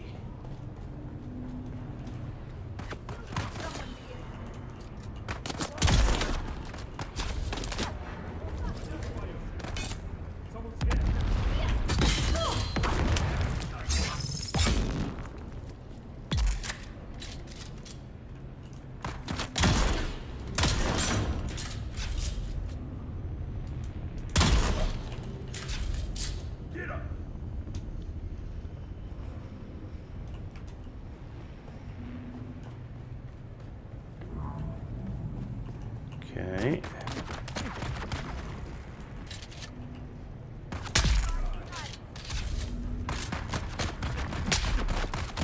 Oh, what happened there? Like lagged.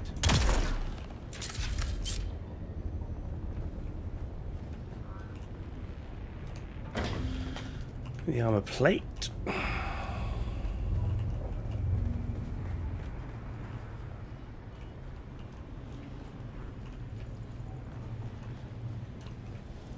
Where's the key? Where's the key, man?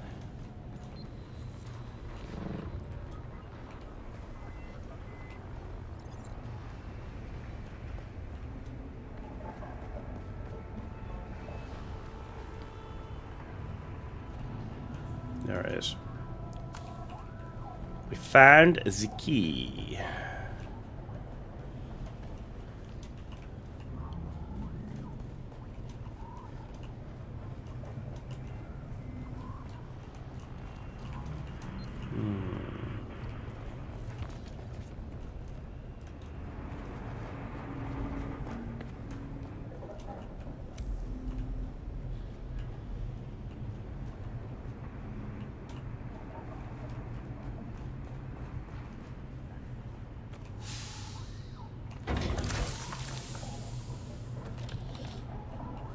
Let's loot all of that.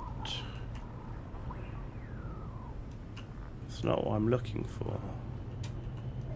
Is it? After the pamphlet, I started asking questions like, who does this serve? And the answer kept coming back. It serves them, the nobility. And nobody burned brighter on that pyre than Phaedra Vi. Old money, old grudges. She wore ruin like perfume. We drank, talked, pretended we weren't just ghosts. One night, I told her my worst secret. The one I can't say here. She didn't flinch. I asked her what that made me. A man, she said. A man with blood on his hands like the rest of us. You just don't wear gloves. Then one morning she showed up with real gloves, silk, elbow length. I knew she was hiding something. I gave her my worst sin like it was a love letter. She smiled, kissed me, then she asked for a confession. Not for her, for the Harkonnens. Said she needed money to buy back her family's heirloom. I laughed and asked if she was serious. Deadly, she said, and took another sip of her drink like it was just another Thursday. Okay. Alright, let's empty our bags and head back to Arakeen. This is a backwards and forwards thing, isn't it?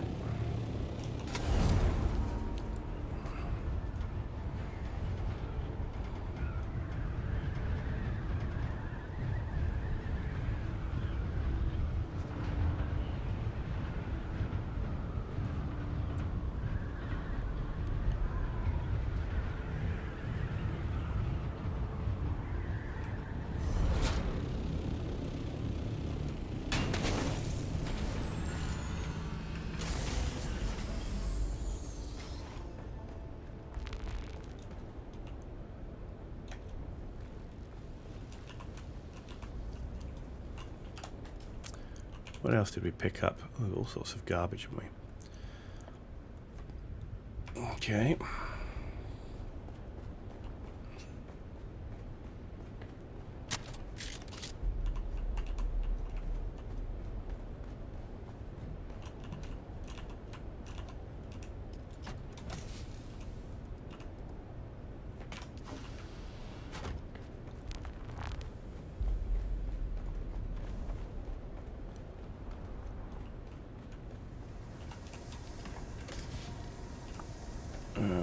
Okay, bit of that. Everything else, we can get rid of that. Just keep all of that stuff. That needs to be recycled. Okay.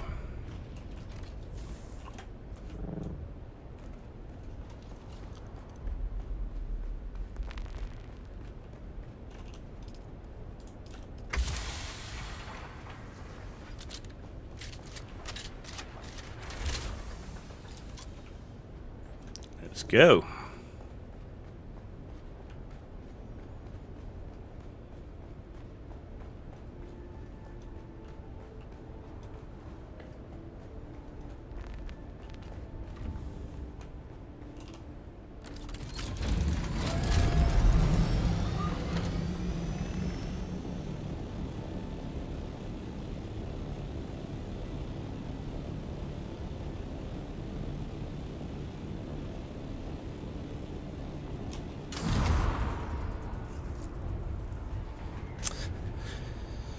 Let's go.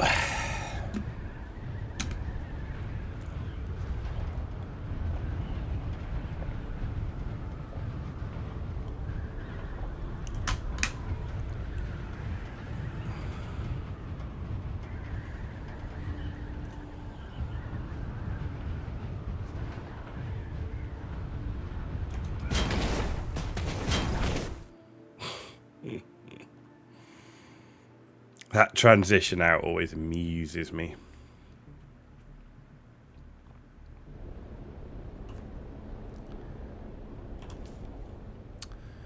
Arakeen.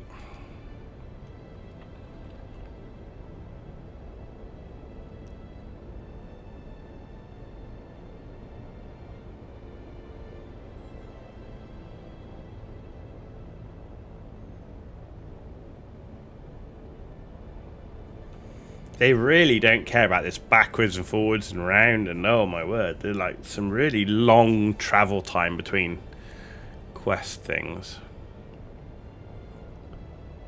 Like, I remember the one where you go from Arakeen to Haga Basin just to be told to go back to Arakeen, or was it Harko? I can't remember, but like literally go all the way there just to be told to go back. It's like, you're killing me, man.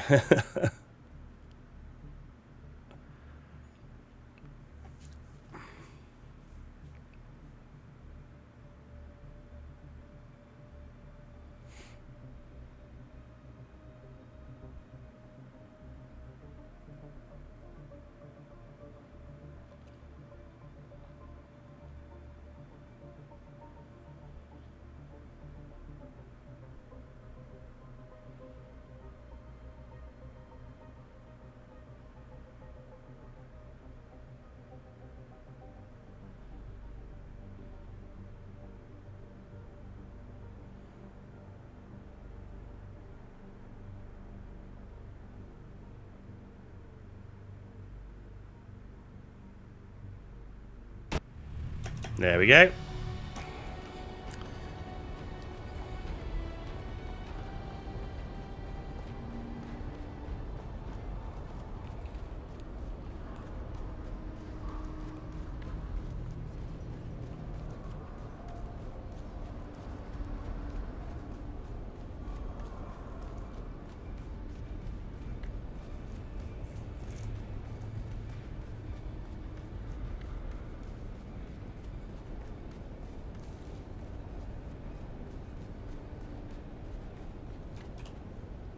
You've been to the workshop. Did our engineer leave anything behind besides regrets? Well, you're still alive, so I assume the greeting committee took it poorly. What did you find? Of course she was. Phaedra always knew how to pull a thread. Shadow Side on First Time Chat on Twitch. Hey, how you doing? Thanks for joining us. You want answers? Go see Phaedra Vi. You'll find her apartment in the Upper Central Plaza. Watch your step. Good. How goes it? It goes good. We're in between farming spice and plastanium. We are to do our new Mark 6 Scout Thopter. We are doing a bit of story. Right, where is... over here. Private server, public. So this character is on a private server. But I do also have a 150 level character and a 170 level character on public servers. But I barely use them. This is my main on the private server. Though this is not my private server, it is another content creator's server. You had 4 characters on public and decided to go private for your 5th? Ah, okay. Yeah, I found the ganking in the deep desert was pretty extreme on the 2 servers I was on. So I went onto this this private server, and it's a very different experience. You're still in a shared world, of course, in the deep desert and stuff, but it's a big difference being on a private server, you're right. There's less of the ganking and more of the, like, honourable fights and stuff, I would say.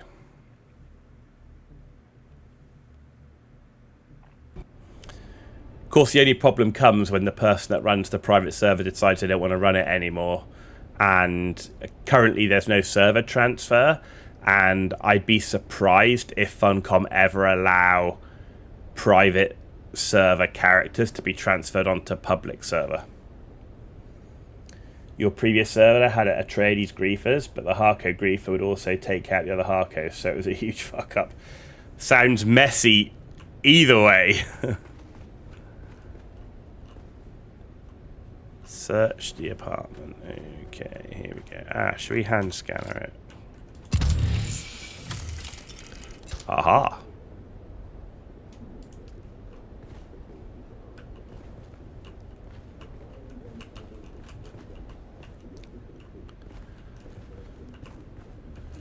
Okay, footprints.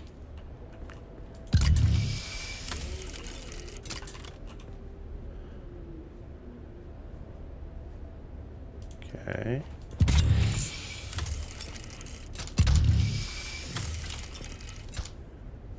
Black market trade receipt.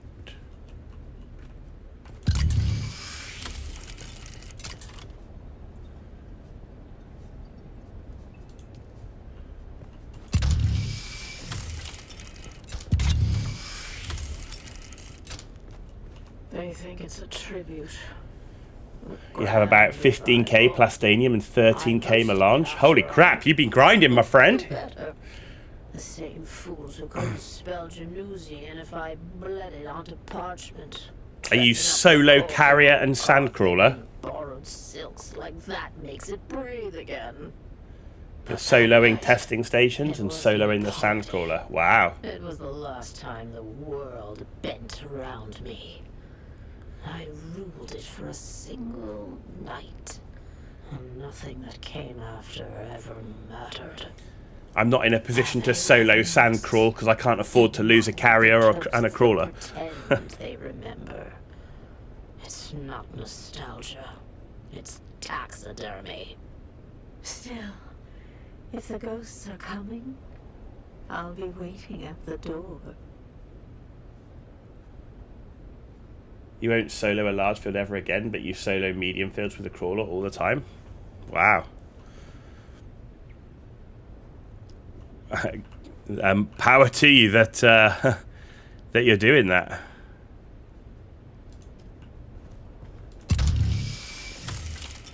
What am I missing? Maybe one day I'll get to that point.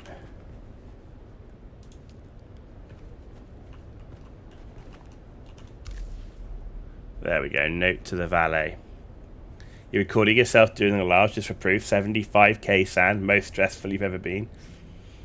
Yeah, because I mean, all it takes is like a server issue or getting stuck on a vehicle or whatever, like getting out of the crawler into the carrier, picking up the crawler to for things to go downhill pretty rapidly, right?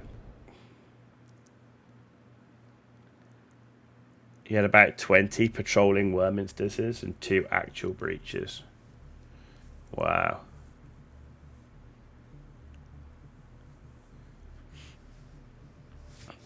That's crazy.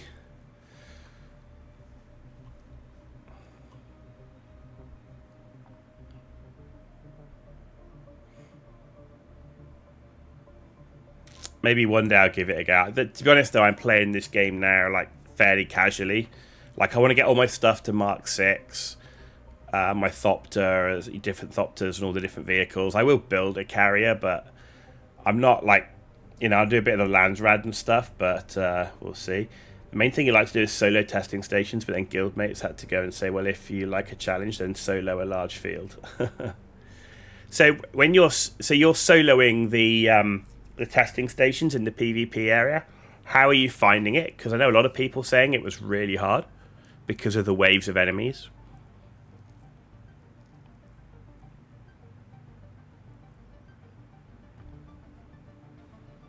You can one-shot heavies. Are you on a melee build or are you in a range build?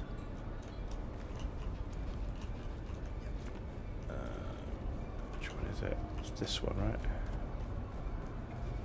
Using a replica pulse sword and the build. Okay. Yeah, I play almost exclusively ranged. I only use melee if I have no other option.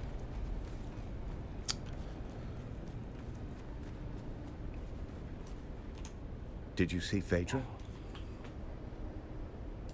I assume you found a trail to where she's hiding. Interesting. Then I hope your Thopter's gassed and waiting, because you're headed into the deep desert. Here we go. Okay.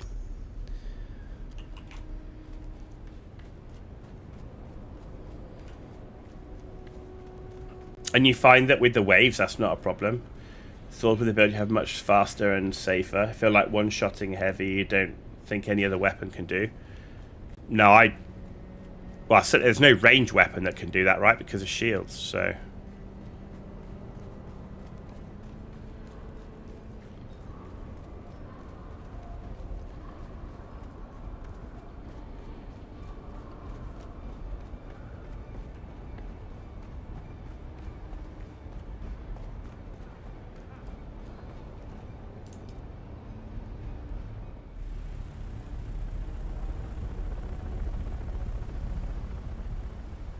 mean, I'm sure I'll give one of those testing stations a go once I'm tooled up. But you got your build from a YouTuber called Insane, i.e. Insun 3D. Okay.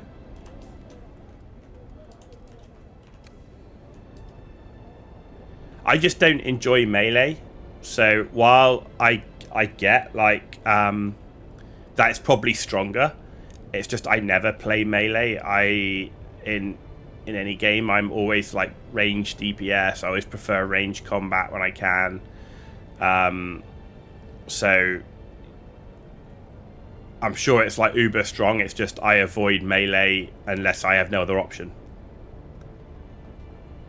He's got other build videos that involve guns. I'll definitely check it out.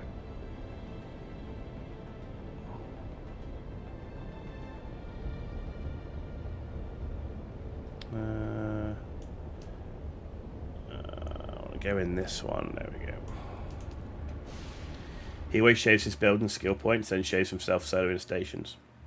I'll check it out, see if he's got a build that suits the way I like to play. Like at the moment, I run with a sniper, the powerful handgun, and a drill shot. So we'll see.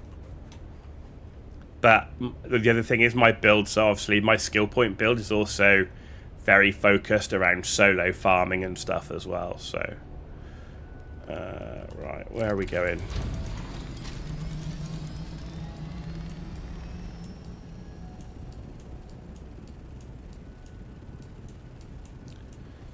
Okay, where is this location? So it's 2.5k that way. Okay, not that far. Your build is everything you need to solo stations. Needs to level your cutter race skills, maxed out with vehicle repair. Yeah, so my skills look like this at the moment. So gunnery, maxed out all of that. A bit on the gunsmith. We're teched fully into explosive grenades and the Shiga-wire. Shiga-wire is one of my favourite abilities. I love it. Mentat again, teched out in the shooting element, sniper and pistol damage, and then the headshot damage. And then obviously tons of stuff into the planetologist.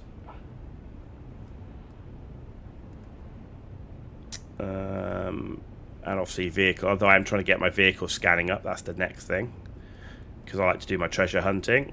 And then I have a little bit in Bene Gesserit for health and sun tolerance and stuff, vitality, and then a tiny amount in melee. It's a lot of points in fuel efficiency. Which one? Where are we? Yeah, fuel efficient pilot, 25% reduced fuel usage.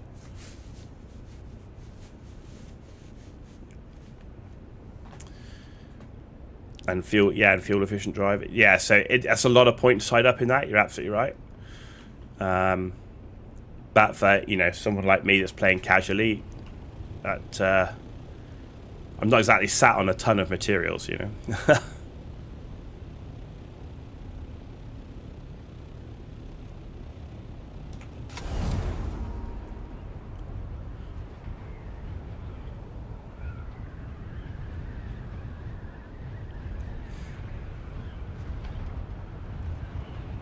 if I was going to try and solo a station, I would definitely min-max the build a lot more, without a doubt. But I do like the fuel savings.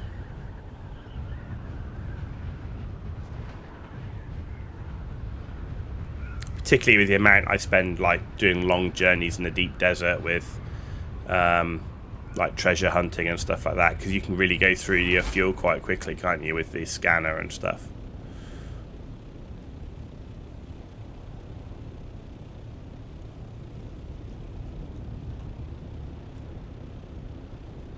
It's gotta be...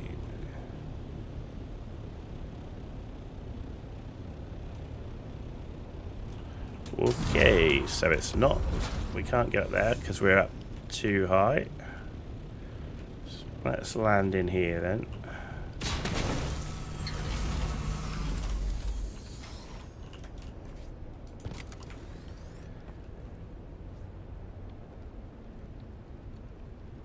fuel cells are cheap to make, then yeah, you're right, they're not that expensive to make. They do take quite a bit of space though, right? In terms of... Do I need to climb up this thing? In terms of weight in your bag, and of course if you've got the fuel cell in the vehicle, you can't then use your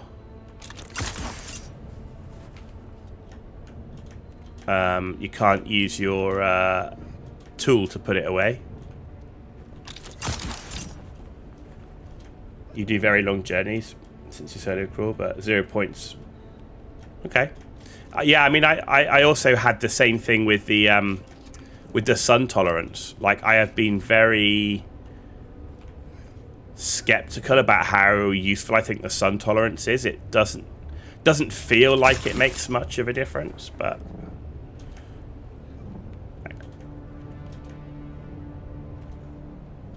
you've got 0 in that too. Yeah, I've been tempted to definitely change that. Right, so it's not here. Where's the entrance to this place then? Okay.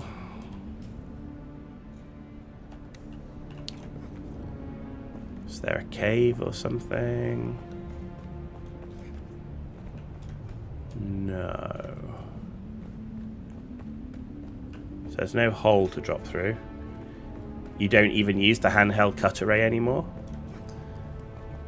So when you mine all your stravidium and titanium, are you just...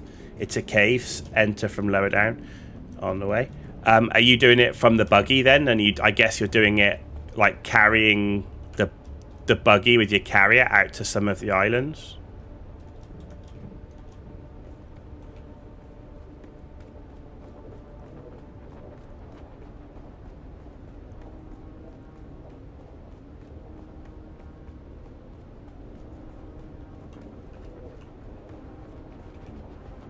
Yeah, Mark 6 buggy with unique mark, so your mining is with that. Okay, makes sense. Huh.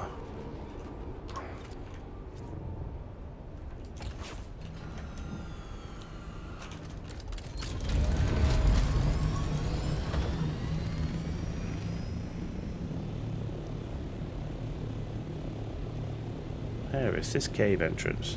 Use an improvised cutter ray just to open doors, because the improvised cutter ray puts less metal in the backpack. Yeah, that's actually a really good point. I normally end up just dropping it, but yeah, you're right. That is a good point.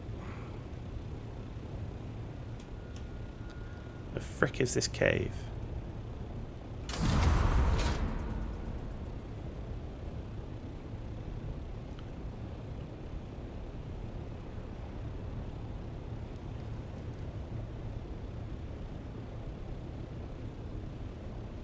Weighs a lot less as well. That's true. At the moment, though, I don't have a carrier, so I'm still using my... oh, has there got anything in here? No. I'm still using my assault thopter to and handheld cutter ray.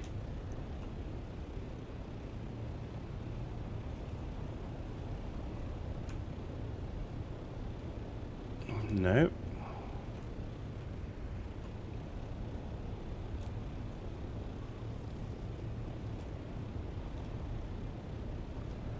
I cannot find the entrance.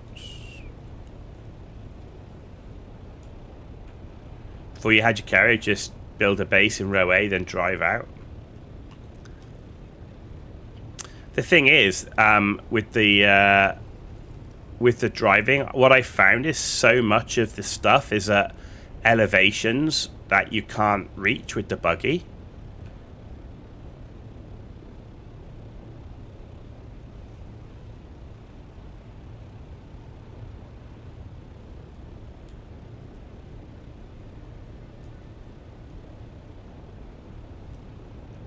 That's where we came out, right? Or is that? Well, that just comes through from the other side. It's like odd there's a light there, but I can't...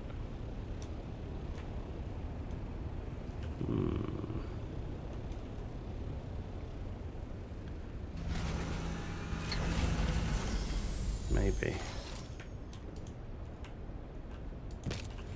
There's enough to fill up a bigger buggy boot Mark 6 and just have to drive a lot. Yeah.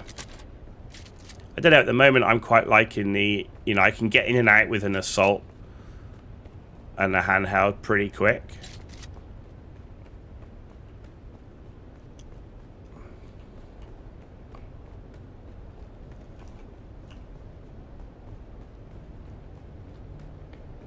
Now this looks more promising. Here we go. I think we found it.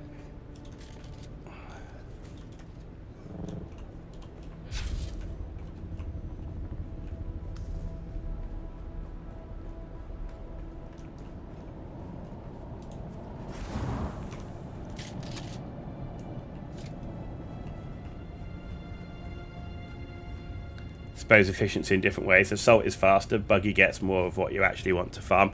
True. I mean, I do tend to find that I've got more Stravidium than I need, but I think it depends on, yeah, it's like, it's personal preference. It's like how you like to move around, right? Interesting.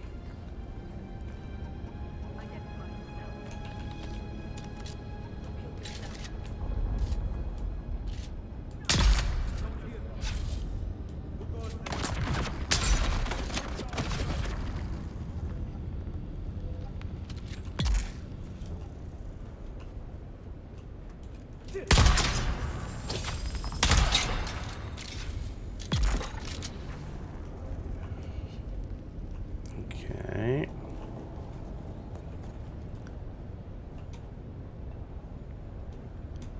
What am I looking for? That's the question. Search the body. Where's her body? He thought I wanted justice. He thought I cared. What I wanted was my grandmother's necklace. The Star of Wisova. 6 generations of Vise wore it. Body's at the entrance outside. Ah. Blood. Gone when Carthag went up in flame. Austin saw the tears. He thought they meant something, so he gave me his truth like it was a gift. I didn't betray him, not in the end. I kept his secret and lost the necklace anyway. Even if I'd held it again, it wouldn't bring back the ballroom, or the music, or the dancers. You can't ransom ghosts. And gods be damned. The poor Yeah, we've done that. He thought I wanted justice. Ah, there we go. He thought I cared.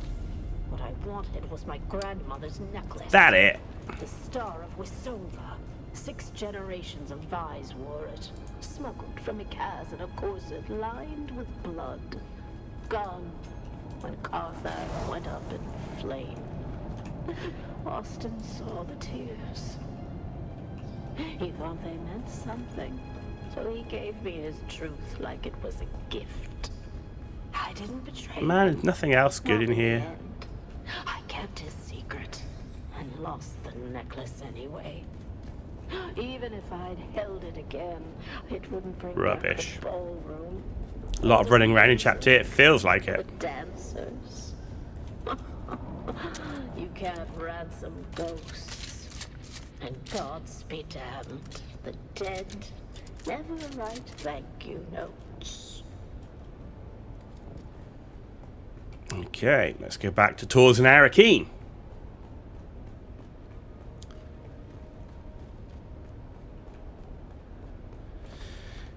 Yeah, it does feel like there's definitely a time sync thing going on here. No possible place to place a vehicle. Why not? Rude.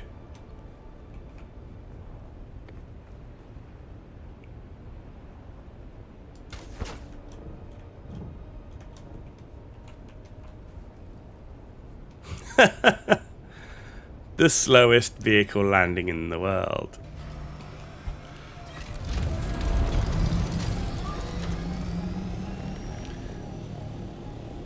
Yeah, I was talking about that earlier, like then that actually happens when you literally Alara 2ek or whatever it is Go back to Hager Basin and await my call.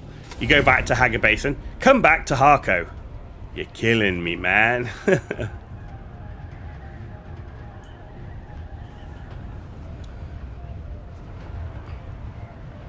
yeah, we're just taking it easy. We're like, say, we're doing a bit of story. We've got a Mark 6 buggy, just with all Mark 6 gear, no unique. And then I've got a Mark 6 Assault, fully kitted out. Again, just with basic Mark 6 stuff. And then I'm using the new Trooper heavy armor, because it gives me a reduced cooldown on my grenades and stuff. So, and Sugar Wire Claw. So that's kind of how I'm rolling at the minute. And I've got all of the like tier 6 crafting stuff, with the exception of the biggest spice refiner.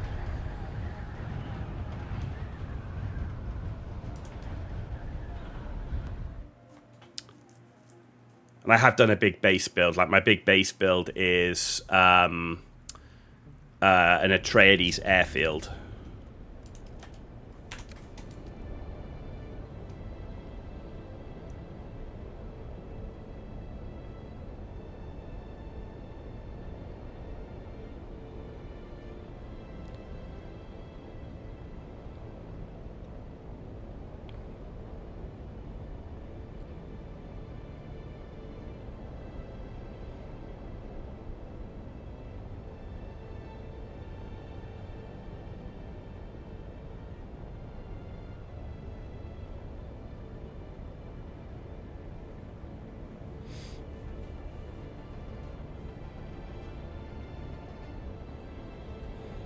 And here we are. Look. Deja vu.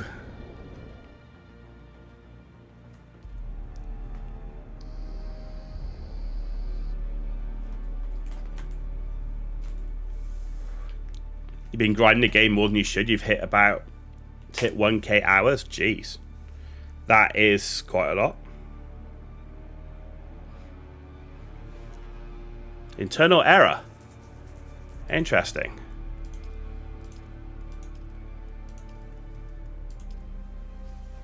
Being self-employed helps. Yeah, that definitely helps as well. This isn't my main job. I travel a lot with work as well, so I actually only just came. This is my first like weekend back, having been away for like 3 weeks. So, yeah.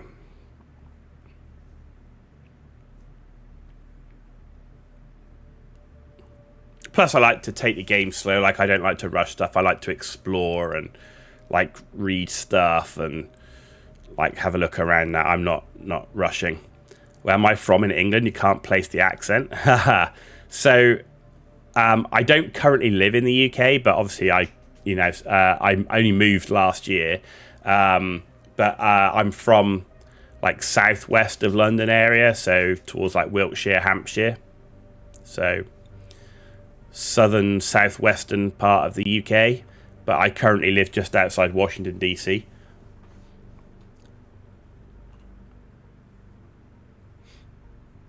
Your missus from Queen's Park. Ah, okay.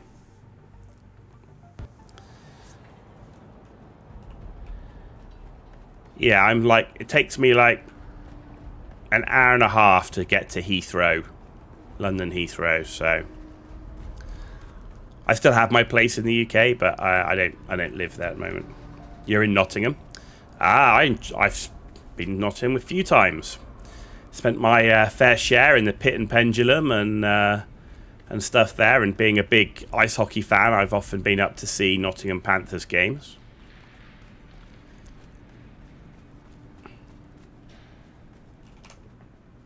Report on the deep desert. Okay. Murder's noise. Cargo is signal. What kind of high value? Let me see it. Huh. Yes, I recognize some of these names. It was work move. Yeah, I'm over here because of work. Yeah, and it's not permanent. It's at the moment it's a 3-year contract.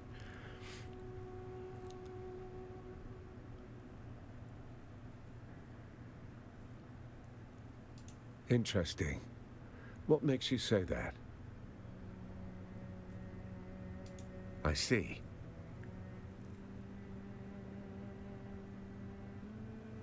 You met with her? Somehow I missed that in your cheerful updates. A necklace, is it? It sounds like a sentiment wrapped around leverage. You feel like you should guess that career ladder guy you see on YouTube? What, in terms of what? You feel like you should guess what? In terms of what I do, I'm just in sales. That's all it is. Nothing very specific. I just have a lot of experience of working with the US customer. Of course. A Shigawa confession. Last refuge of the melodramatic. Easier to confess to a machine than face a reckoning, I suppose. Anything else? My background's army. I used to be a helicopter pilot. I used to do medevac, so... you should guess what work I do. There's a guy on YouTube in England, I think, that just stands on a ladder and Paul climb up in front of him and he tries to guess their job. No, it's nothing exciting, nothing weird. I'm just in sales. My background's that of being in the British Army, flying helicopters, so doing medevac and stuff like that. So yeah, nothing crazy, nothing weird, very basic. Just requires that when you're in sales, you have to travel because you've got to go where the customers are, right? So. Coincidentally, I have a seat at a banquet with Phaedra Vi and several others listed on that manifest. I'll gather what I can there. You go back to Phaedra's apartment. That note might be our next key. It's whatever it takes to pay the bills, right? It'd be great to do this full time, wouldn't it? Get paid to play like video games like Dune and other stuff. It'd be amazing. But I have an element of realism in me about how that's going to be achievable when you have a family and a mortgage and all that type of stuff.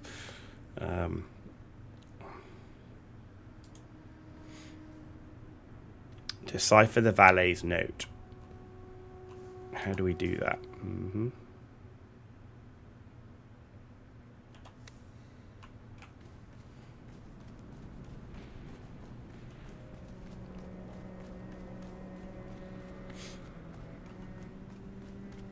How was it serving in that role? I mean, obviously doing medevac is pretty rewarding because, it's about, saving people basically. So it was rewarding. I really enjoyed the flying. The training was really hard and long. But no, I mean, overall, there's, like with anything in life, there's good stuff and bad stuff about it.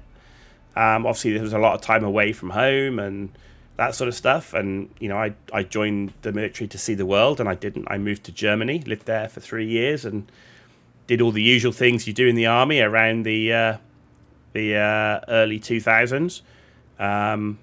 But yeah, I mean, the medevac was pretty rewarding. Here, no, far from it.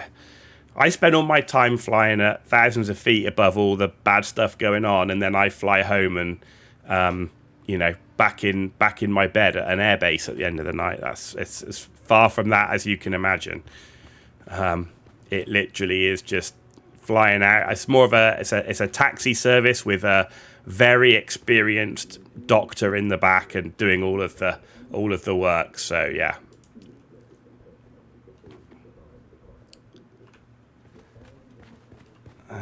Right, what are we looking for here?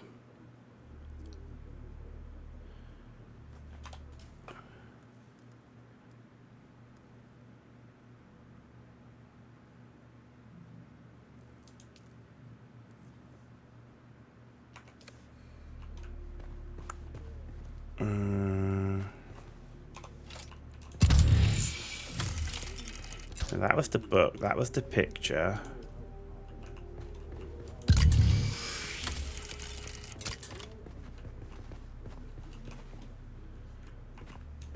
That we already looked at.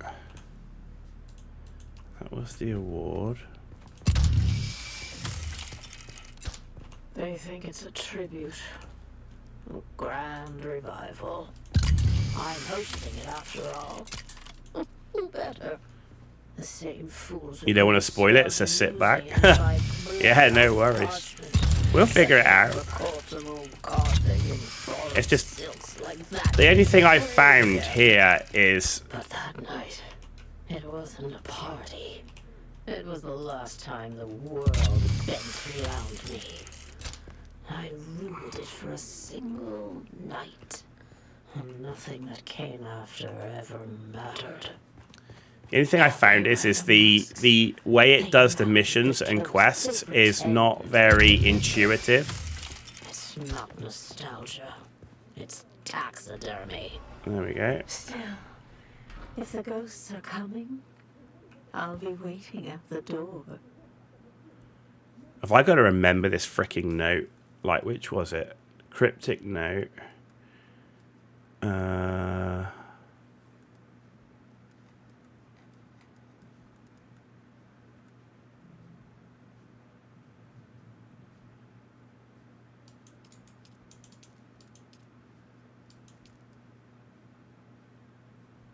So there's no way to read what was on it.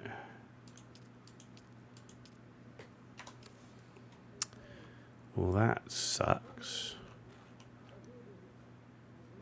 If you move your face cam down, you can help with this a bit. It's more about how do I read what was on the thing? Where's, like, because we picked up something over here, but you can't seem to read it anymore.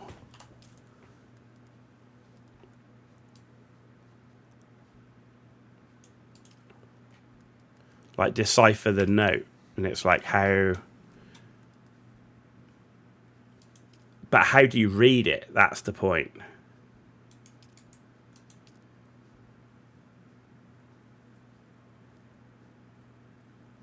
Picture me in my glorious days before the downfall, right? So that's the cryptic note.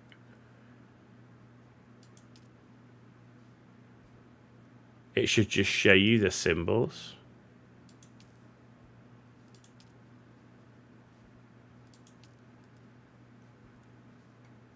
It doesn't.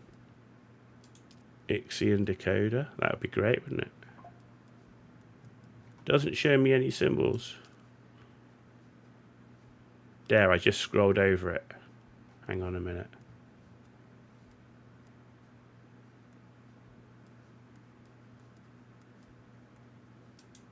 Ah, there you go. Ah, I see. It's the Carthag schematics. Okay, so it's that symbol and that symbol. Oh, no, not that one. Is it that one? This is a bit of a pain in the cock, isn't it? No, it's the other way.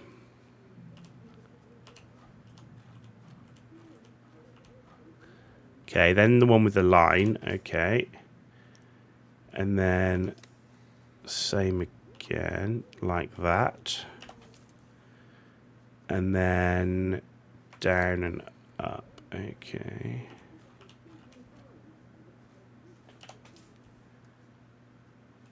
Other side, of course it is. Like that, and then the final one was the opposite way again. Aha, there you go. I thought you had to read the note.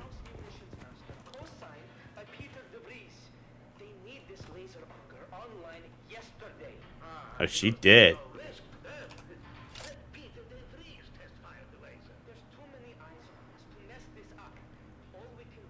Okay.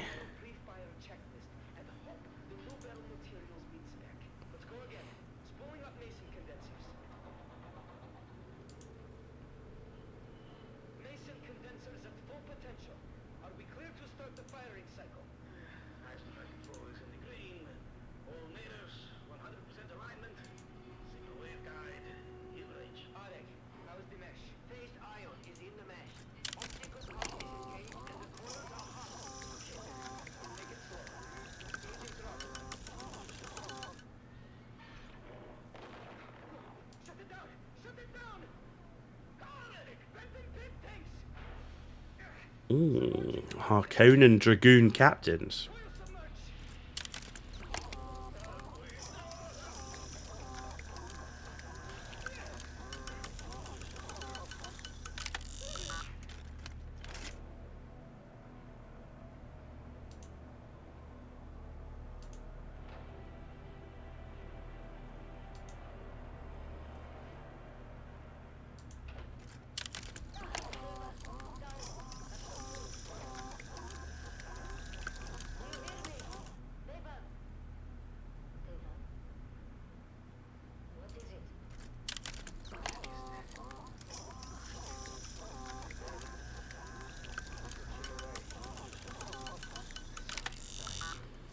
Okay.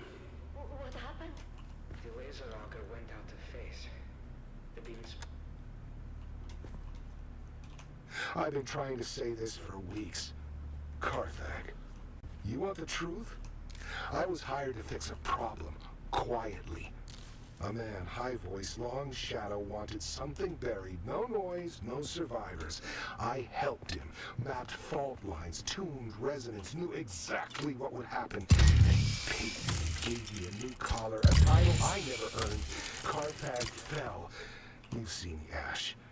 But I laid the tracks. When the train came, I looked away. The nightmares aren't fire or screams, they're silence. That moment before, I could have said no. Now it's inside me. The rot. I drink, I work, I don't sleep. Take this, sell it, burn it. Just remember, someone knew, even if I don't tomorrow. The two men say first silence, then dust, then wings in the dark. I used to think it was poetry. Now, it feels like a countdown. Interesting with all this, like, Harkonnen style stuff. Okay. The mystery deepens. But yeah, Shadow, thanks for the tips, man. Like, I thought like in most things, you have to, like, click on something and then, like, read the item. I didn't realize that the symbols would show up in the tooltip, but that's handy for anything in the future, is that here they just put it in the tooltip, rather than have you actively interact with the items in your inventory.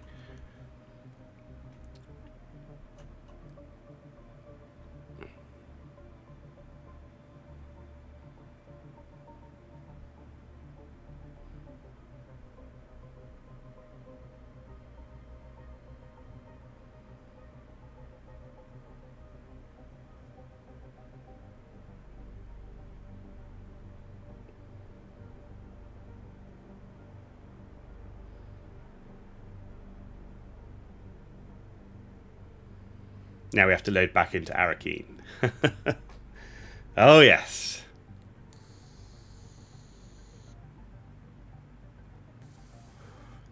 No, that's fine. But like I say, some of the things at the moment aren't necessarily as intuitive as you might find from more dedicated, let's say, RPG-style games. Because that's the thing with this game. It's kind of like this survival sandbox with these RPG elements. And it's, to be honest, of all the survival sandbox, it's got one of the best RPG elements to it, but not quite as intricate as other games. Oh, hey there, friend. Looking for anything special? That's not normally a good I trade in. I'm more hands-on. And I've got lots of customers, each with their own sordid affairs. None of my business. That's unfortunate. I shouldn't say. It's not good business. It's not safe.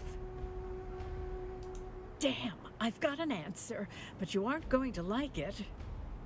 Phaedra was part of a little cabal who collectively had a stash of treasure they took out of old Carthag before it blew. Last to live takes the pot. Phaedra was making desperate trades to get the funds to retrieve her ancestral necklace. Well, anything could happen in that nest of covetous snakes. As for that person listed on the manifest, the Overseer, that is Sub-Prefect Tours. He's overseeing that group. Not the sort of thing you spill over afternoon tea, is it?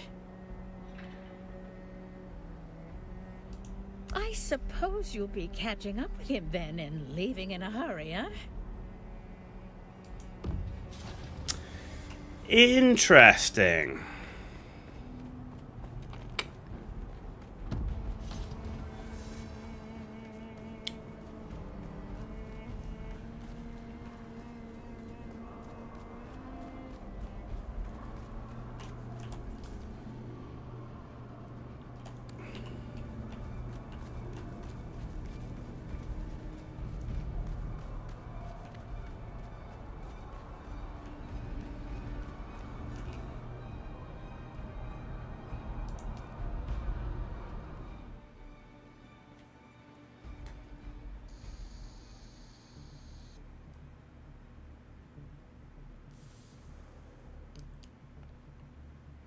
you're going to take a break from your PC and have a cuppa. No worries, dude. Look, hey, buddy, thank you for stopping by, first of all, and staying for a little bit. Appreciate that. And thanks for the tips as well, because like you said, I could have been here for a long time trying to interact with something that I couldn't. So thank you very much. And also, thank you for the follow. Appreciate that as well. Hope I'm worth it. And yeah, it's much appreciated for someone that has very few followers. So thank you. Didn't come here to must be glad I didn't come here to sell art. Well, you know, it's normally that's the people that are in my chat. As you can see, I don't have many viewers. I do this for fun rather than living. So yeah, it's you know, if you're a graphical designer, great. But at the moment, with one follower, am I going to buy that? Probably not. But appreciate their help and enjoy your cuppa. Thanks very much, buddy. That's not your door to open, stranger. Push it, and you'll find I'm harder to move than most. Ooh. Just like to vibe and chat. That's cool. Hey, buddy, that's why I do this for a hobby, because I enjoy the chatting with people about video games. So that's cool. Thanks very much. And by order of the Emperor, I'm telling you to slow your gallop. There's nothing for you inside.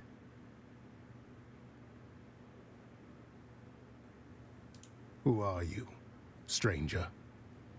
By the order of the Emperor is usually enough to run most folks off. But look at you.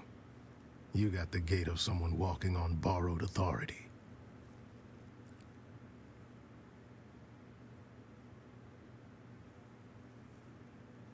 Fast or slow, I don't think you're gonna get much chatter out of them inside. They're all dead.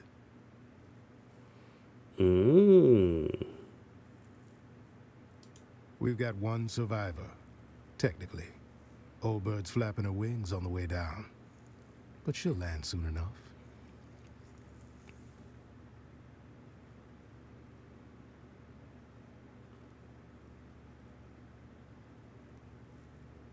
Someone sends you running into a nest like this.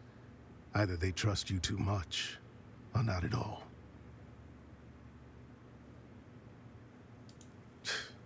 Hate to say it, but we could use a sharp pair of eyes. Come on then, let's see what you're made of. And if you already know some of these silk-wrapped corpses, all the better. Good. That saves us a few hours of corpse roulette. A few of these poor fools I already recognize by build or reputation. The rest you and your list can help with. It's my job to know who's whispering in the shadows. This crew kept to themselves. Rich, quiet, and just strange enough to raise my interest.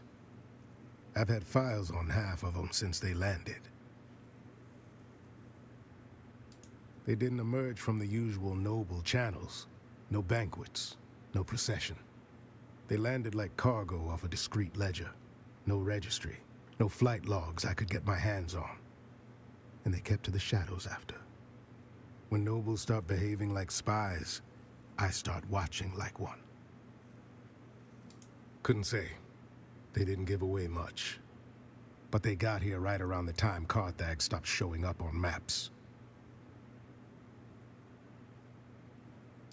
You know how it is. Every time a city dies screaming, a few well-dressed ghosts crawl out with new names and no return address. I'm not saying they're cursed. I'm just saying I like to know where they sleep. Call it civic planning. These little gatherings weren't new. Masquerades are not. Same crowd, same vices. Wine, secrets, and shouting matches dressed up as witty banter. Masks just gave them an excuse to say the quiet parts out loud. They never shouted about spice or power. It was always the desert. Who knew what? Who had the map? Who owed something? Sounded more like a treasure hunt than a banquet. All I know is they were tight-lipped going out, and even tighter coming back. Anyhow, enough jawing. Let me get a look at that guest list. I'll match it with my data and cut through some guesswork. Appreciate it. Now I'll play scribe. You go play confessor. The old bird is waiting. Call her Countess if you like. I call her the last shriveled thorn on a dead branch. Sharp tongue, sharper memory. Don't be fooled by the frailty. She can still draw blood with a whisper. The butler saw things. Doesn't rattle easy. You do well to speak with him before the details slip through the cracks. See what the butler and the old hawk have to say. After that, come find me. I'll be the one holding this city together. Okay. No. Where are we? In here or down here? Aha, there we go.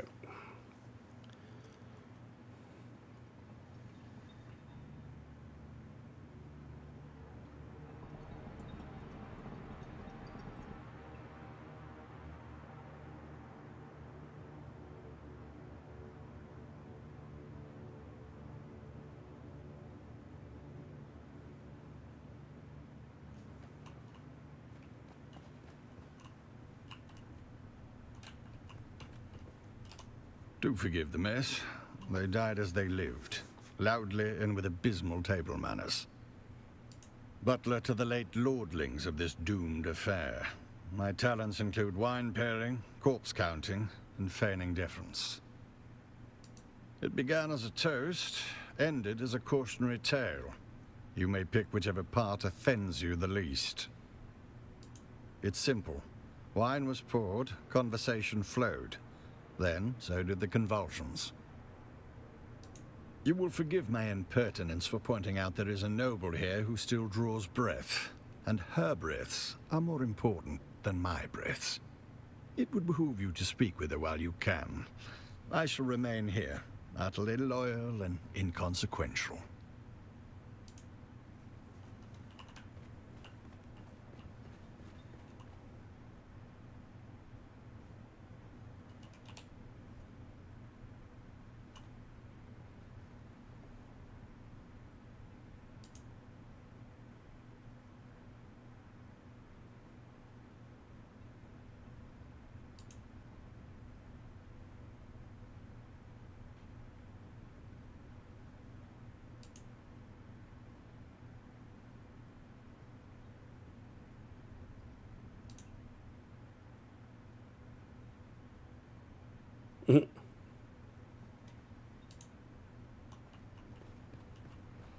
Okay.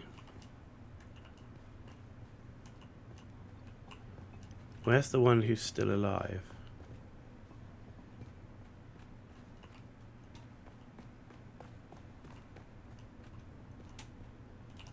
Oh, splendid. An audience. I was beginning to worry I'd die without one. Countess? Did you just address me as Countess?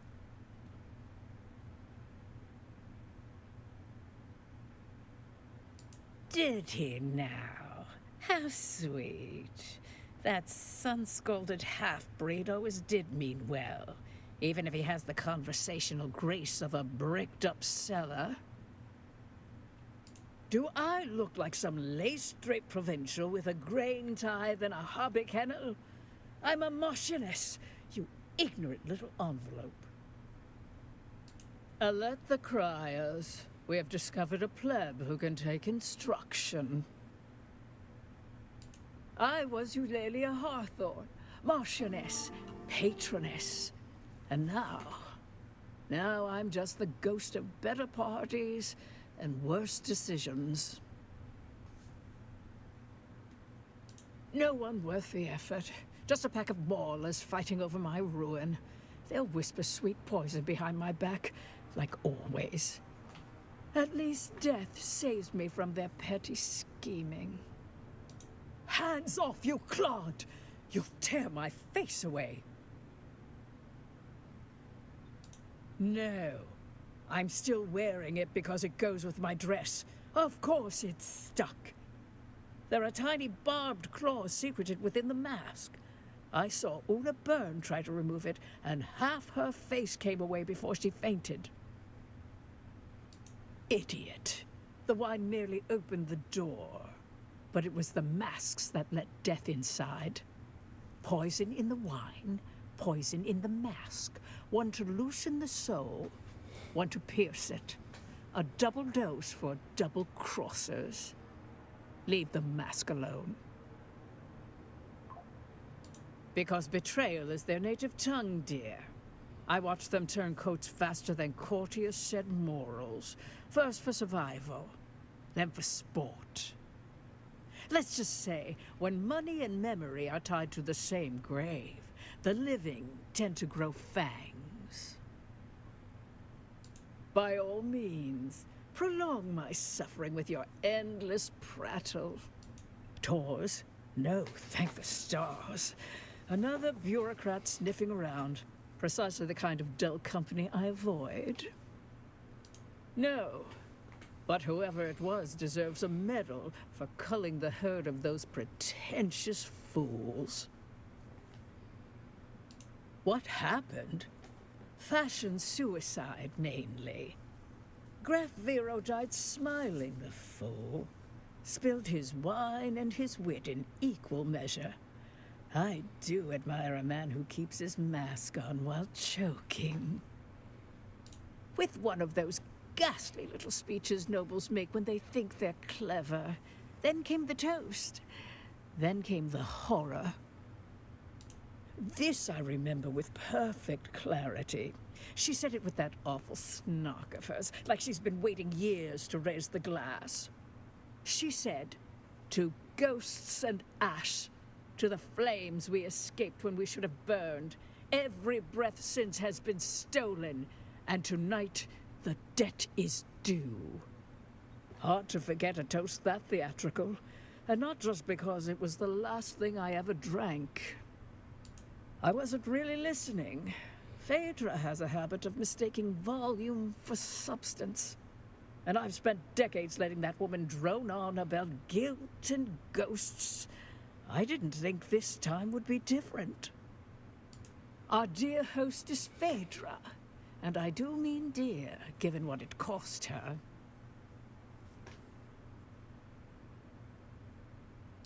Dead, did you say? But the Toastmaster strutted around with her voice and mask like she owned the place. Typical Phaedra. Can't even die without making herself the center of attention. Bitch. Graf Ansel Vero. A bloated tick in a borrowed title. He died as he lived. Loud, ridiculous, and surrounded by people pretending to like him. Blue. A coward's color. Fitting, really. He always did flee when anything required a spine. Or pats. Turns out my precious toxin modulator works. Slows the venom. Preserves the drama. I'll die last. Bloated with envy and resentment. Just how they'd want me. Oh, do not ruin this for me. I want to die with some shred of mystery, not flanked by bumbling concern. One last kindness, dear. My Mauler. Kill them all. They'll spend my death pawing through jewelry and gossiping in the kitchen if you don't. It's a tradition, you know. The servants die with the mistress. Mostly forgotten now, like manners and decency. But I rather like it. Please, kill the little wretches. Choke the life out of them before they sell my underthings for drink. By the time your little report makes its rounds, the rats will have nested in my wardrobe and auctioned my jewels to smugglers.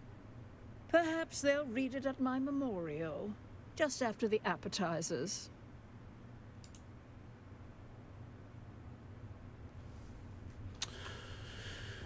Report back to Dude. Let's have it. No blood or teeth marks. Good. Consider yourself formally initiated into the losing end of noble etiquette. She talked to you, didn't she? That's more than most get. See, that's where you got it twisted. That woman's got venom for blood and a title where her heart should be. She talked because you annoyed her. Snapped her right out of that death spiral by reminding her just how much she hates lizard-browed provincials like us. Call it a success. You woke up the part of her brain still capable of sneering. The question is, did you learn anything? Nasty little surprise, isn't it? Thought I'd let you have the pleasure of that discovery on your own. What else? Well, that's a wrinkle. Did the old bird say what color mask he was wearing? Backward. So find the wine stain next to a blue mask and you found our graph. We can work backwards from there.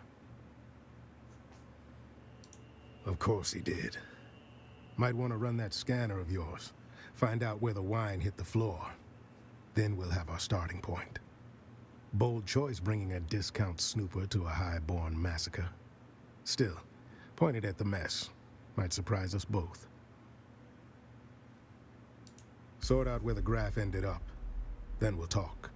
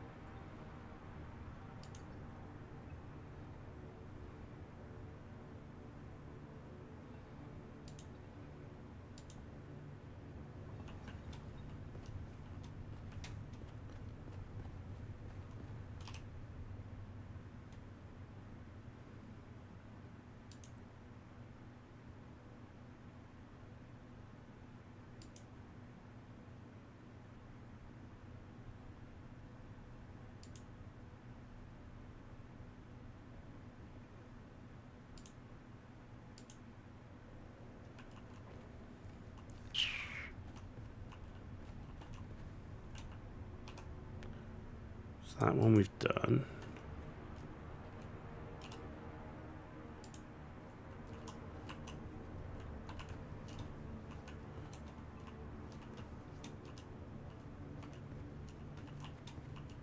That one we've done.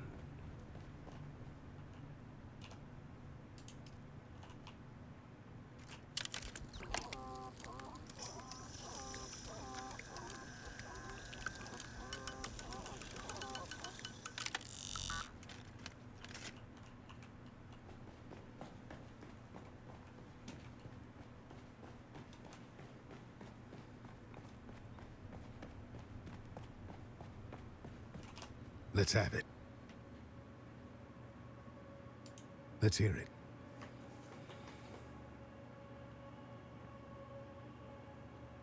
Oh, crap.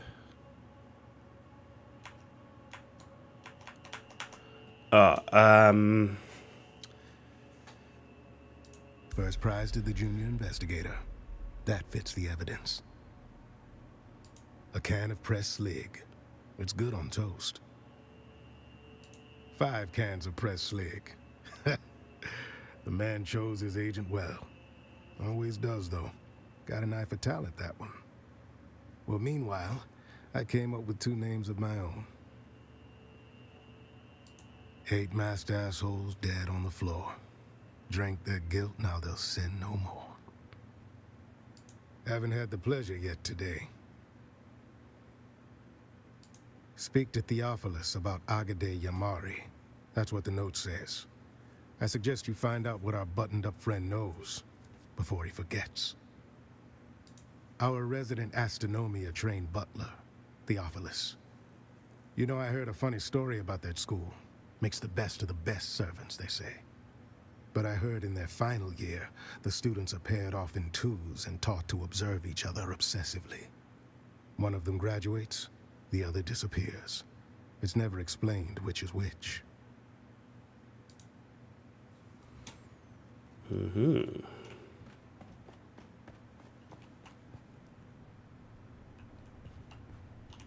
Oh joy, you've returned.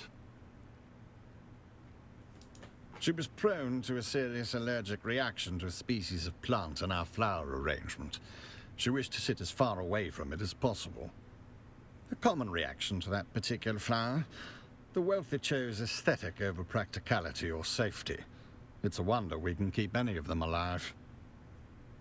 Alas, nothing pains me more than being unable to do your job for you. But I do not recall. I merely changed his seating arrangement prior to the gathering.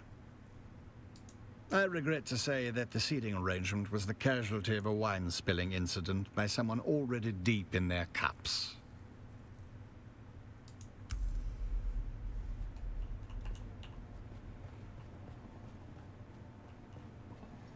Mm-hmm.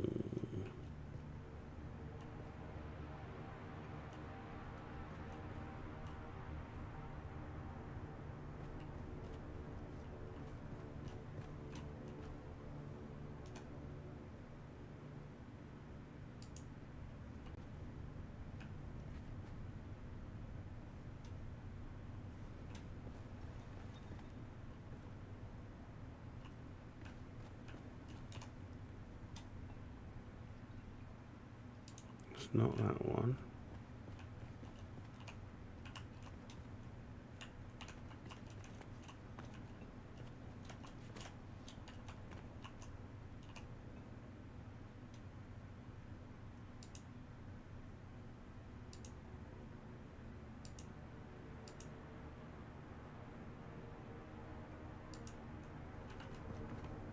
Where was the other one?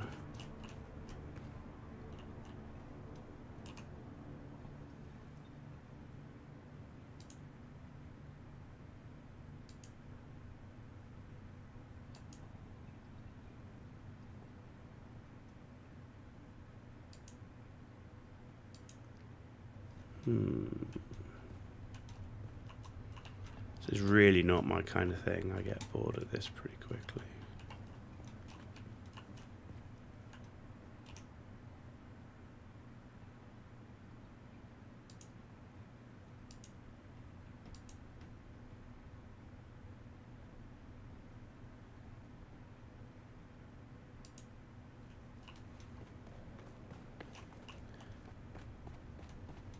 Where was the flowers?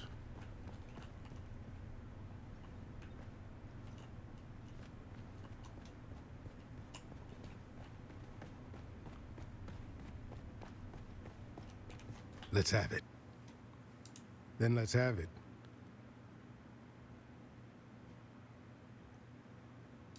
No, that's not right. Well, Let's then have she's it. got to be... Then let's have it. No. We just established that was the graph. Oh my god, literally, Let's have like, it. this is... Spit it out. No. Let's have it. Stuff like this just Then let's bores have it. crap out of me. No, that's not right. Think again. Well, those are the Let's only have it. fucking possibilities.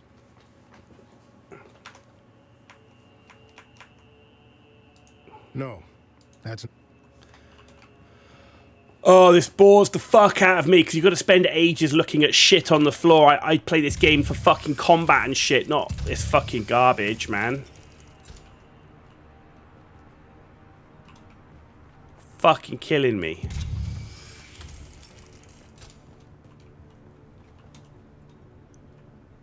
I've spoken to everyone, investigated everyone. That's a man. We've done that one.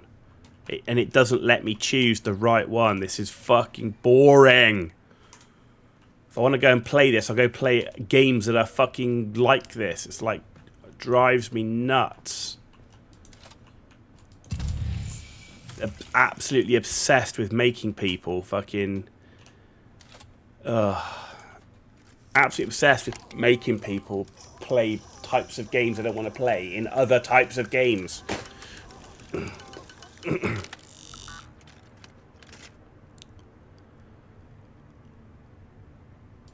spent all this time getting my gear that I don't ever get to use in this fucking story.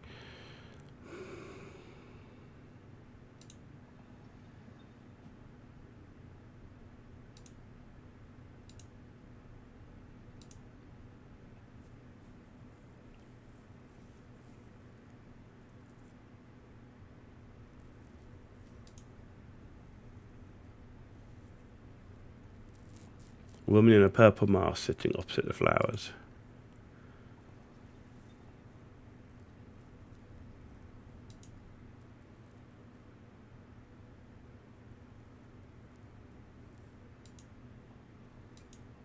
So it's got to be the woman in the purple mask then. Ugh.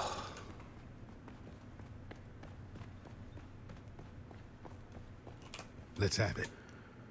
Then let's have it. I'd say it's more of a Zaffrey violet, but that seems to align with my conclusions. Good work. If you already know, why am I doing this? I figured out one more. That snooper thing of yours chirped like it knows something? Well done, friend. While you were nosing around, I confirmed that the caskets themselves were not poisoned. Meaning... That's exactly correct. Someone doctored the vino after it was delivered. Always nice when the killer's polite enough to attend their own massacre. Turns out the wine was arranged by a man named Ambrose Lucifera. Fancy name for a glorified errand boy. I had him dragged in. Now's the time to go poke holes in his story.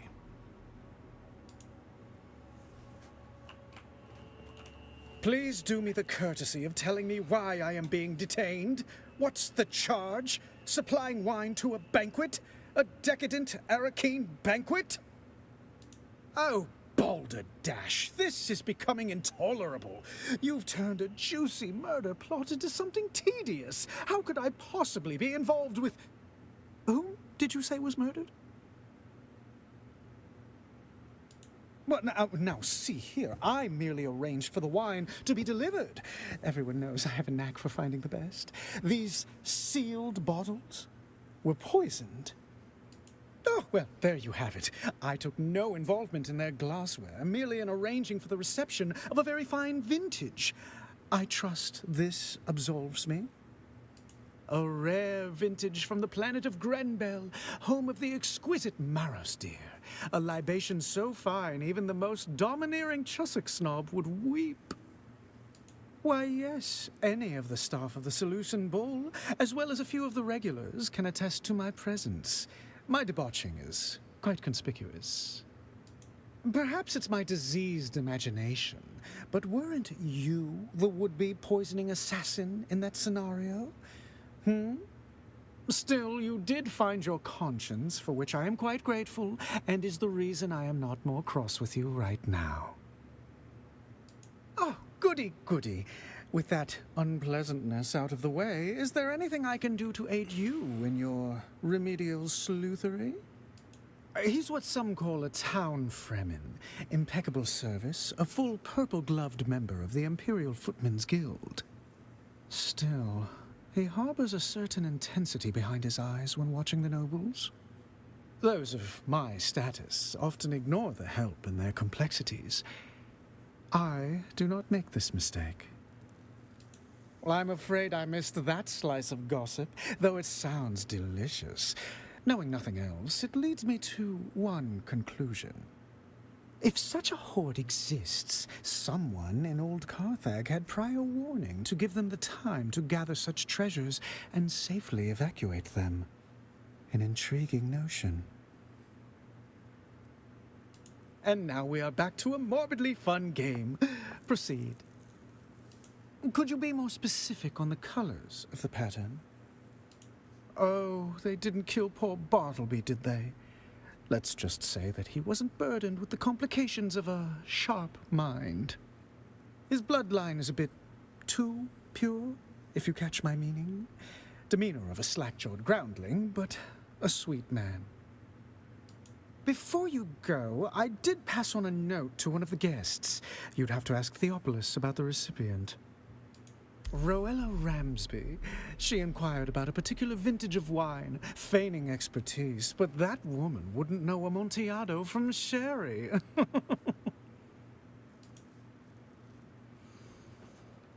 Okay. Right, before we go on, I need to take a quick break, and I will be right back.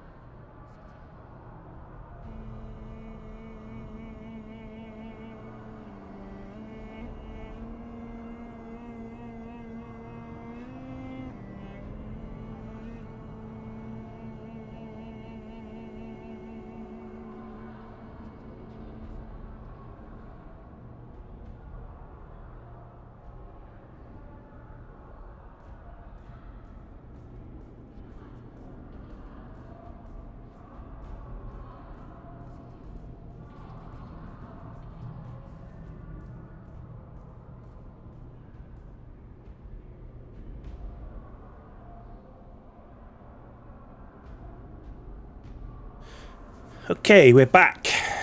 Family comes first. Had to go see speak to the family. Right.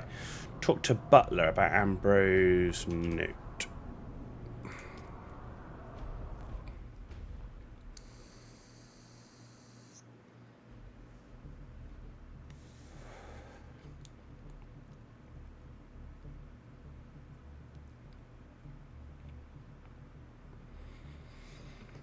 And then we're going 6 hours at the moment.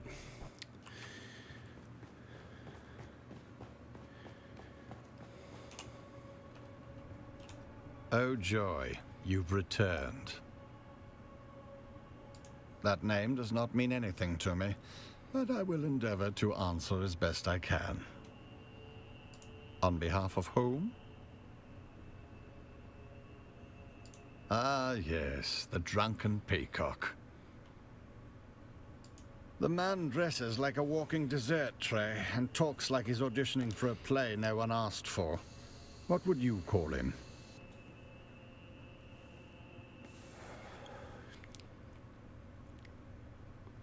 Now that you mention it, I did.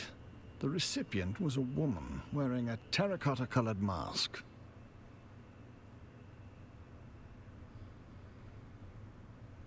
I serve drinks, not plot lines. I neither read it nor wept over it.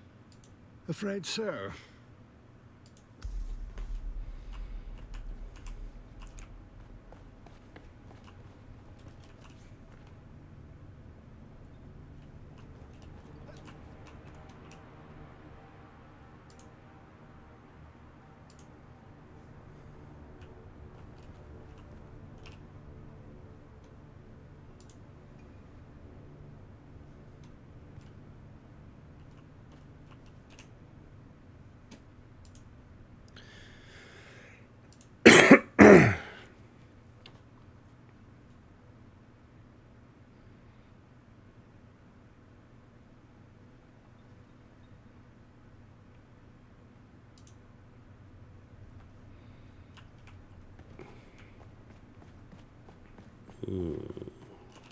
Let's have it.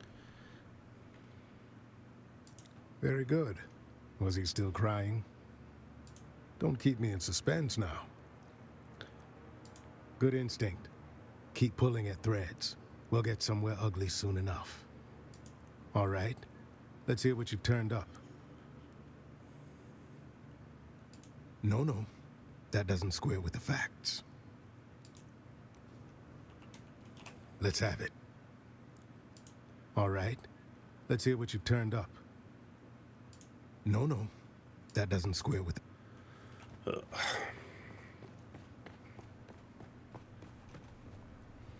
It kills me, man. Like, we've done that one. Where is...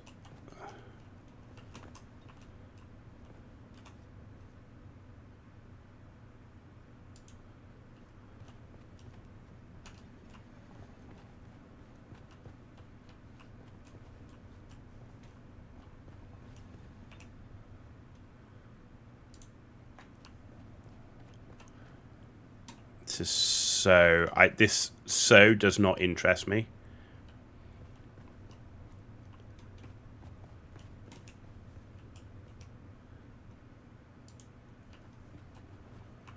Like, I hate running around like this, just bored out of my mind looking for garbage. Like, it really does not interest me at all.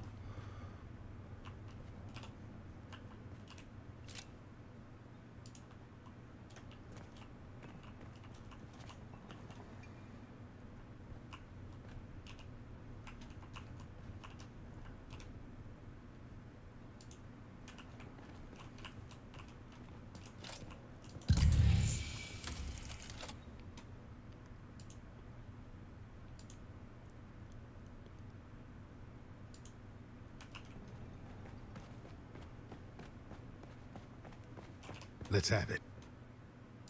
All right. Let's... No. That does... Oh my god, this is so fucking boring, man. Like, why wouldn't I just go and play a fucking mystery game if I wanted to do this shit? Fucking hell.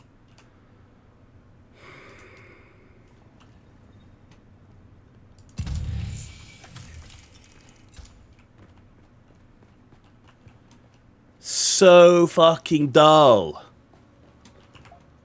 It's exactly why I play this game, right? Yeah, to go and spend my time doing this fucking garbage.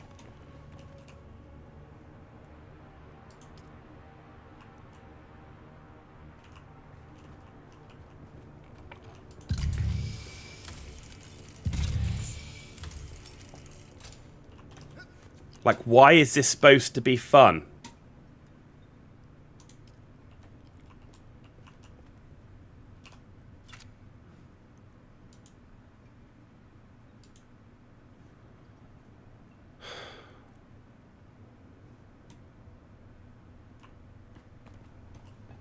This is so boring. Like, scanning and having to fucking do this shit. Like, this is so not fun. It is untrue. This is not why I got this game. This is not a fucking survival game. What I'm doing right now. This is the most boring shit ever for people that enjoy mystery fucking games, which I do not. Which is why I do not play them. You know, we've talked to every fucking cunt in the room.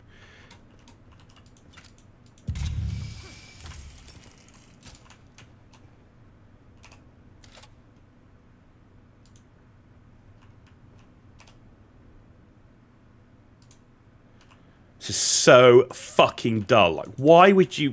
Oh, my God. Literally, it couldn't be so more boring.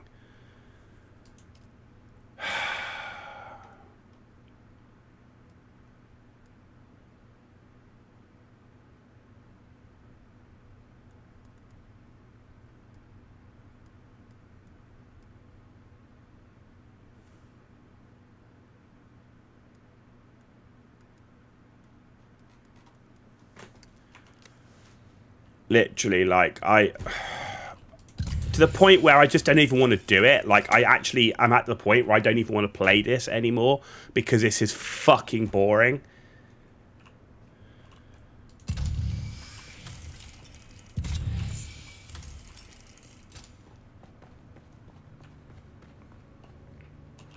Oh, joy. You've returned. Congratulations.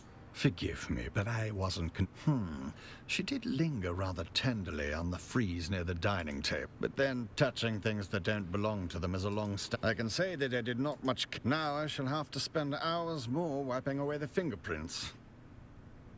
Oh, joy. You've returned. Ah. Just when the silence was beginning to... Well, I don't know the specific name attached. In any case, someone waved... Nothing else comes to mind. Nothing in this vast universe would please me more... I'm afraid I do not know of whom you speak. Nothing in this... Well, I was in the... I was checking on... Nothing in this pains me to point out. I was instructed to set the table and pour the wine for that. Congratulations. Forgive me. But then... I can say that it... Now I shall...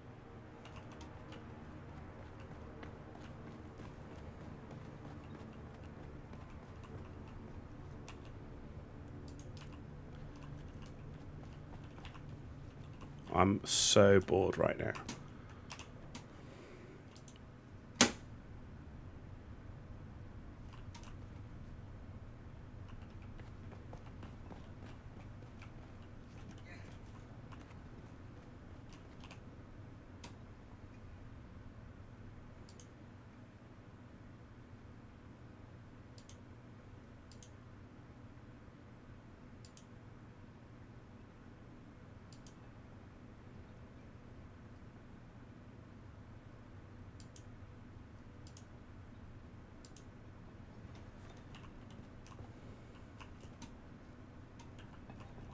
I am so fucking bored right now.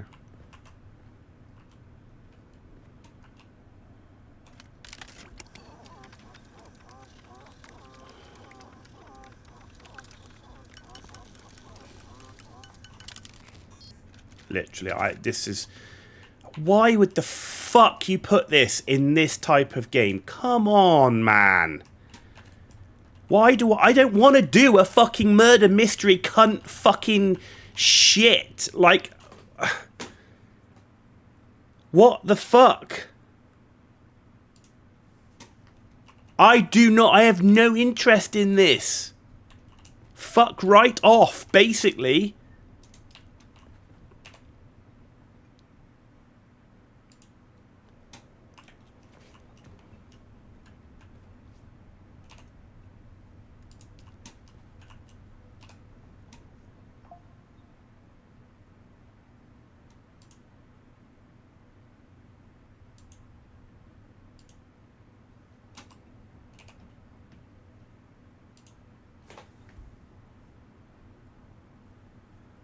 I'm literally at a point where I go like, oh look, why did you design this? Like, who did you design this for? Is this like the rest of your game where you can't decide, is this an MMO? Is it PvE? Is it PvP? Like, why would you think that the people that come and do a survival building combat fucking game want to spend their time dicking around with a shitty murder mystery with the worst fucking hints ever?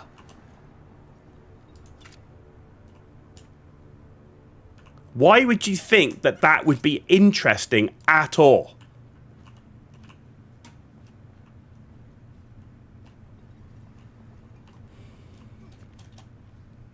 I'm literally at the end of my fucking point where I'm at a point where I go, do you know what? I want to turn this off because I'm fucking bored. Talk to Ambrosus if you give up anything. Damn if that doesn't sound like a lead. Did gods praise the Emperor? Then may I suggest you inspect our terracotta festoon nobles somewhere on the spectrum between... Let's have it. Let's have it. All right? Let's hear what you... Yes, that fits. Another off the list. Let's see here. If Ruella Ramsby was there, that means 2 masked assholes dead on the floor. Guess the toast hit harder than they bargained. Calm yourself. We'll get there soon enough. Got a bit. One of the remaining 2 guests is Lady Bianca Baghetti, a puffed-up hanger-on from a disgraced minor house. That means the last dead asshole is... Sub-Prefect Tors. No, I mean Tors is here. Good afternoon. There you are. This is so dull, man. Don't look so slack-jawed. Who else were you expecting? I was delayed. A pity. Perhaps I might have averted this unpleasantness. A grisly thought. One I've already entertained. They are no more my people than you are. I watch them as Fenring commands, though their antics hardly inspire admiration. What manifest? Carthag. There it is. Motive. The killer is eliminating the survivors of old Carthag one by one. Revenge, concealment, or the quiet removal of a dangerous truth that could unpick alliances from here to Kaitane. Indeed, and if you've a name for the hand that signed that order, now would be the time to share it. There it is. Motive, opportunity, and means. Our assassin isn't merely killing, they're closing the book on Carthag. Yes. And how do you suggest I handle this? What have you learned of their methods?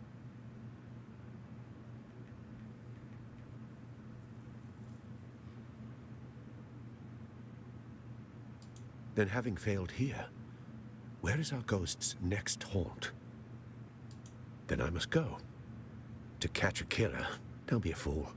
One sight of you and our ghost, as you call it, will vanish.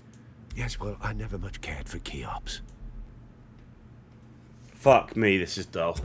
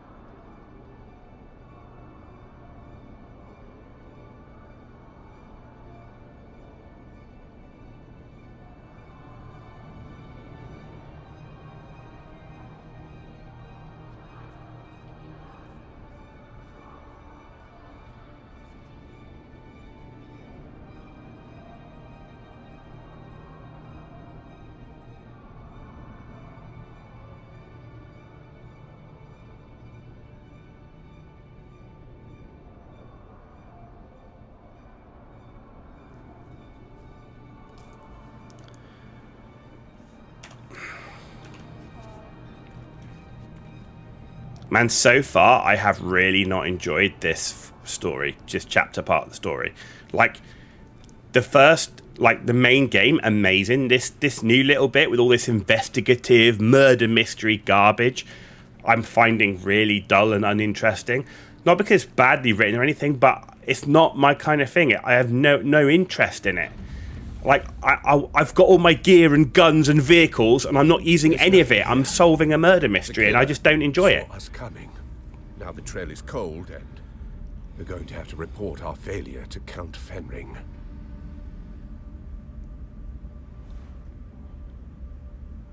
You've been an adequate assistant. I'll put it all in my report. You can leave now and report back to whoever it is you report to.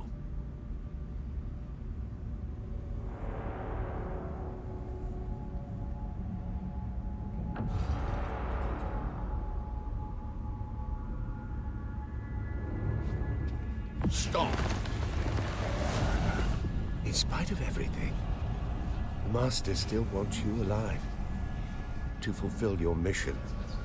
Find the Fremen. Wake the sleeper.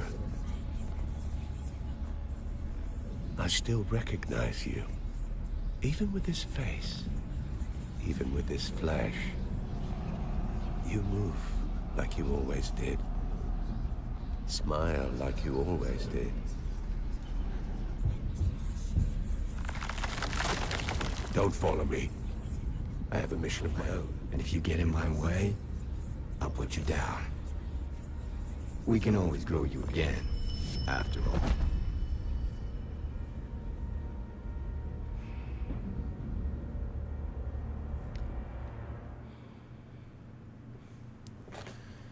Now I've got to fly all the way to Harco Village after all of that.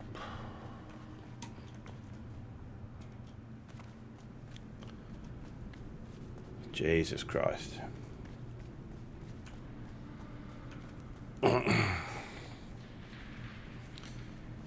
I really didn't enjoy this part of the game. Like, it's not... If I want to do murder mystery games, I'll go and do a murder mystery game. What I don't want to do is play a survival, open world, you know, PvP, shooter, looter, shooter, whatever you want to fucking call this game, of whatever it is these days, you know, because it's not an MMO, and spend all my time gathering gear and weapons and skills and everything else, and then spend hours in constant dialogues doing a murder mystery. That's just not what this game is. That's not why I play it. So why would I want to spend hours? I've just spent ages, like, doing this whole murder mystery shit, flying backwards and forwards, and I did one tiny little of combat going into the Sandfly base. Really?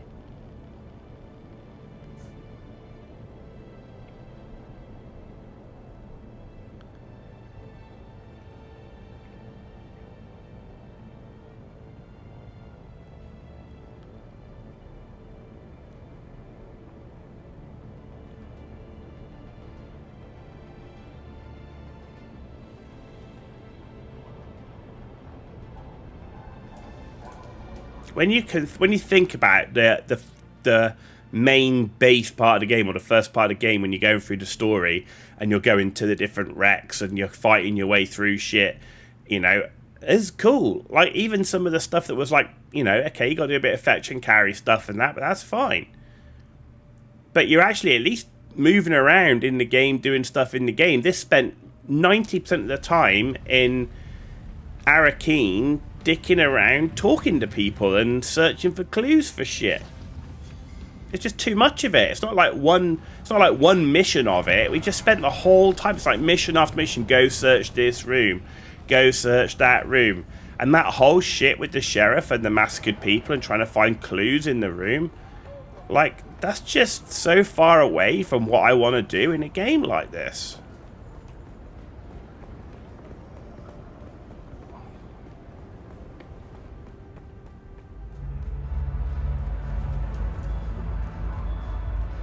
It's like so many games now. It's like, how many genres can we throw into this one game type? Can't we just play the game we want to fucking play?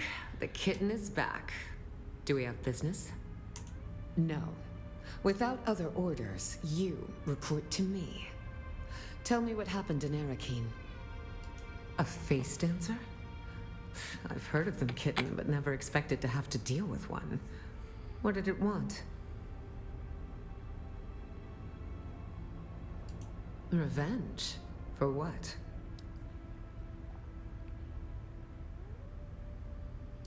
Perhaps, kitten. The destruction of old Carthag was a catalyst for many changes on Arrakis. Who knows what sparked it? But come now. I've heard nothing of a captured face dancer in Arakeen. So I assume the creature is dead. I see. So one of the Count's best men is dead, and the killer has escaped. I like you, kitten, but this is a failure. The Count will not be pleased. I will pull my network and try to find out where this creature went. I will confer with our employer and contact you when I have more information. Finally. I've been trying to find a moment to contact you, but Mother is relentless. Luckily, she's distracted by a social event, so I can get out of the palace for a few hours. Can you meet me at the Seleucid Bowl in Arakeen? Same table as last time. And you see what I mean? This is just classic of like how garbage this is getting when it's like, hey, fly all the way to Harko Village and just so you can talk to Alara Tuak for like 5 seconds. Now, can you fly all the way back to Arakeen, just where you came from, so you can talk to Aristide for 5 seconds? Are you fucking kidding me or what?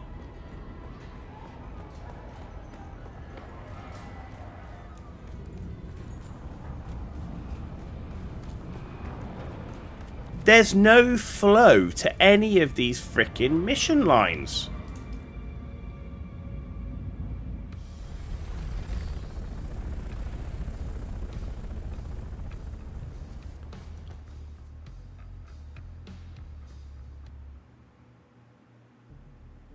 I've spent longer in loading screens going in and out of the world map and the bloody places than I have actually doing interesting shit.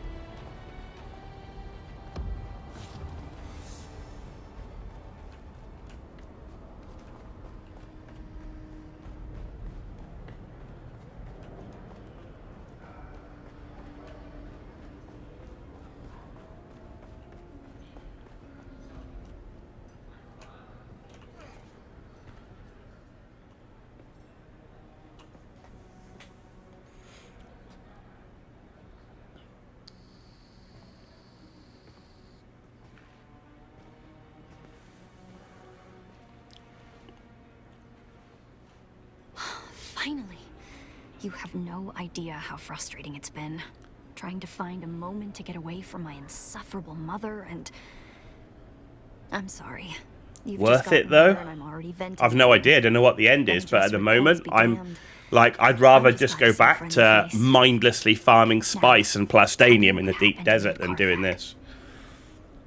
I haven't really enjoyed this part of the story. Like, the ending of the main game and that whole story playthrough, freaking wicked.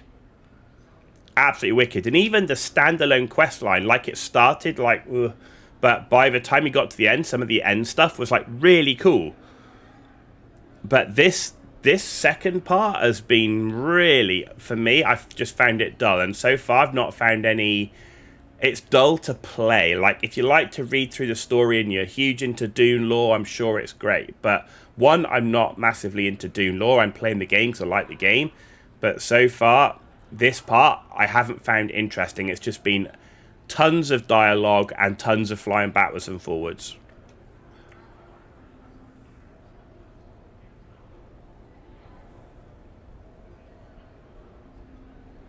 Shh. I should have warned you. Father has tightened up security since our mutual friend was spotted here last. Don't mention him. Don't say his name. Either of them. Thufir Hawat has eyes and ears everywhere.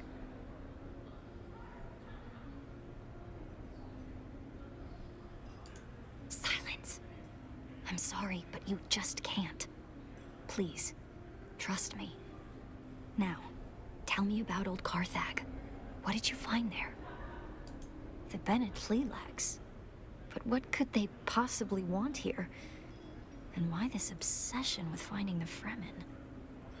And that recording we decoded, the sleeper. Why would the Bennett Flealags send you after him?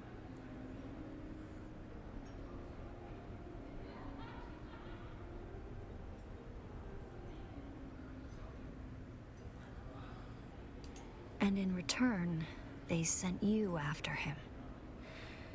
That might be the case, but it doesn't help much, does it?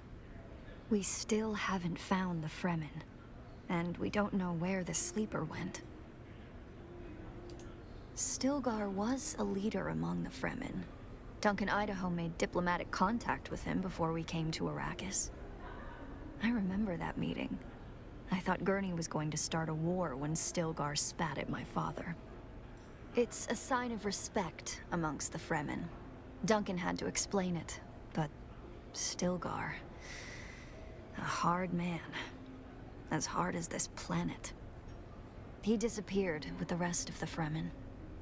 If he is alive, I wouldn't even know where to start. I've always felt there was something special about you. But what about you? Does it bother you?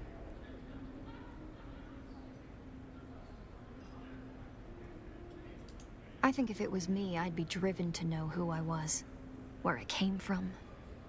It shapes who we are, even unconsciously. I could have ended this war. The reality is that I am in no position to judge anybody. Do you remember the last time we met here? And I saw somebody at the bar? His name is Fade Rotha, the Gnaw Baron of House Harkonnen. My betrothed. All I have to do is accept it. Marry the dashing nobleman. And all of this strife can end. My mother wants it. My father, well, he will accept it. But I can't. I can't bring myself to do it. And it isn't because of Fade Rotha at all. He's actually very charming, in spite of what he did to that bull. It's because I want to choose. So believe me when I say that I would never judge you because of who or what you were. I could end this war tomorrow, and I won't do it. That's who I am. And perhaps there is a way to figure out who you were. I have an idea, but no, it's probably too dangerous. This won't be like exploring dusty sieges or labs full of abominations. This will be going up against Mother. So much worse. With luck, she'll never know. If I can sneak you into the archives beneath the residency, we can search for your bloodline. That's not to give too many details. We're being watched, remember? Bring this token to Liane. She's one of the guards on the barricade outside the residency. She'll bring you inside, and I'll find you there.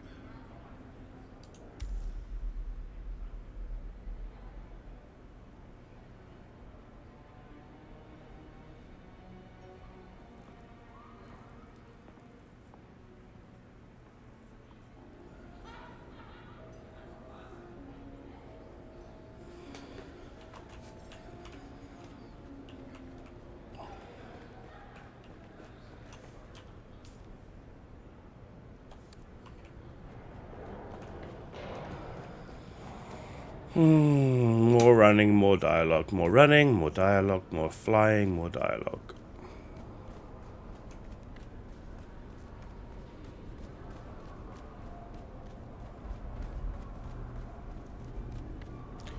Just want to play the game.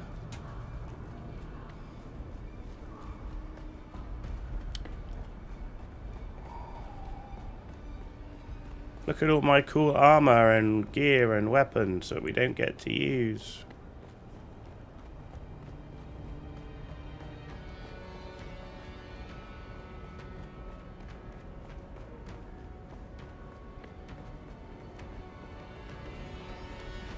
Definitely feels like, in a way, this chapter, or whatever it's supposed to be, this additional thing is Have you come to gawk at the an easy way of adding more content without actually adding game content.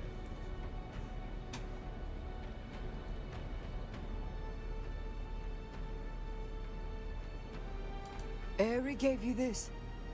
You? Oh, look, never mind. She told me to bring you inside. And to make sure her mother didn't find out. But before we go, let me tell you a few things. I'll be taking all your weapons and your clothes. Don't be alarmed. I have a servant's outfit for you to wear. You'll blend right in. Are you awesome. ready? So now we can take off. We can even just get rid of all our gear. We don't get to use it anyway, so what difference does it make?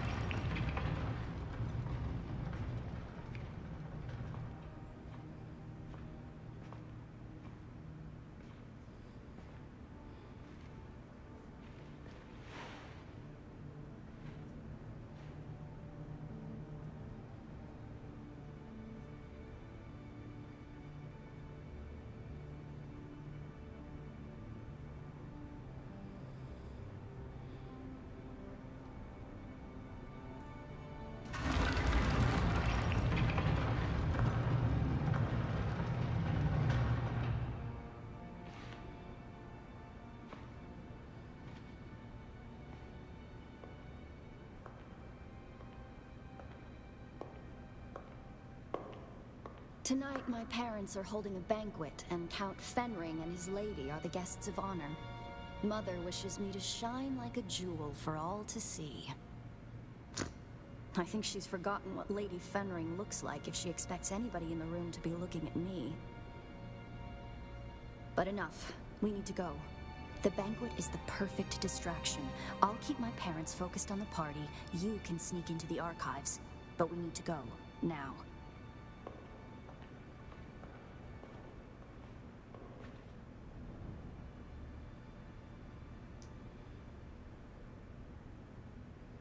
Just a moment.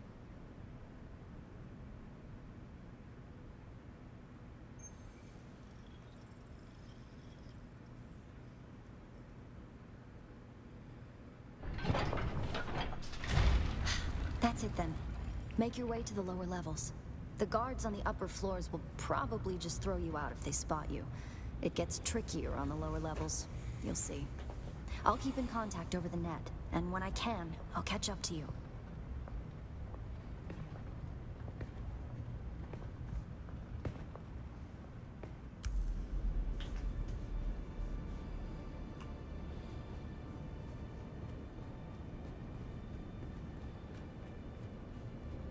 You need to stay out of sight. The troopers in the upper archives are good people. Don't hurt them. Get to the lower archives as quickly and quietly as you can. A lot of memories down here. 10,000 years of recorded Arakeen history. Mother made me spend hours down here studying. I used to carve answers into the tables to help me pass her tests. The letters I carved into those tables. Pay attention. The Bene Gesserit have an archive of their own, buried in the lowest levels. The symbols I used to carve are the order of the test.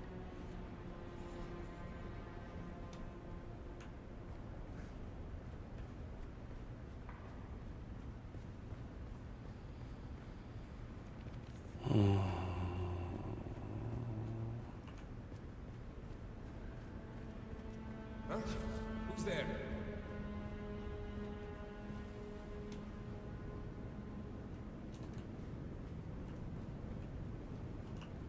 Wish me luck. I'm about to start mingling with the guests.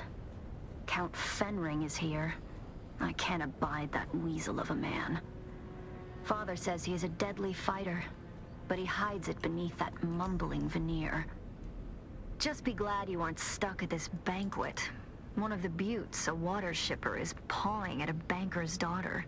This could end in a duel if it escalates.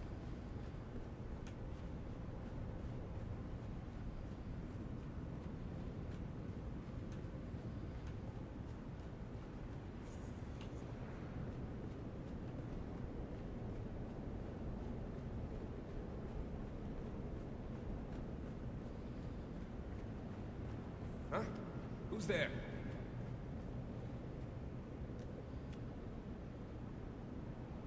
You have no business here. Oh my god, not another one of these fucking boring stealth. Oh my. Where is the fucking game that we played for fucking 100 hours of doing shit, and now I've got to do some fucking Splinter Cell garbage now?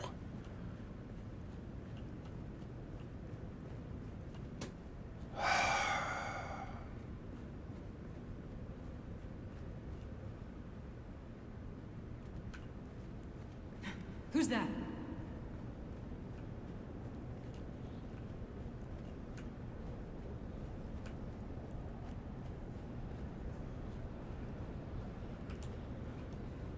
Identify yourself.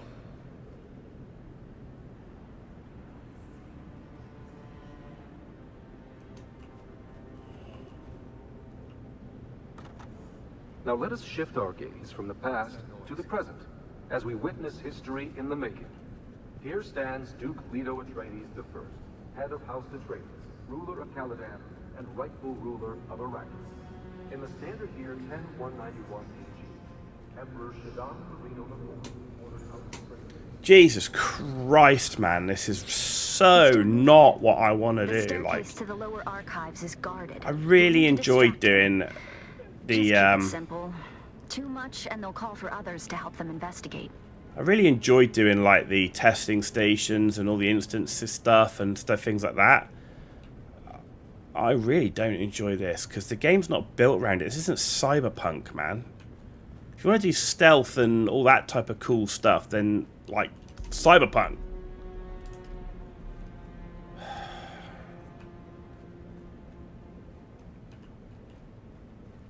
Now where?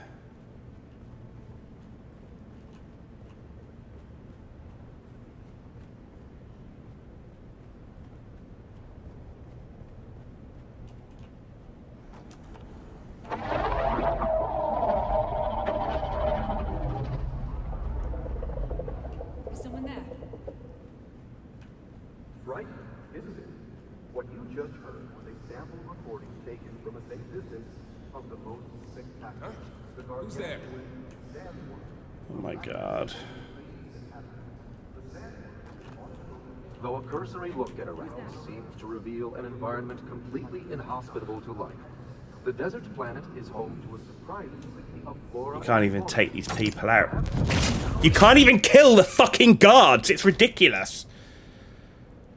This type of shit's so fucking boring though, man. Like, why do I want to do this?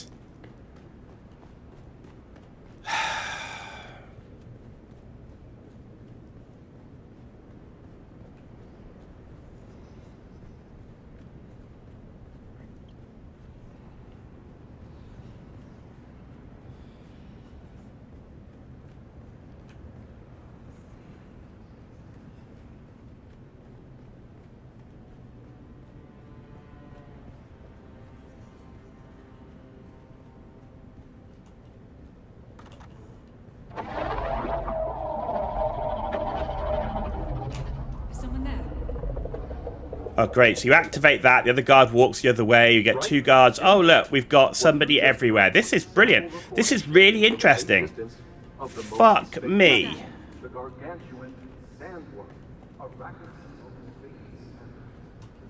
So fucking shit, man.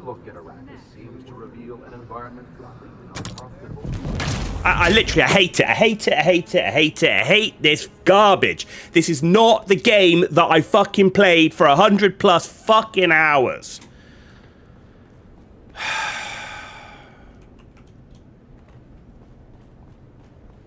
I have no interest in this. Why do we have to have 1,000 fucking genres? Where's the fucking looting, shooting, survival, fucking base building fucking game?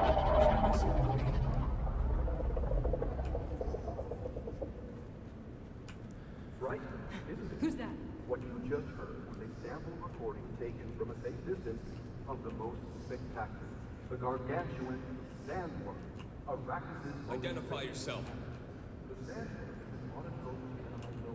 You know, let's activate these two fucking things, but let's have this cunt guard right here so that as soon as you do anything, she spots you through there. Distract the guards my fucking ass. And now he's back.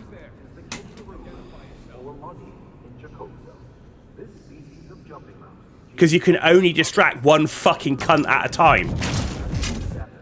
I hate, literally, why the fuck would they fucking do this? This is so fucking boring, man. All of this to complete some shitty fucking story. All I've been doing now for fucking hours is garbage like this. No combat, no flying, no vehicles, nothing. Walking simulator with murder mystery garbage.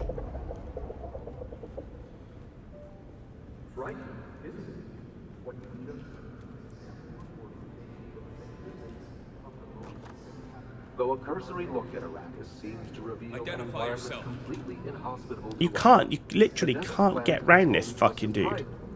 Someone there? They report perhaps the most emblematic context of unlike tenacity of life. These is the kangaroo were once worshipped in Jacosa. He doesn't go off to look at the thing. I can't kill him. Is a member of the rodent family and specially adapted to not only survive but thrive on Arrakis. This little creature lives in sandy desert ecosystems, foraging seeds and vegetation where they can find it.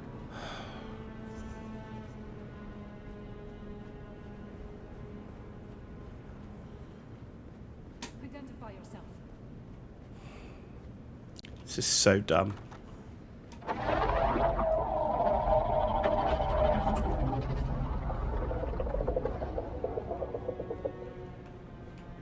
Frightening, isn't it? What you just heard was a sample recording taken from a safe distance of the most spectacular, the gargantuan. This is so dumb. Arrakis' most famous inhabitant. The sandworm is an autotrophic. I know, let's have a real good stealth system without proper fucking stealth systems. Let's not be able to kill any of the fucking people. Let's not be able to fucking have anything that is even remotely intuitive at all. Hospitable to life. The desert planet is home to a surprising array of flora and fauna. Total unintuitive garbage. Tenacity of life is the kangaroo mouse, or Magi in Jacosa. This species of jumping mouse. Look, you activate that one, he fucks off. Right? You activate this one, he doesn't fuck off. You just walk backwards and forwards activating this shit.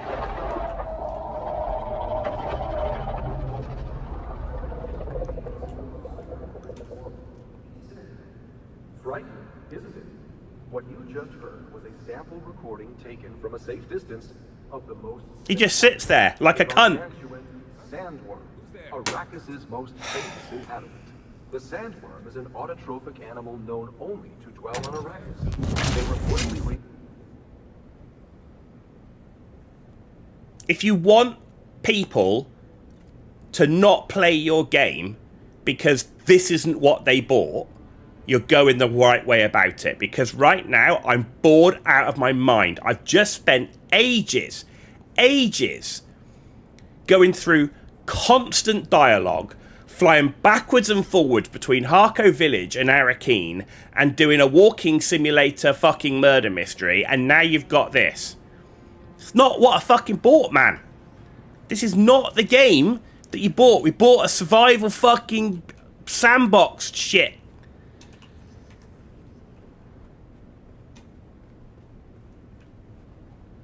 I hate this so much. I find it so boring.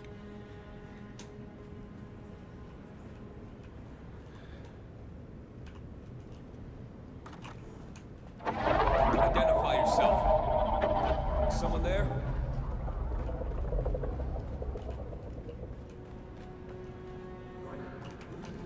Though a cursory look at Arrakis seems to reveal an environment completely inhospitable to life, the desert planet is home to a surprising array of flora and fauna. Perhaps the most emblematic is an autotrophic animal known only to dwell on Arrakis. Identify yourself.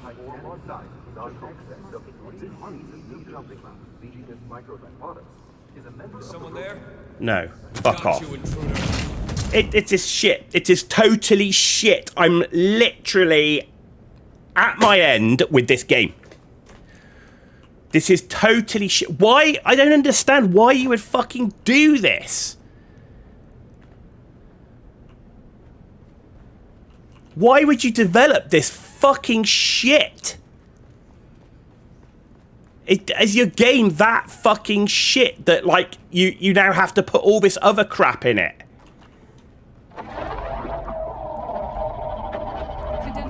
I'm literally...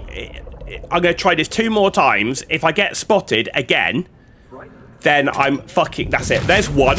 One more time, and I'm fucking done. That's it. Stream ended. Fucking game. I'm not playing this shit today. Literally not playing this shit today. And I probably won't even bother to finish the fucking storyline because you're making it so fucking difficult, so fucking uninteresting for me to play it that I don't want to waste my time with it, and I will go and play a game that I find fucking interesting.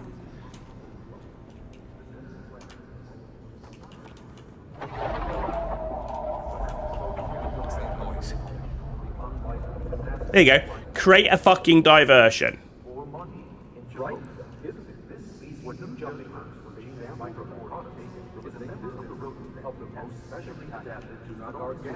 Fuck me, this is ridiculous. And look, he didn't go anywhere.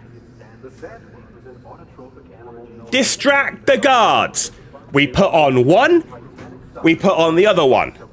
And only one of the guards moves.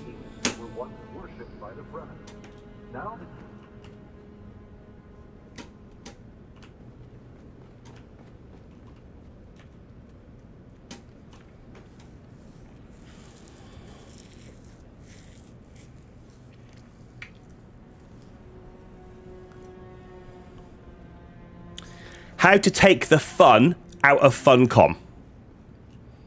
Design fucking retarded missions. That's it. I'm done. I'm done. I'm over it. I'm literally this is so this whole chapter, this whole fucking thing. Where is it? I can't even fucking do it. I can't even bring it up. This is because it's fuck. This whole fucking chapter 2 thing has been fucking dull. If this is their story content improvement, like, you know, enhancement or add-on or whatever, then I don't want to play it. because I have to spend my whole time not doing the whole things I spent time doing in the game, which is building the base, getting gear, mining shit, doing shit. I use none of it. It's walking simulator fucking 101 murder mystery garbage, and now stealth simulator garbage that doesn't fucking work like a normal stealth simulator. I've played Cyberpunk, and that works fucking brilliantly on stuff like this. This is fucking shit. Who's that?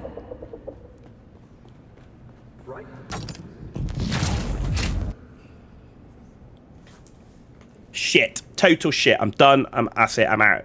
I'm out. Fuck this game. Gonna go play Path of Exile 2, because at least that's half fucking decent.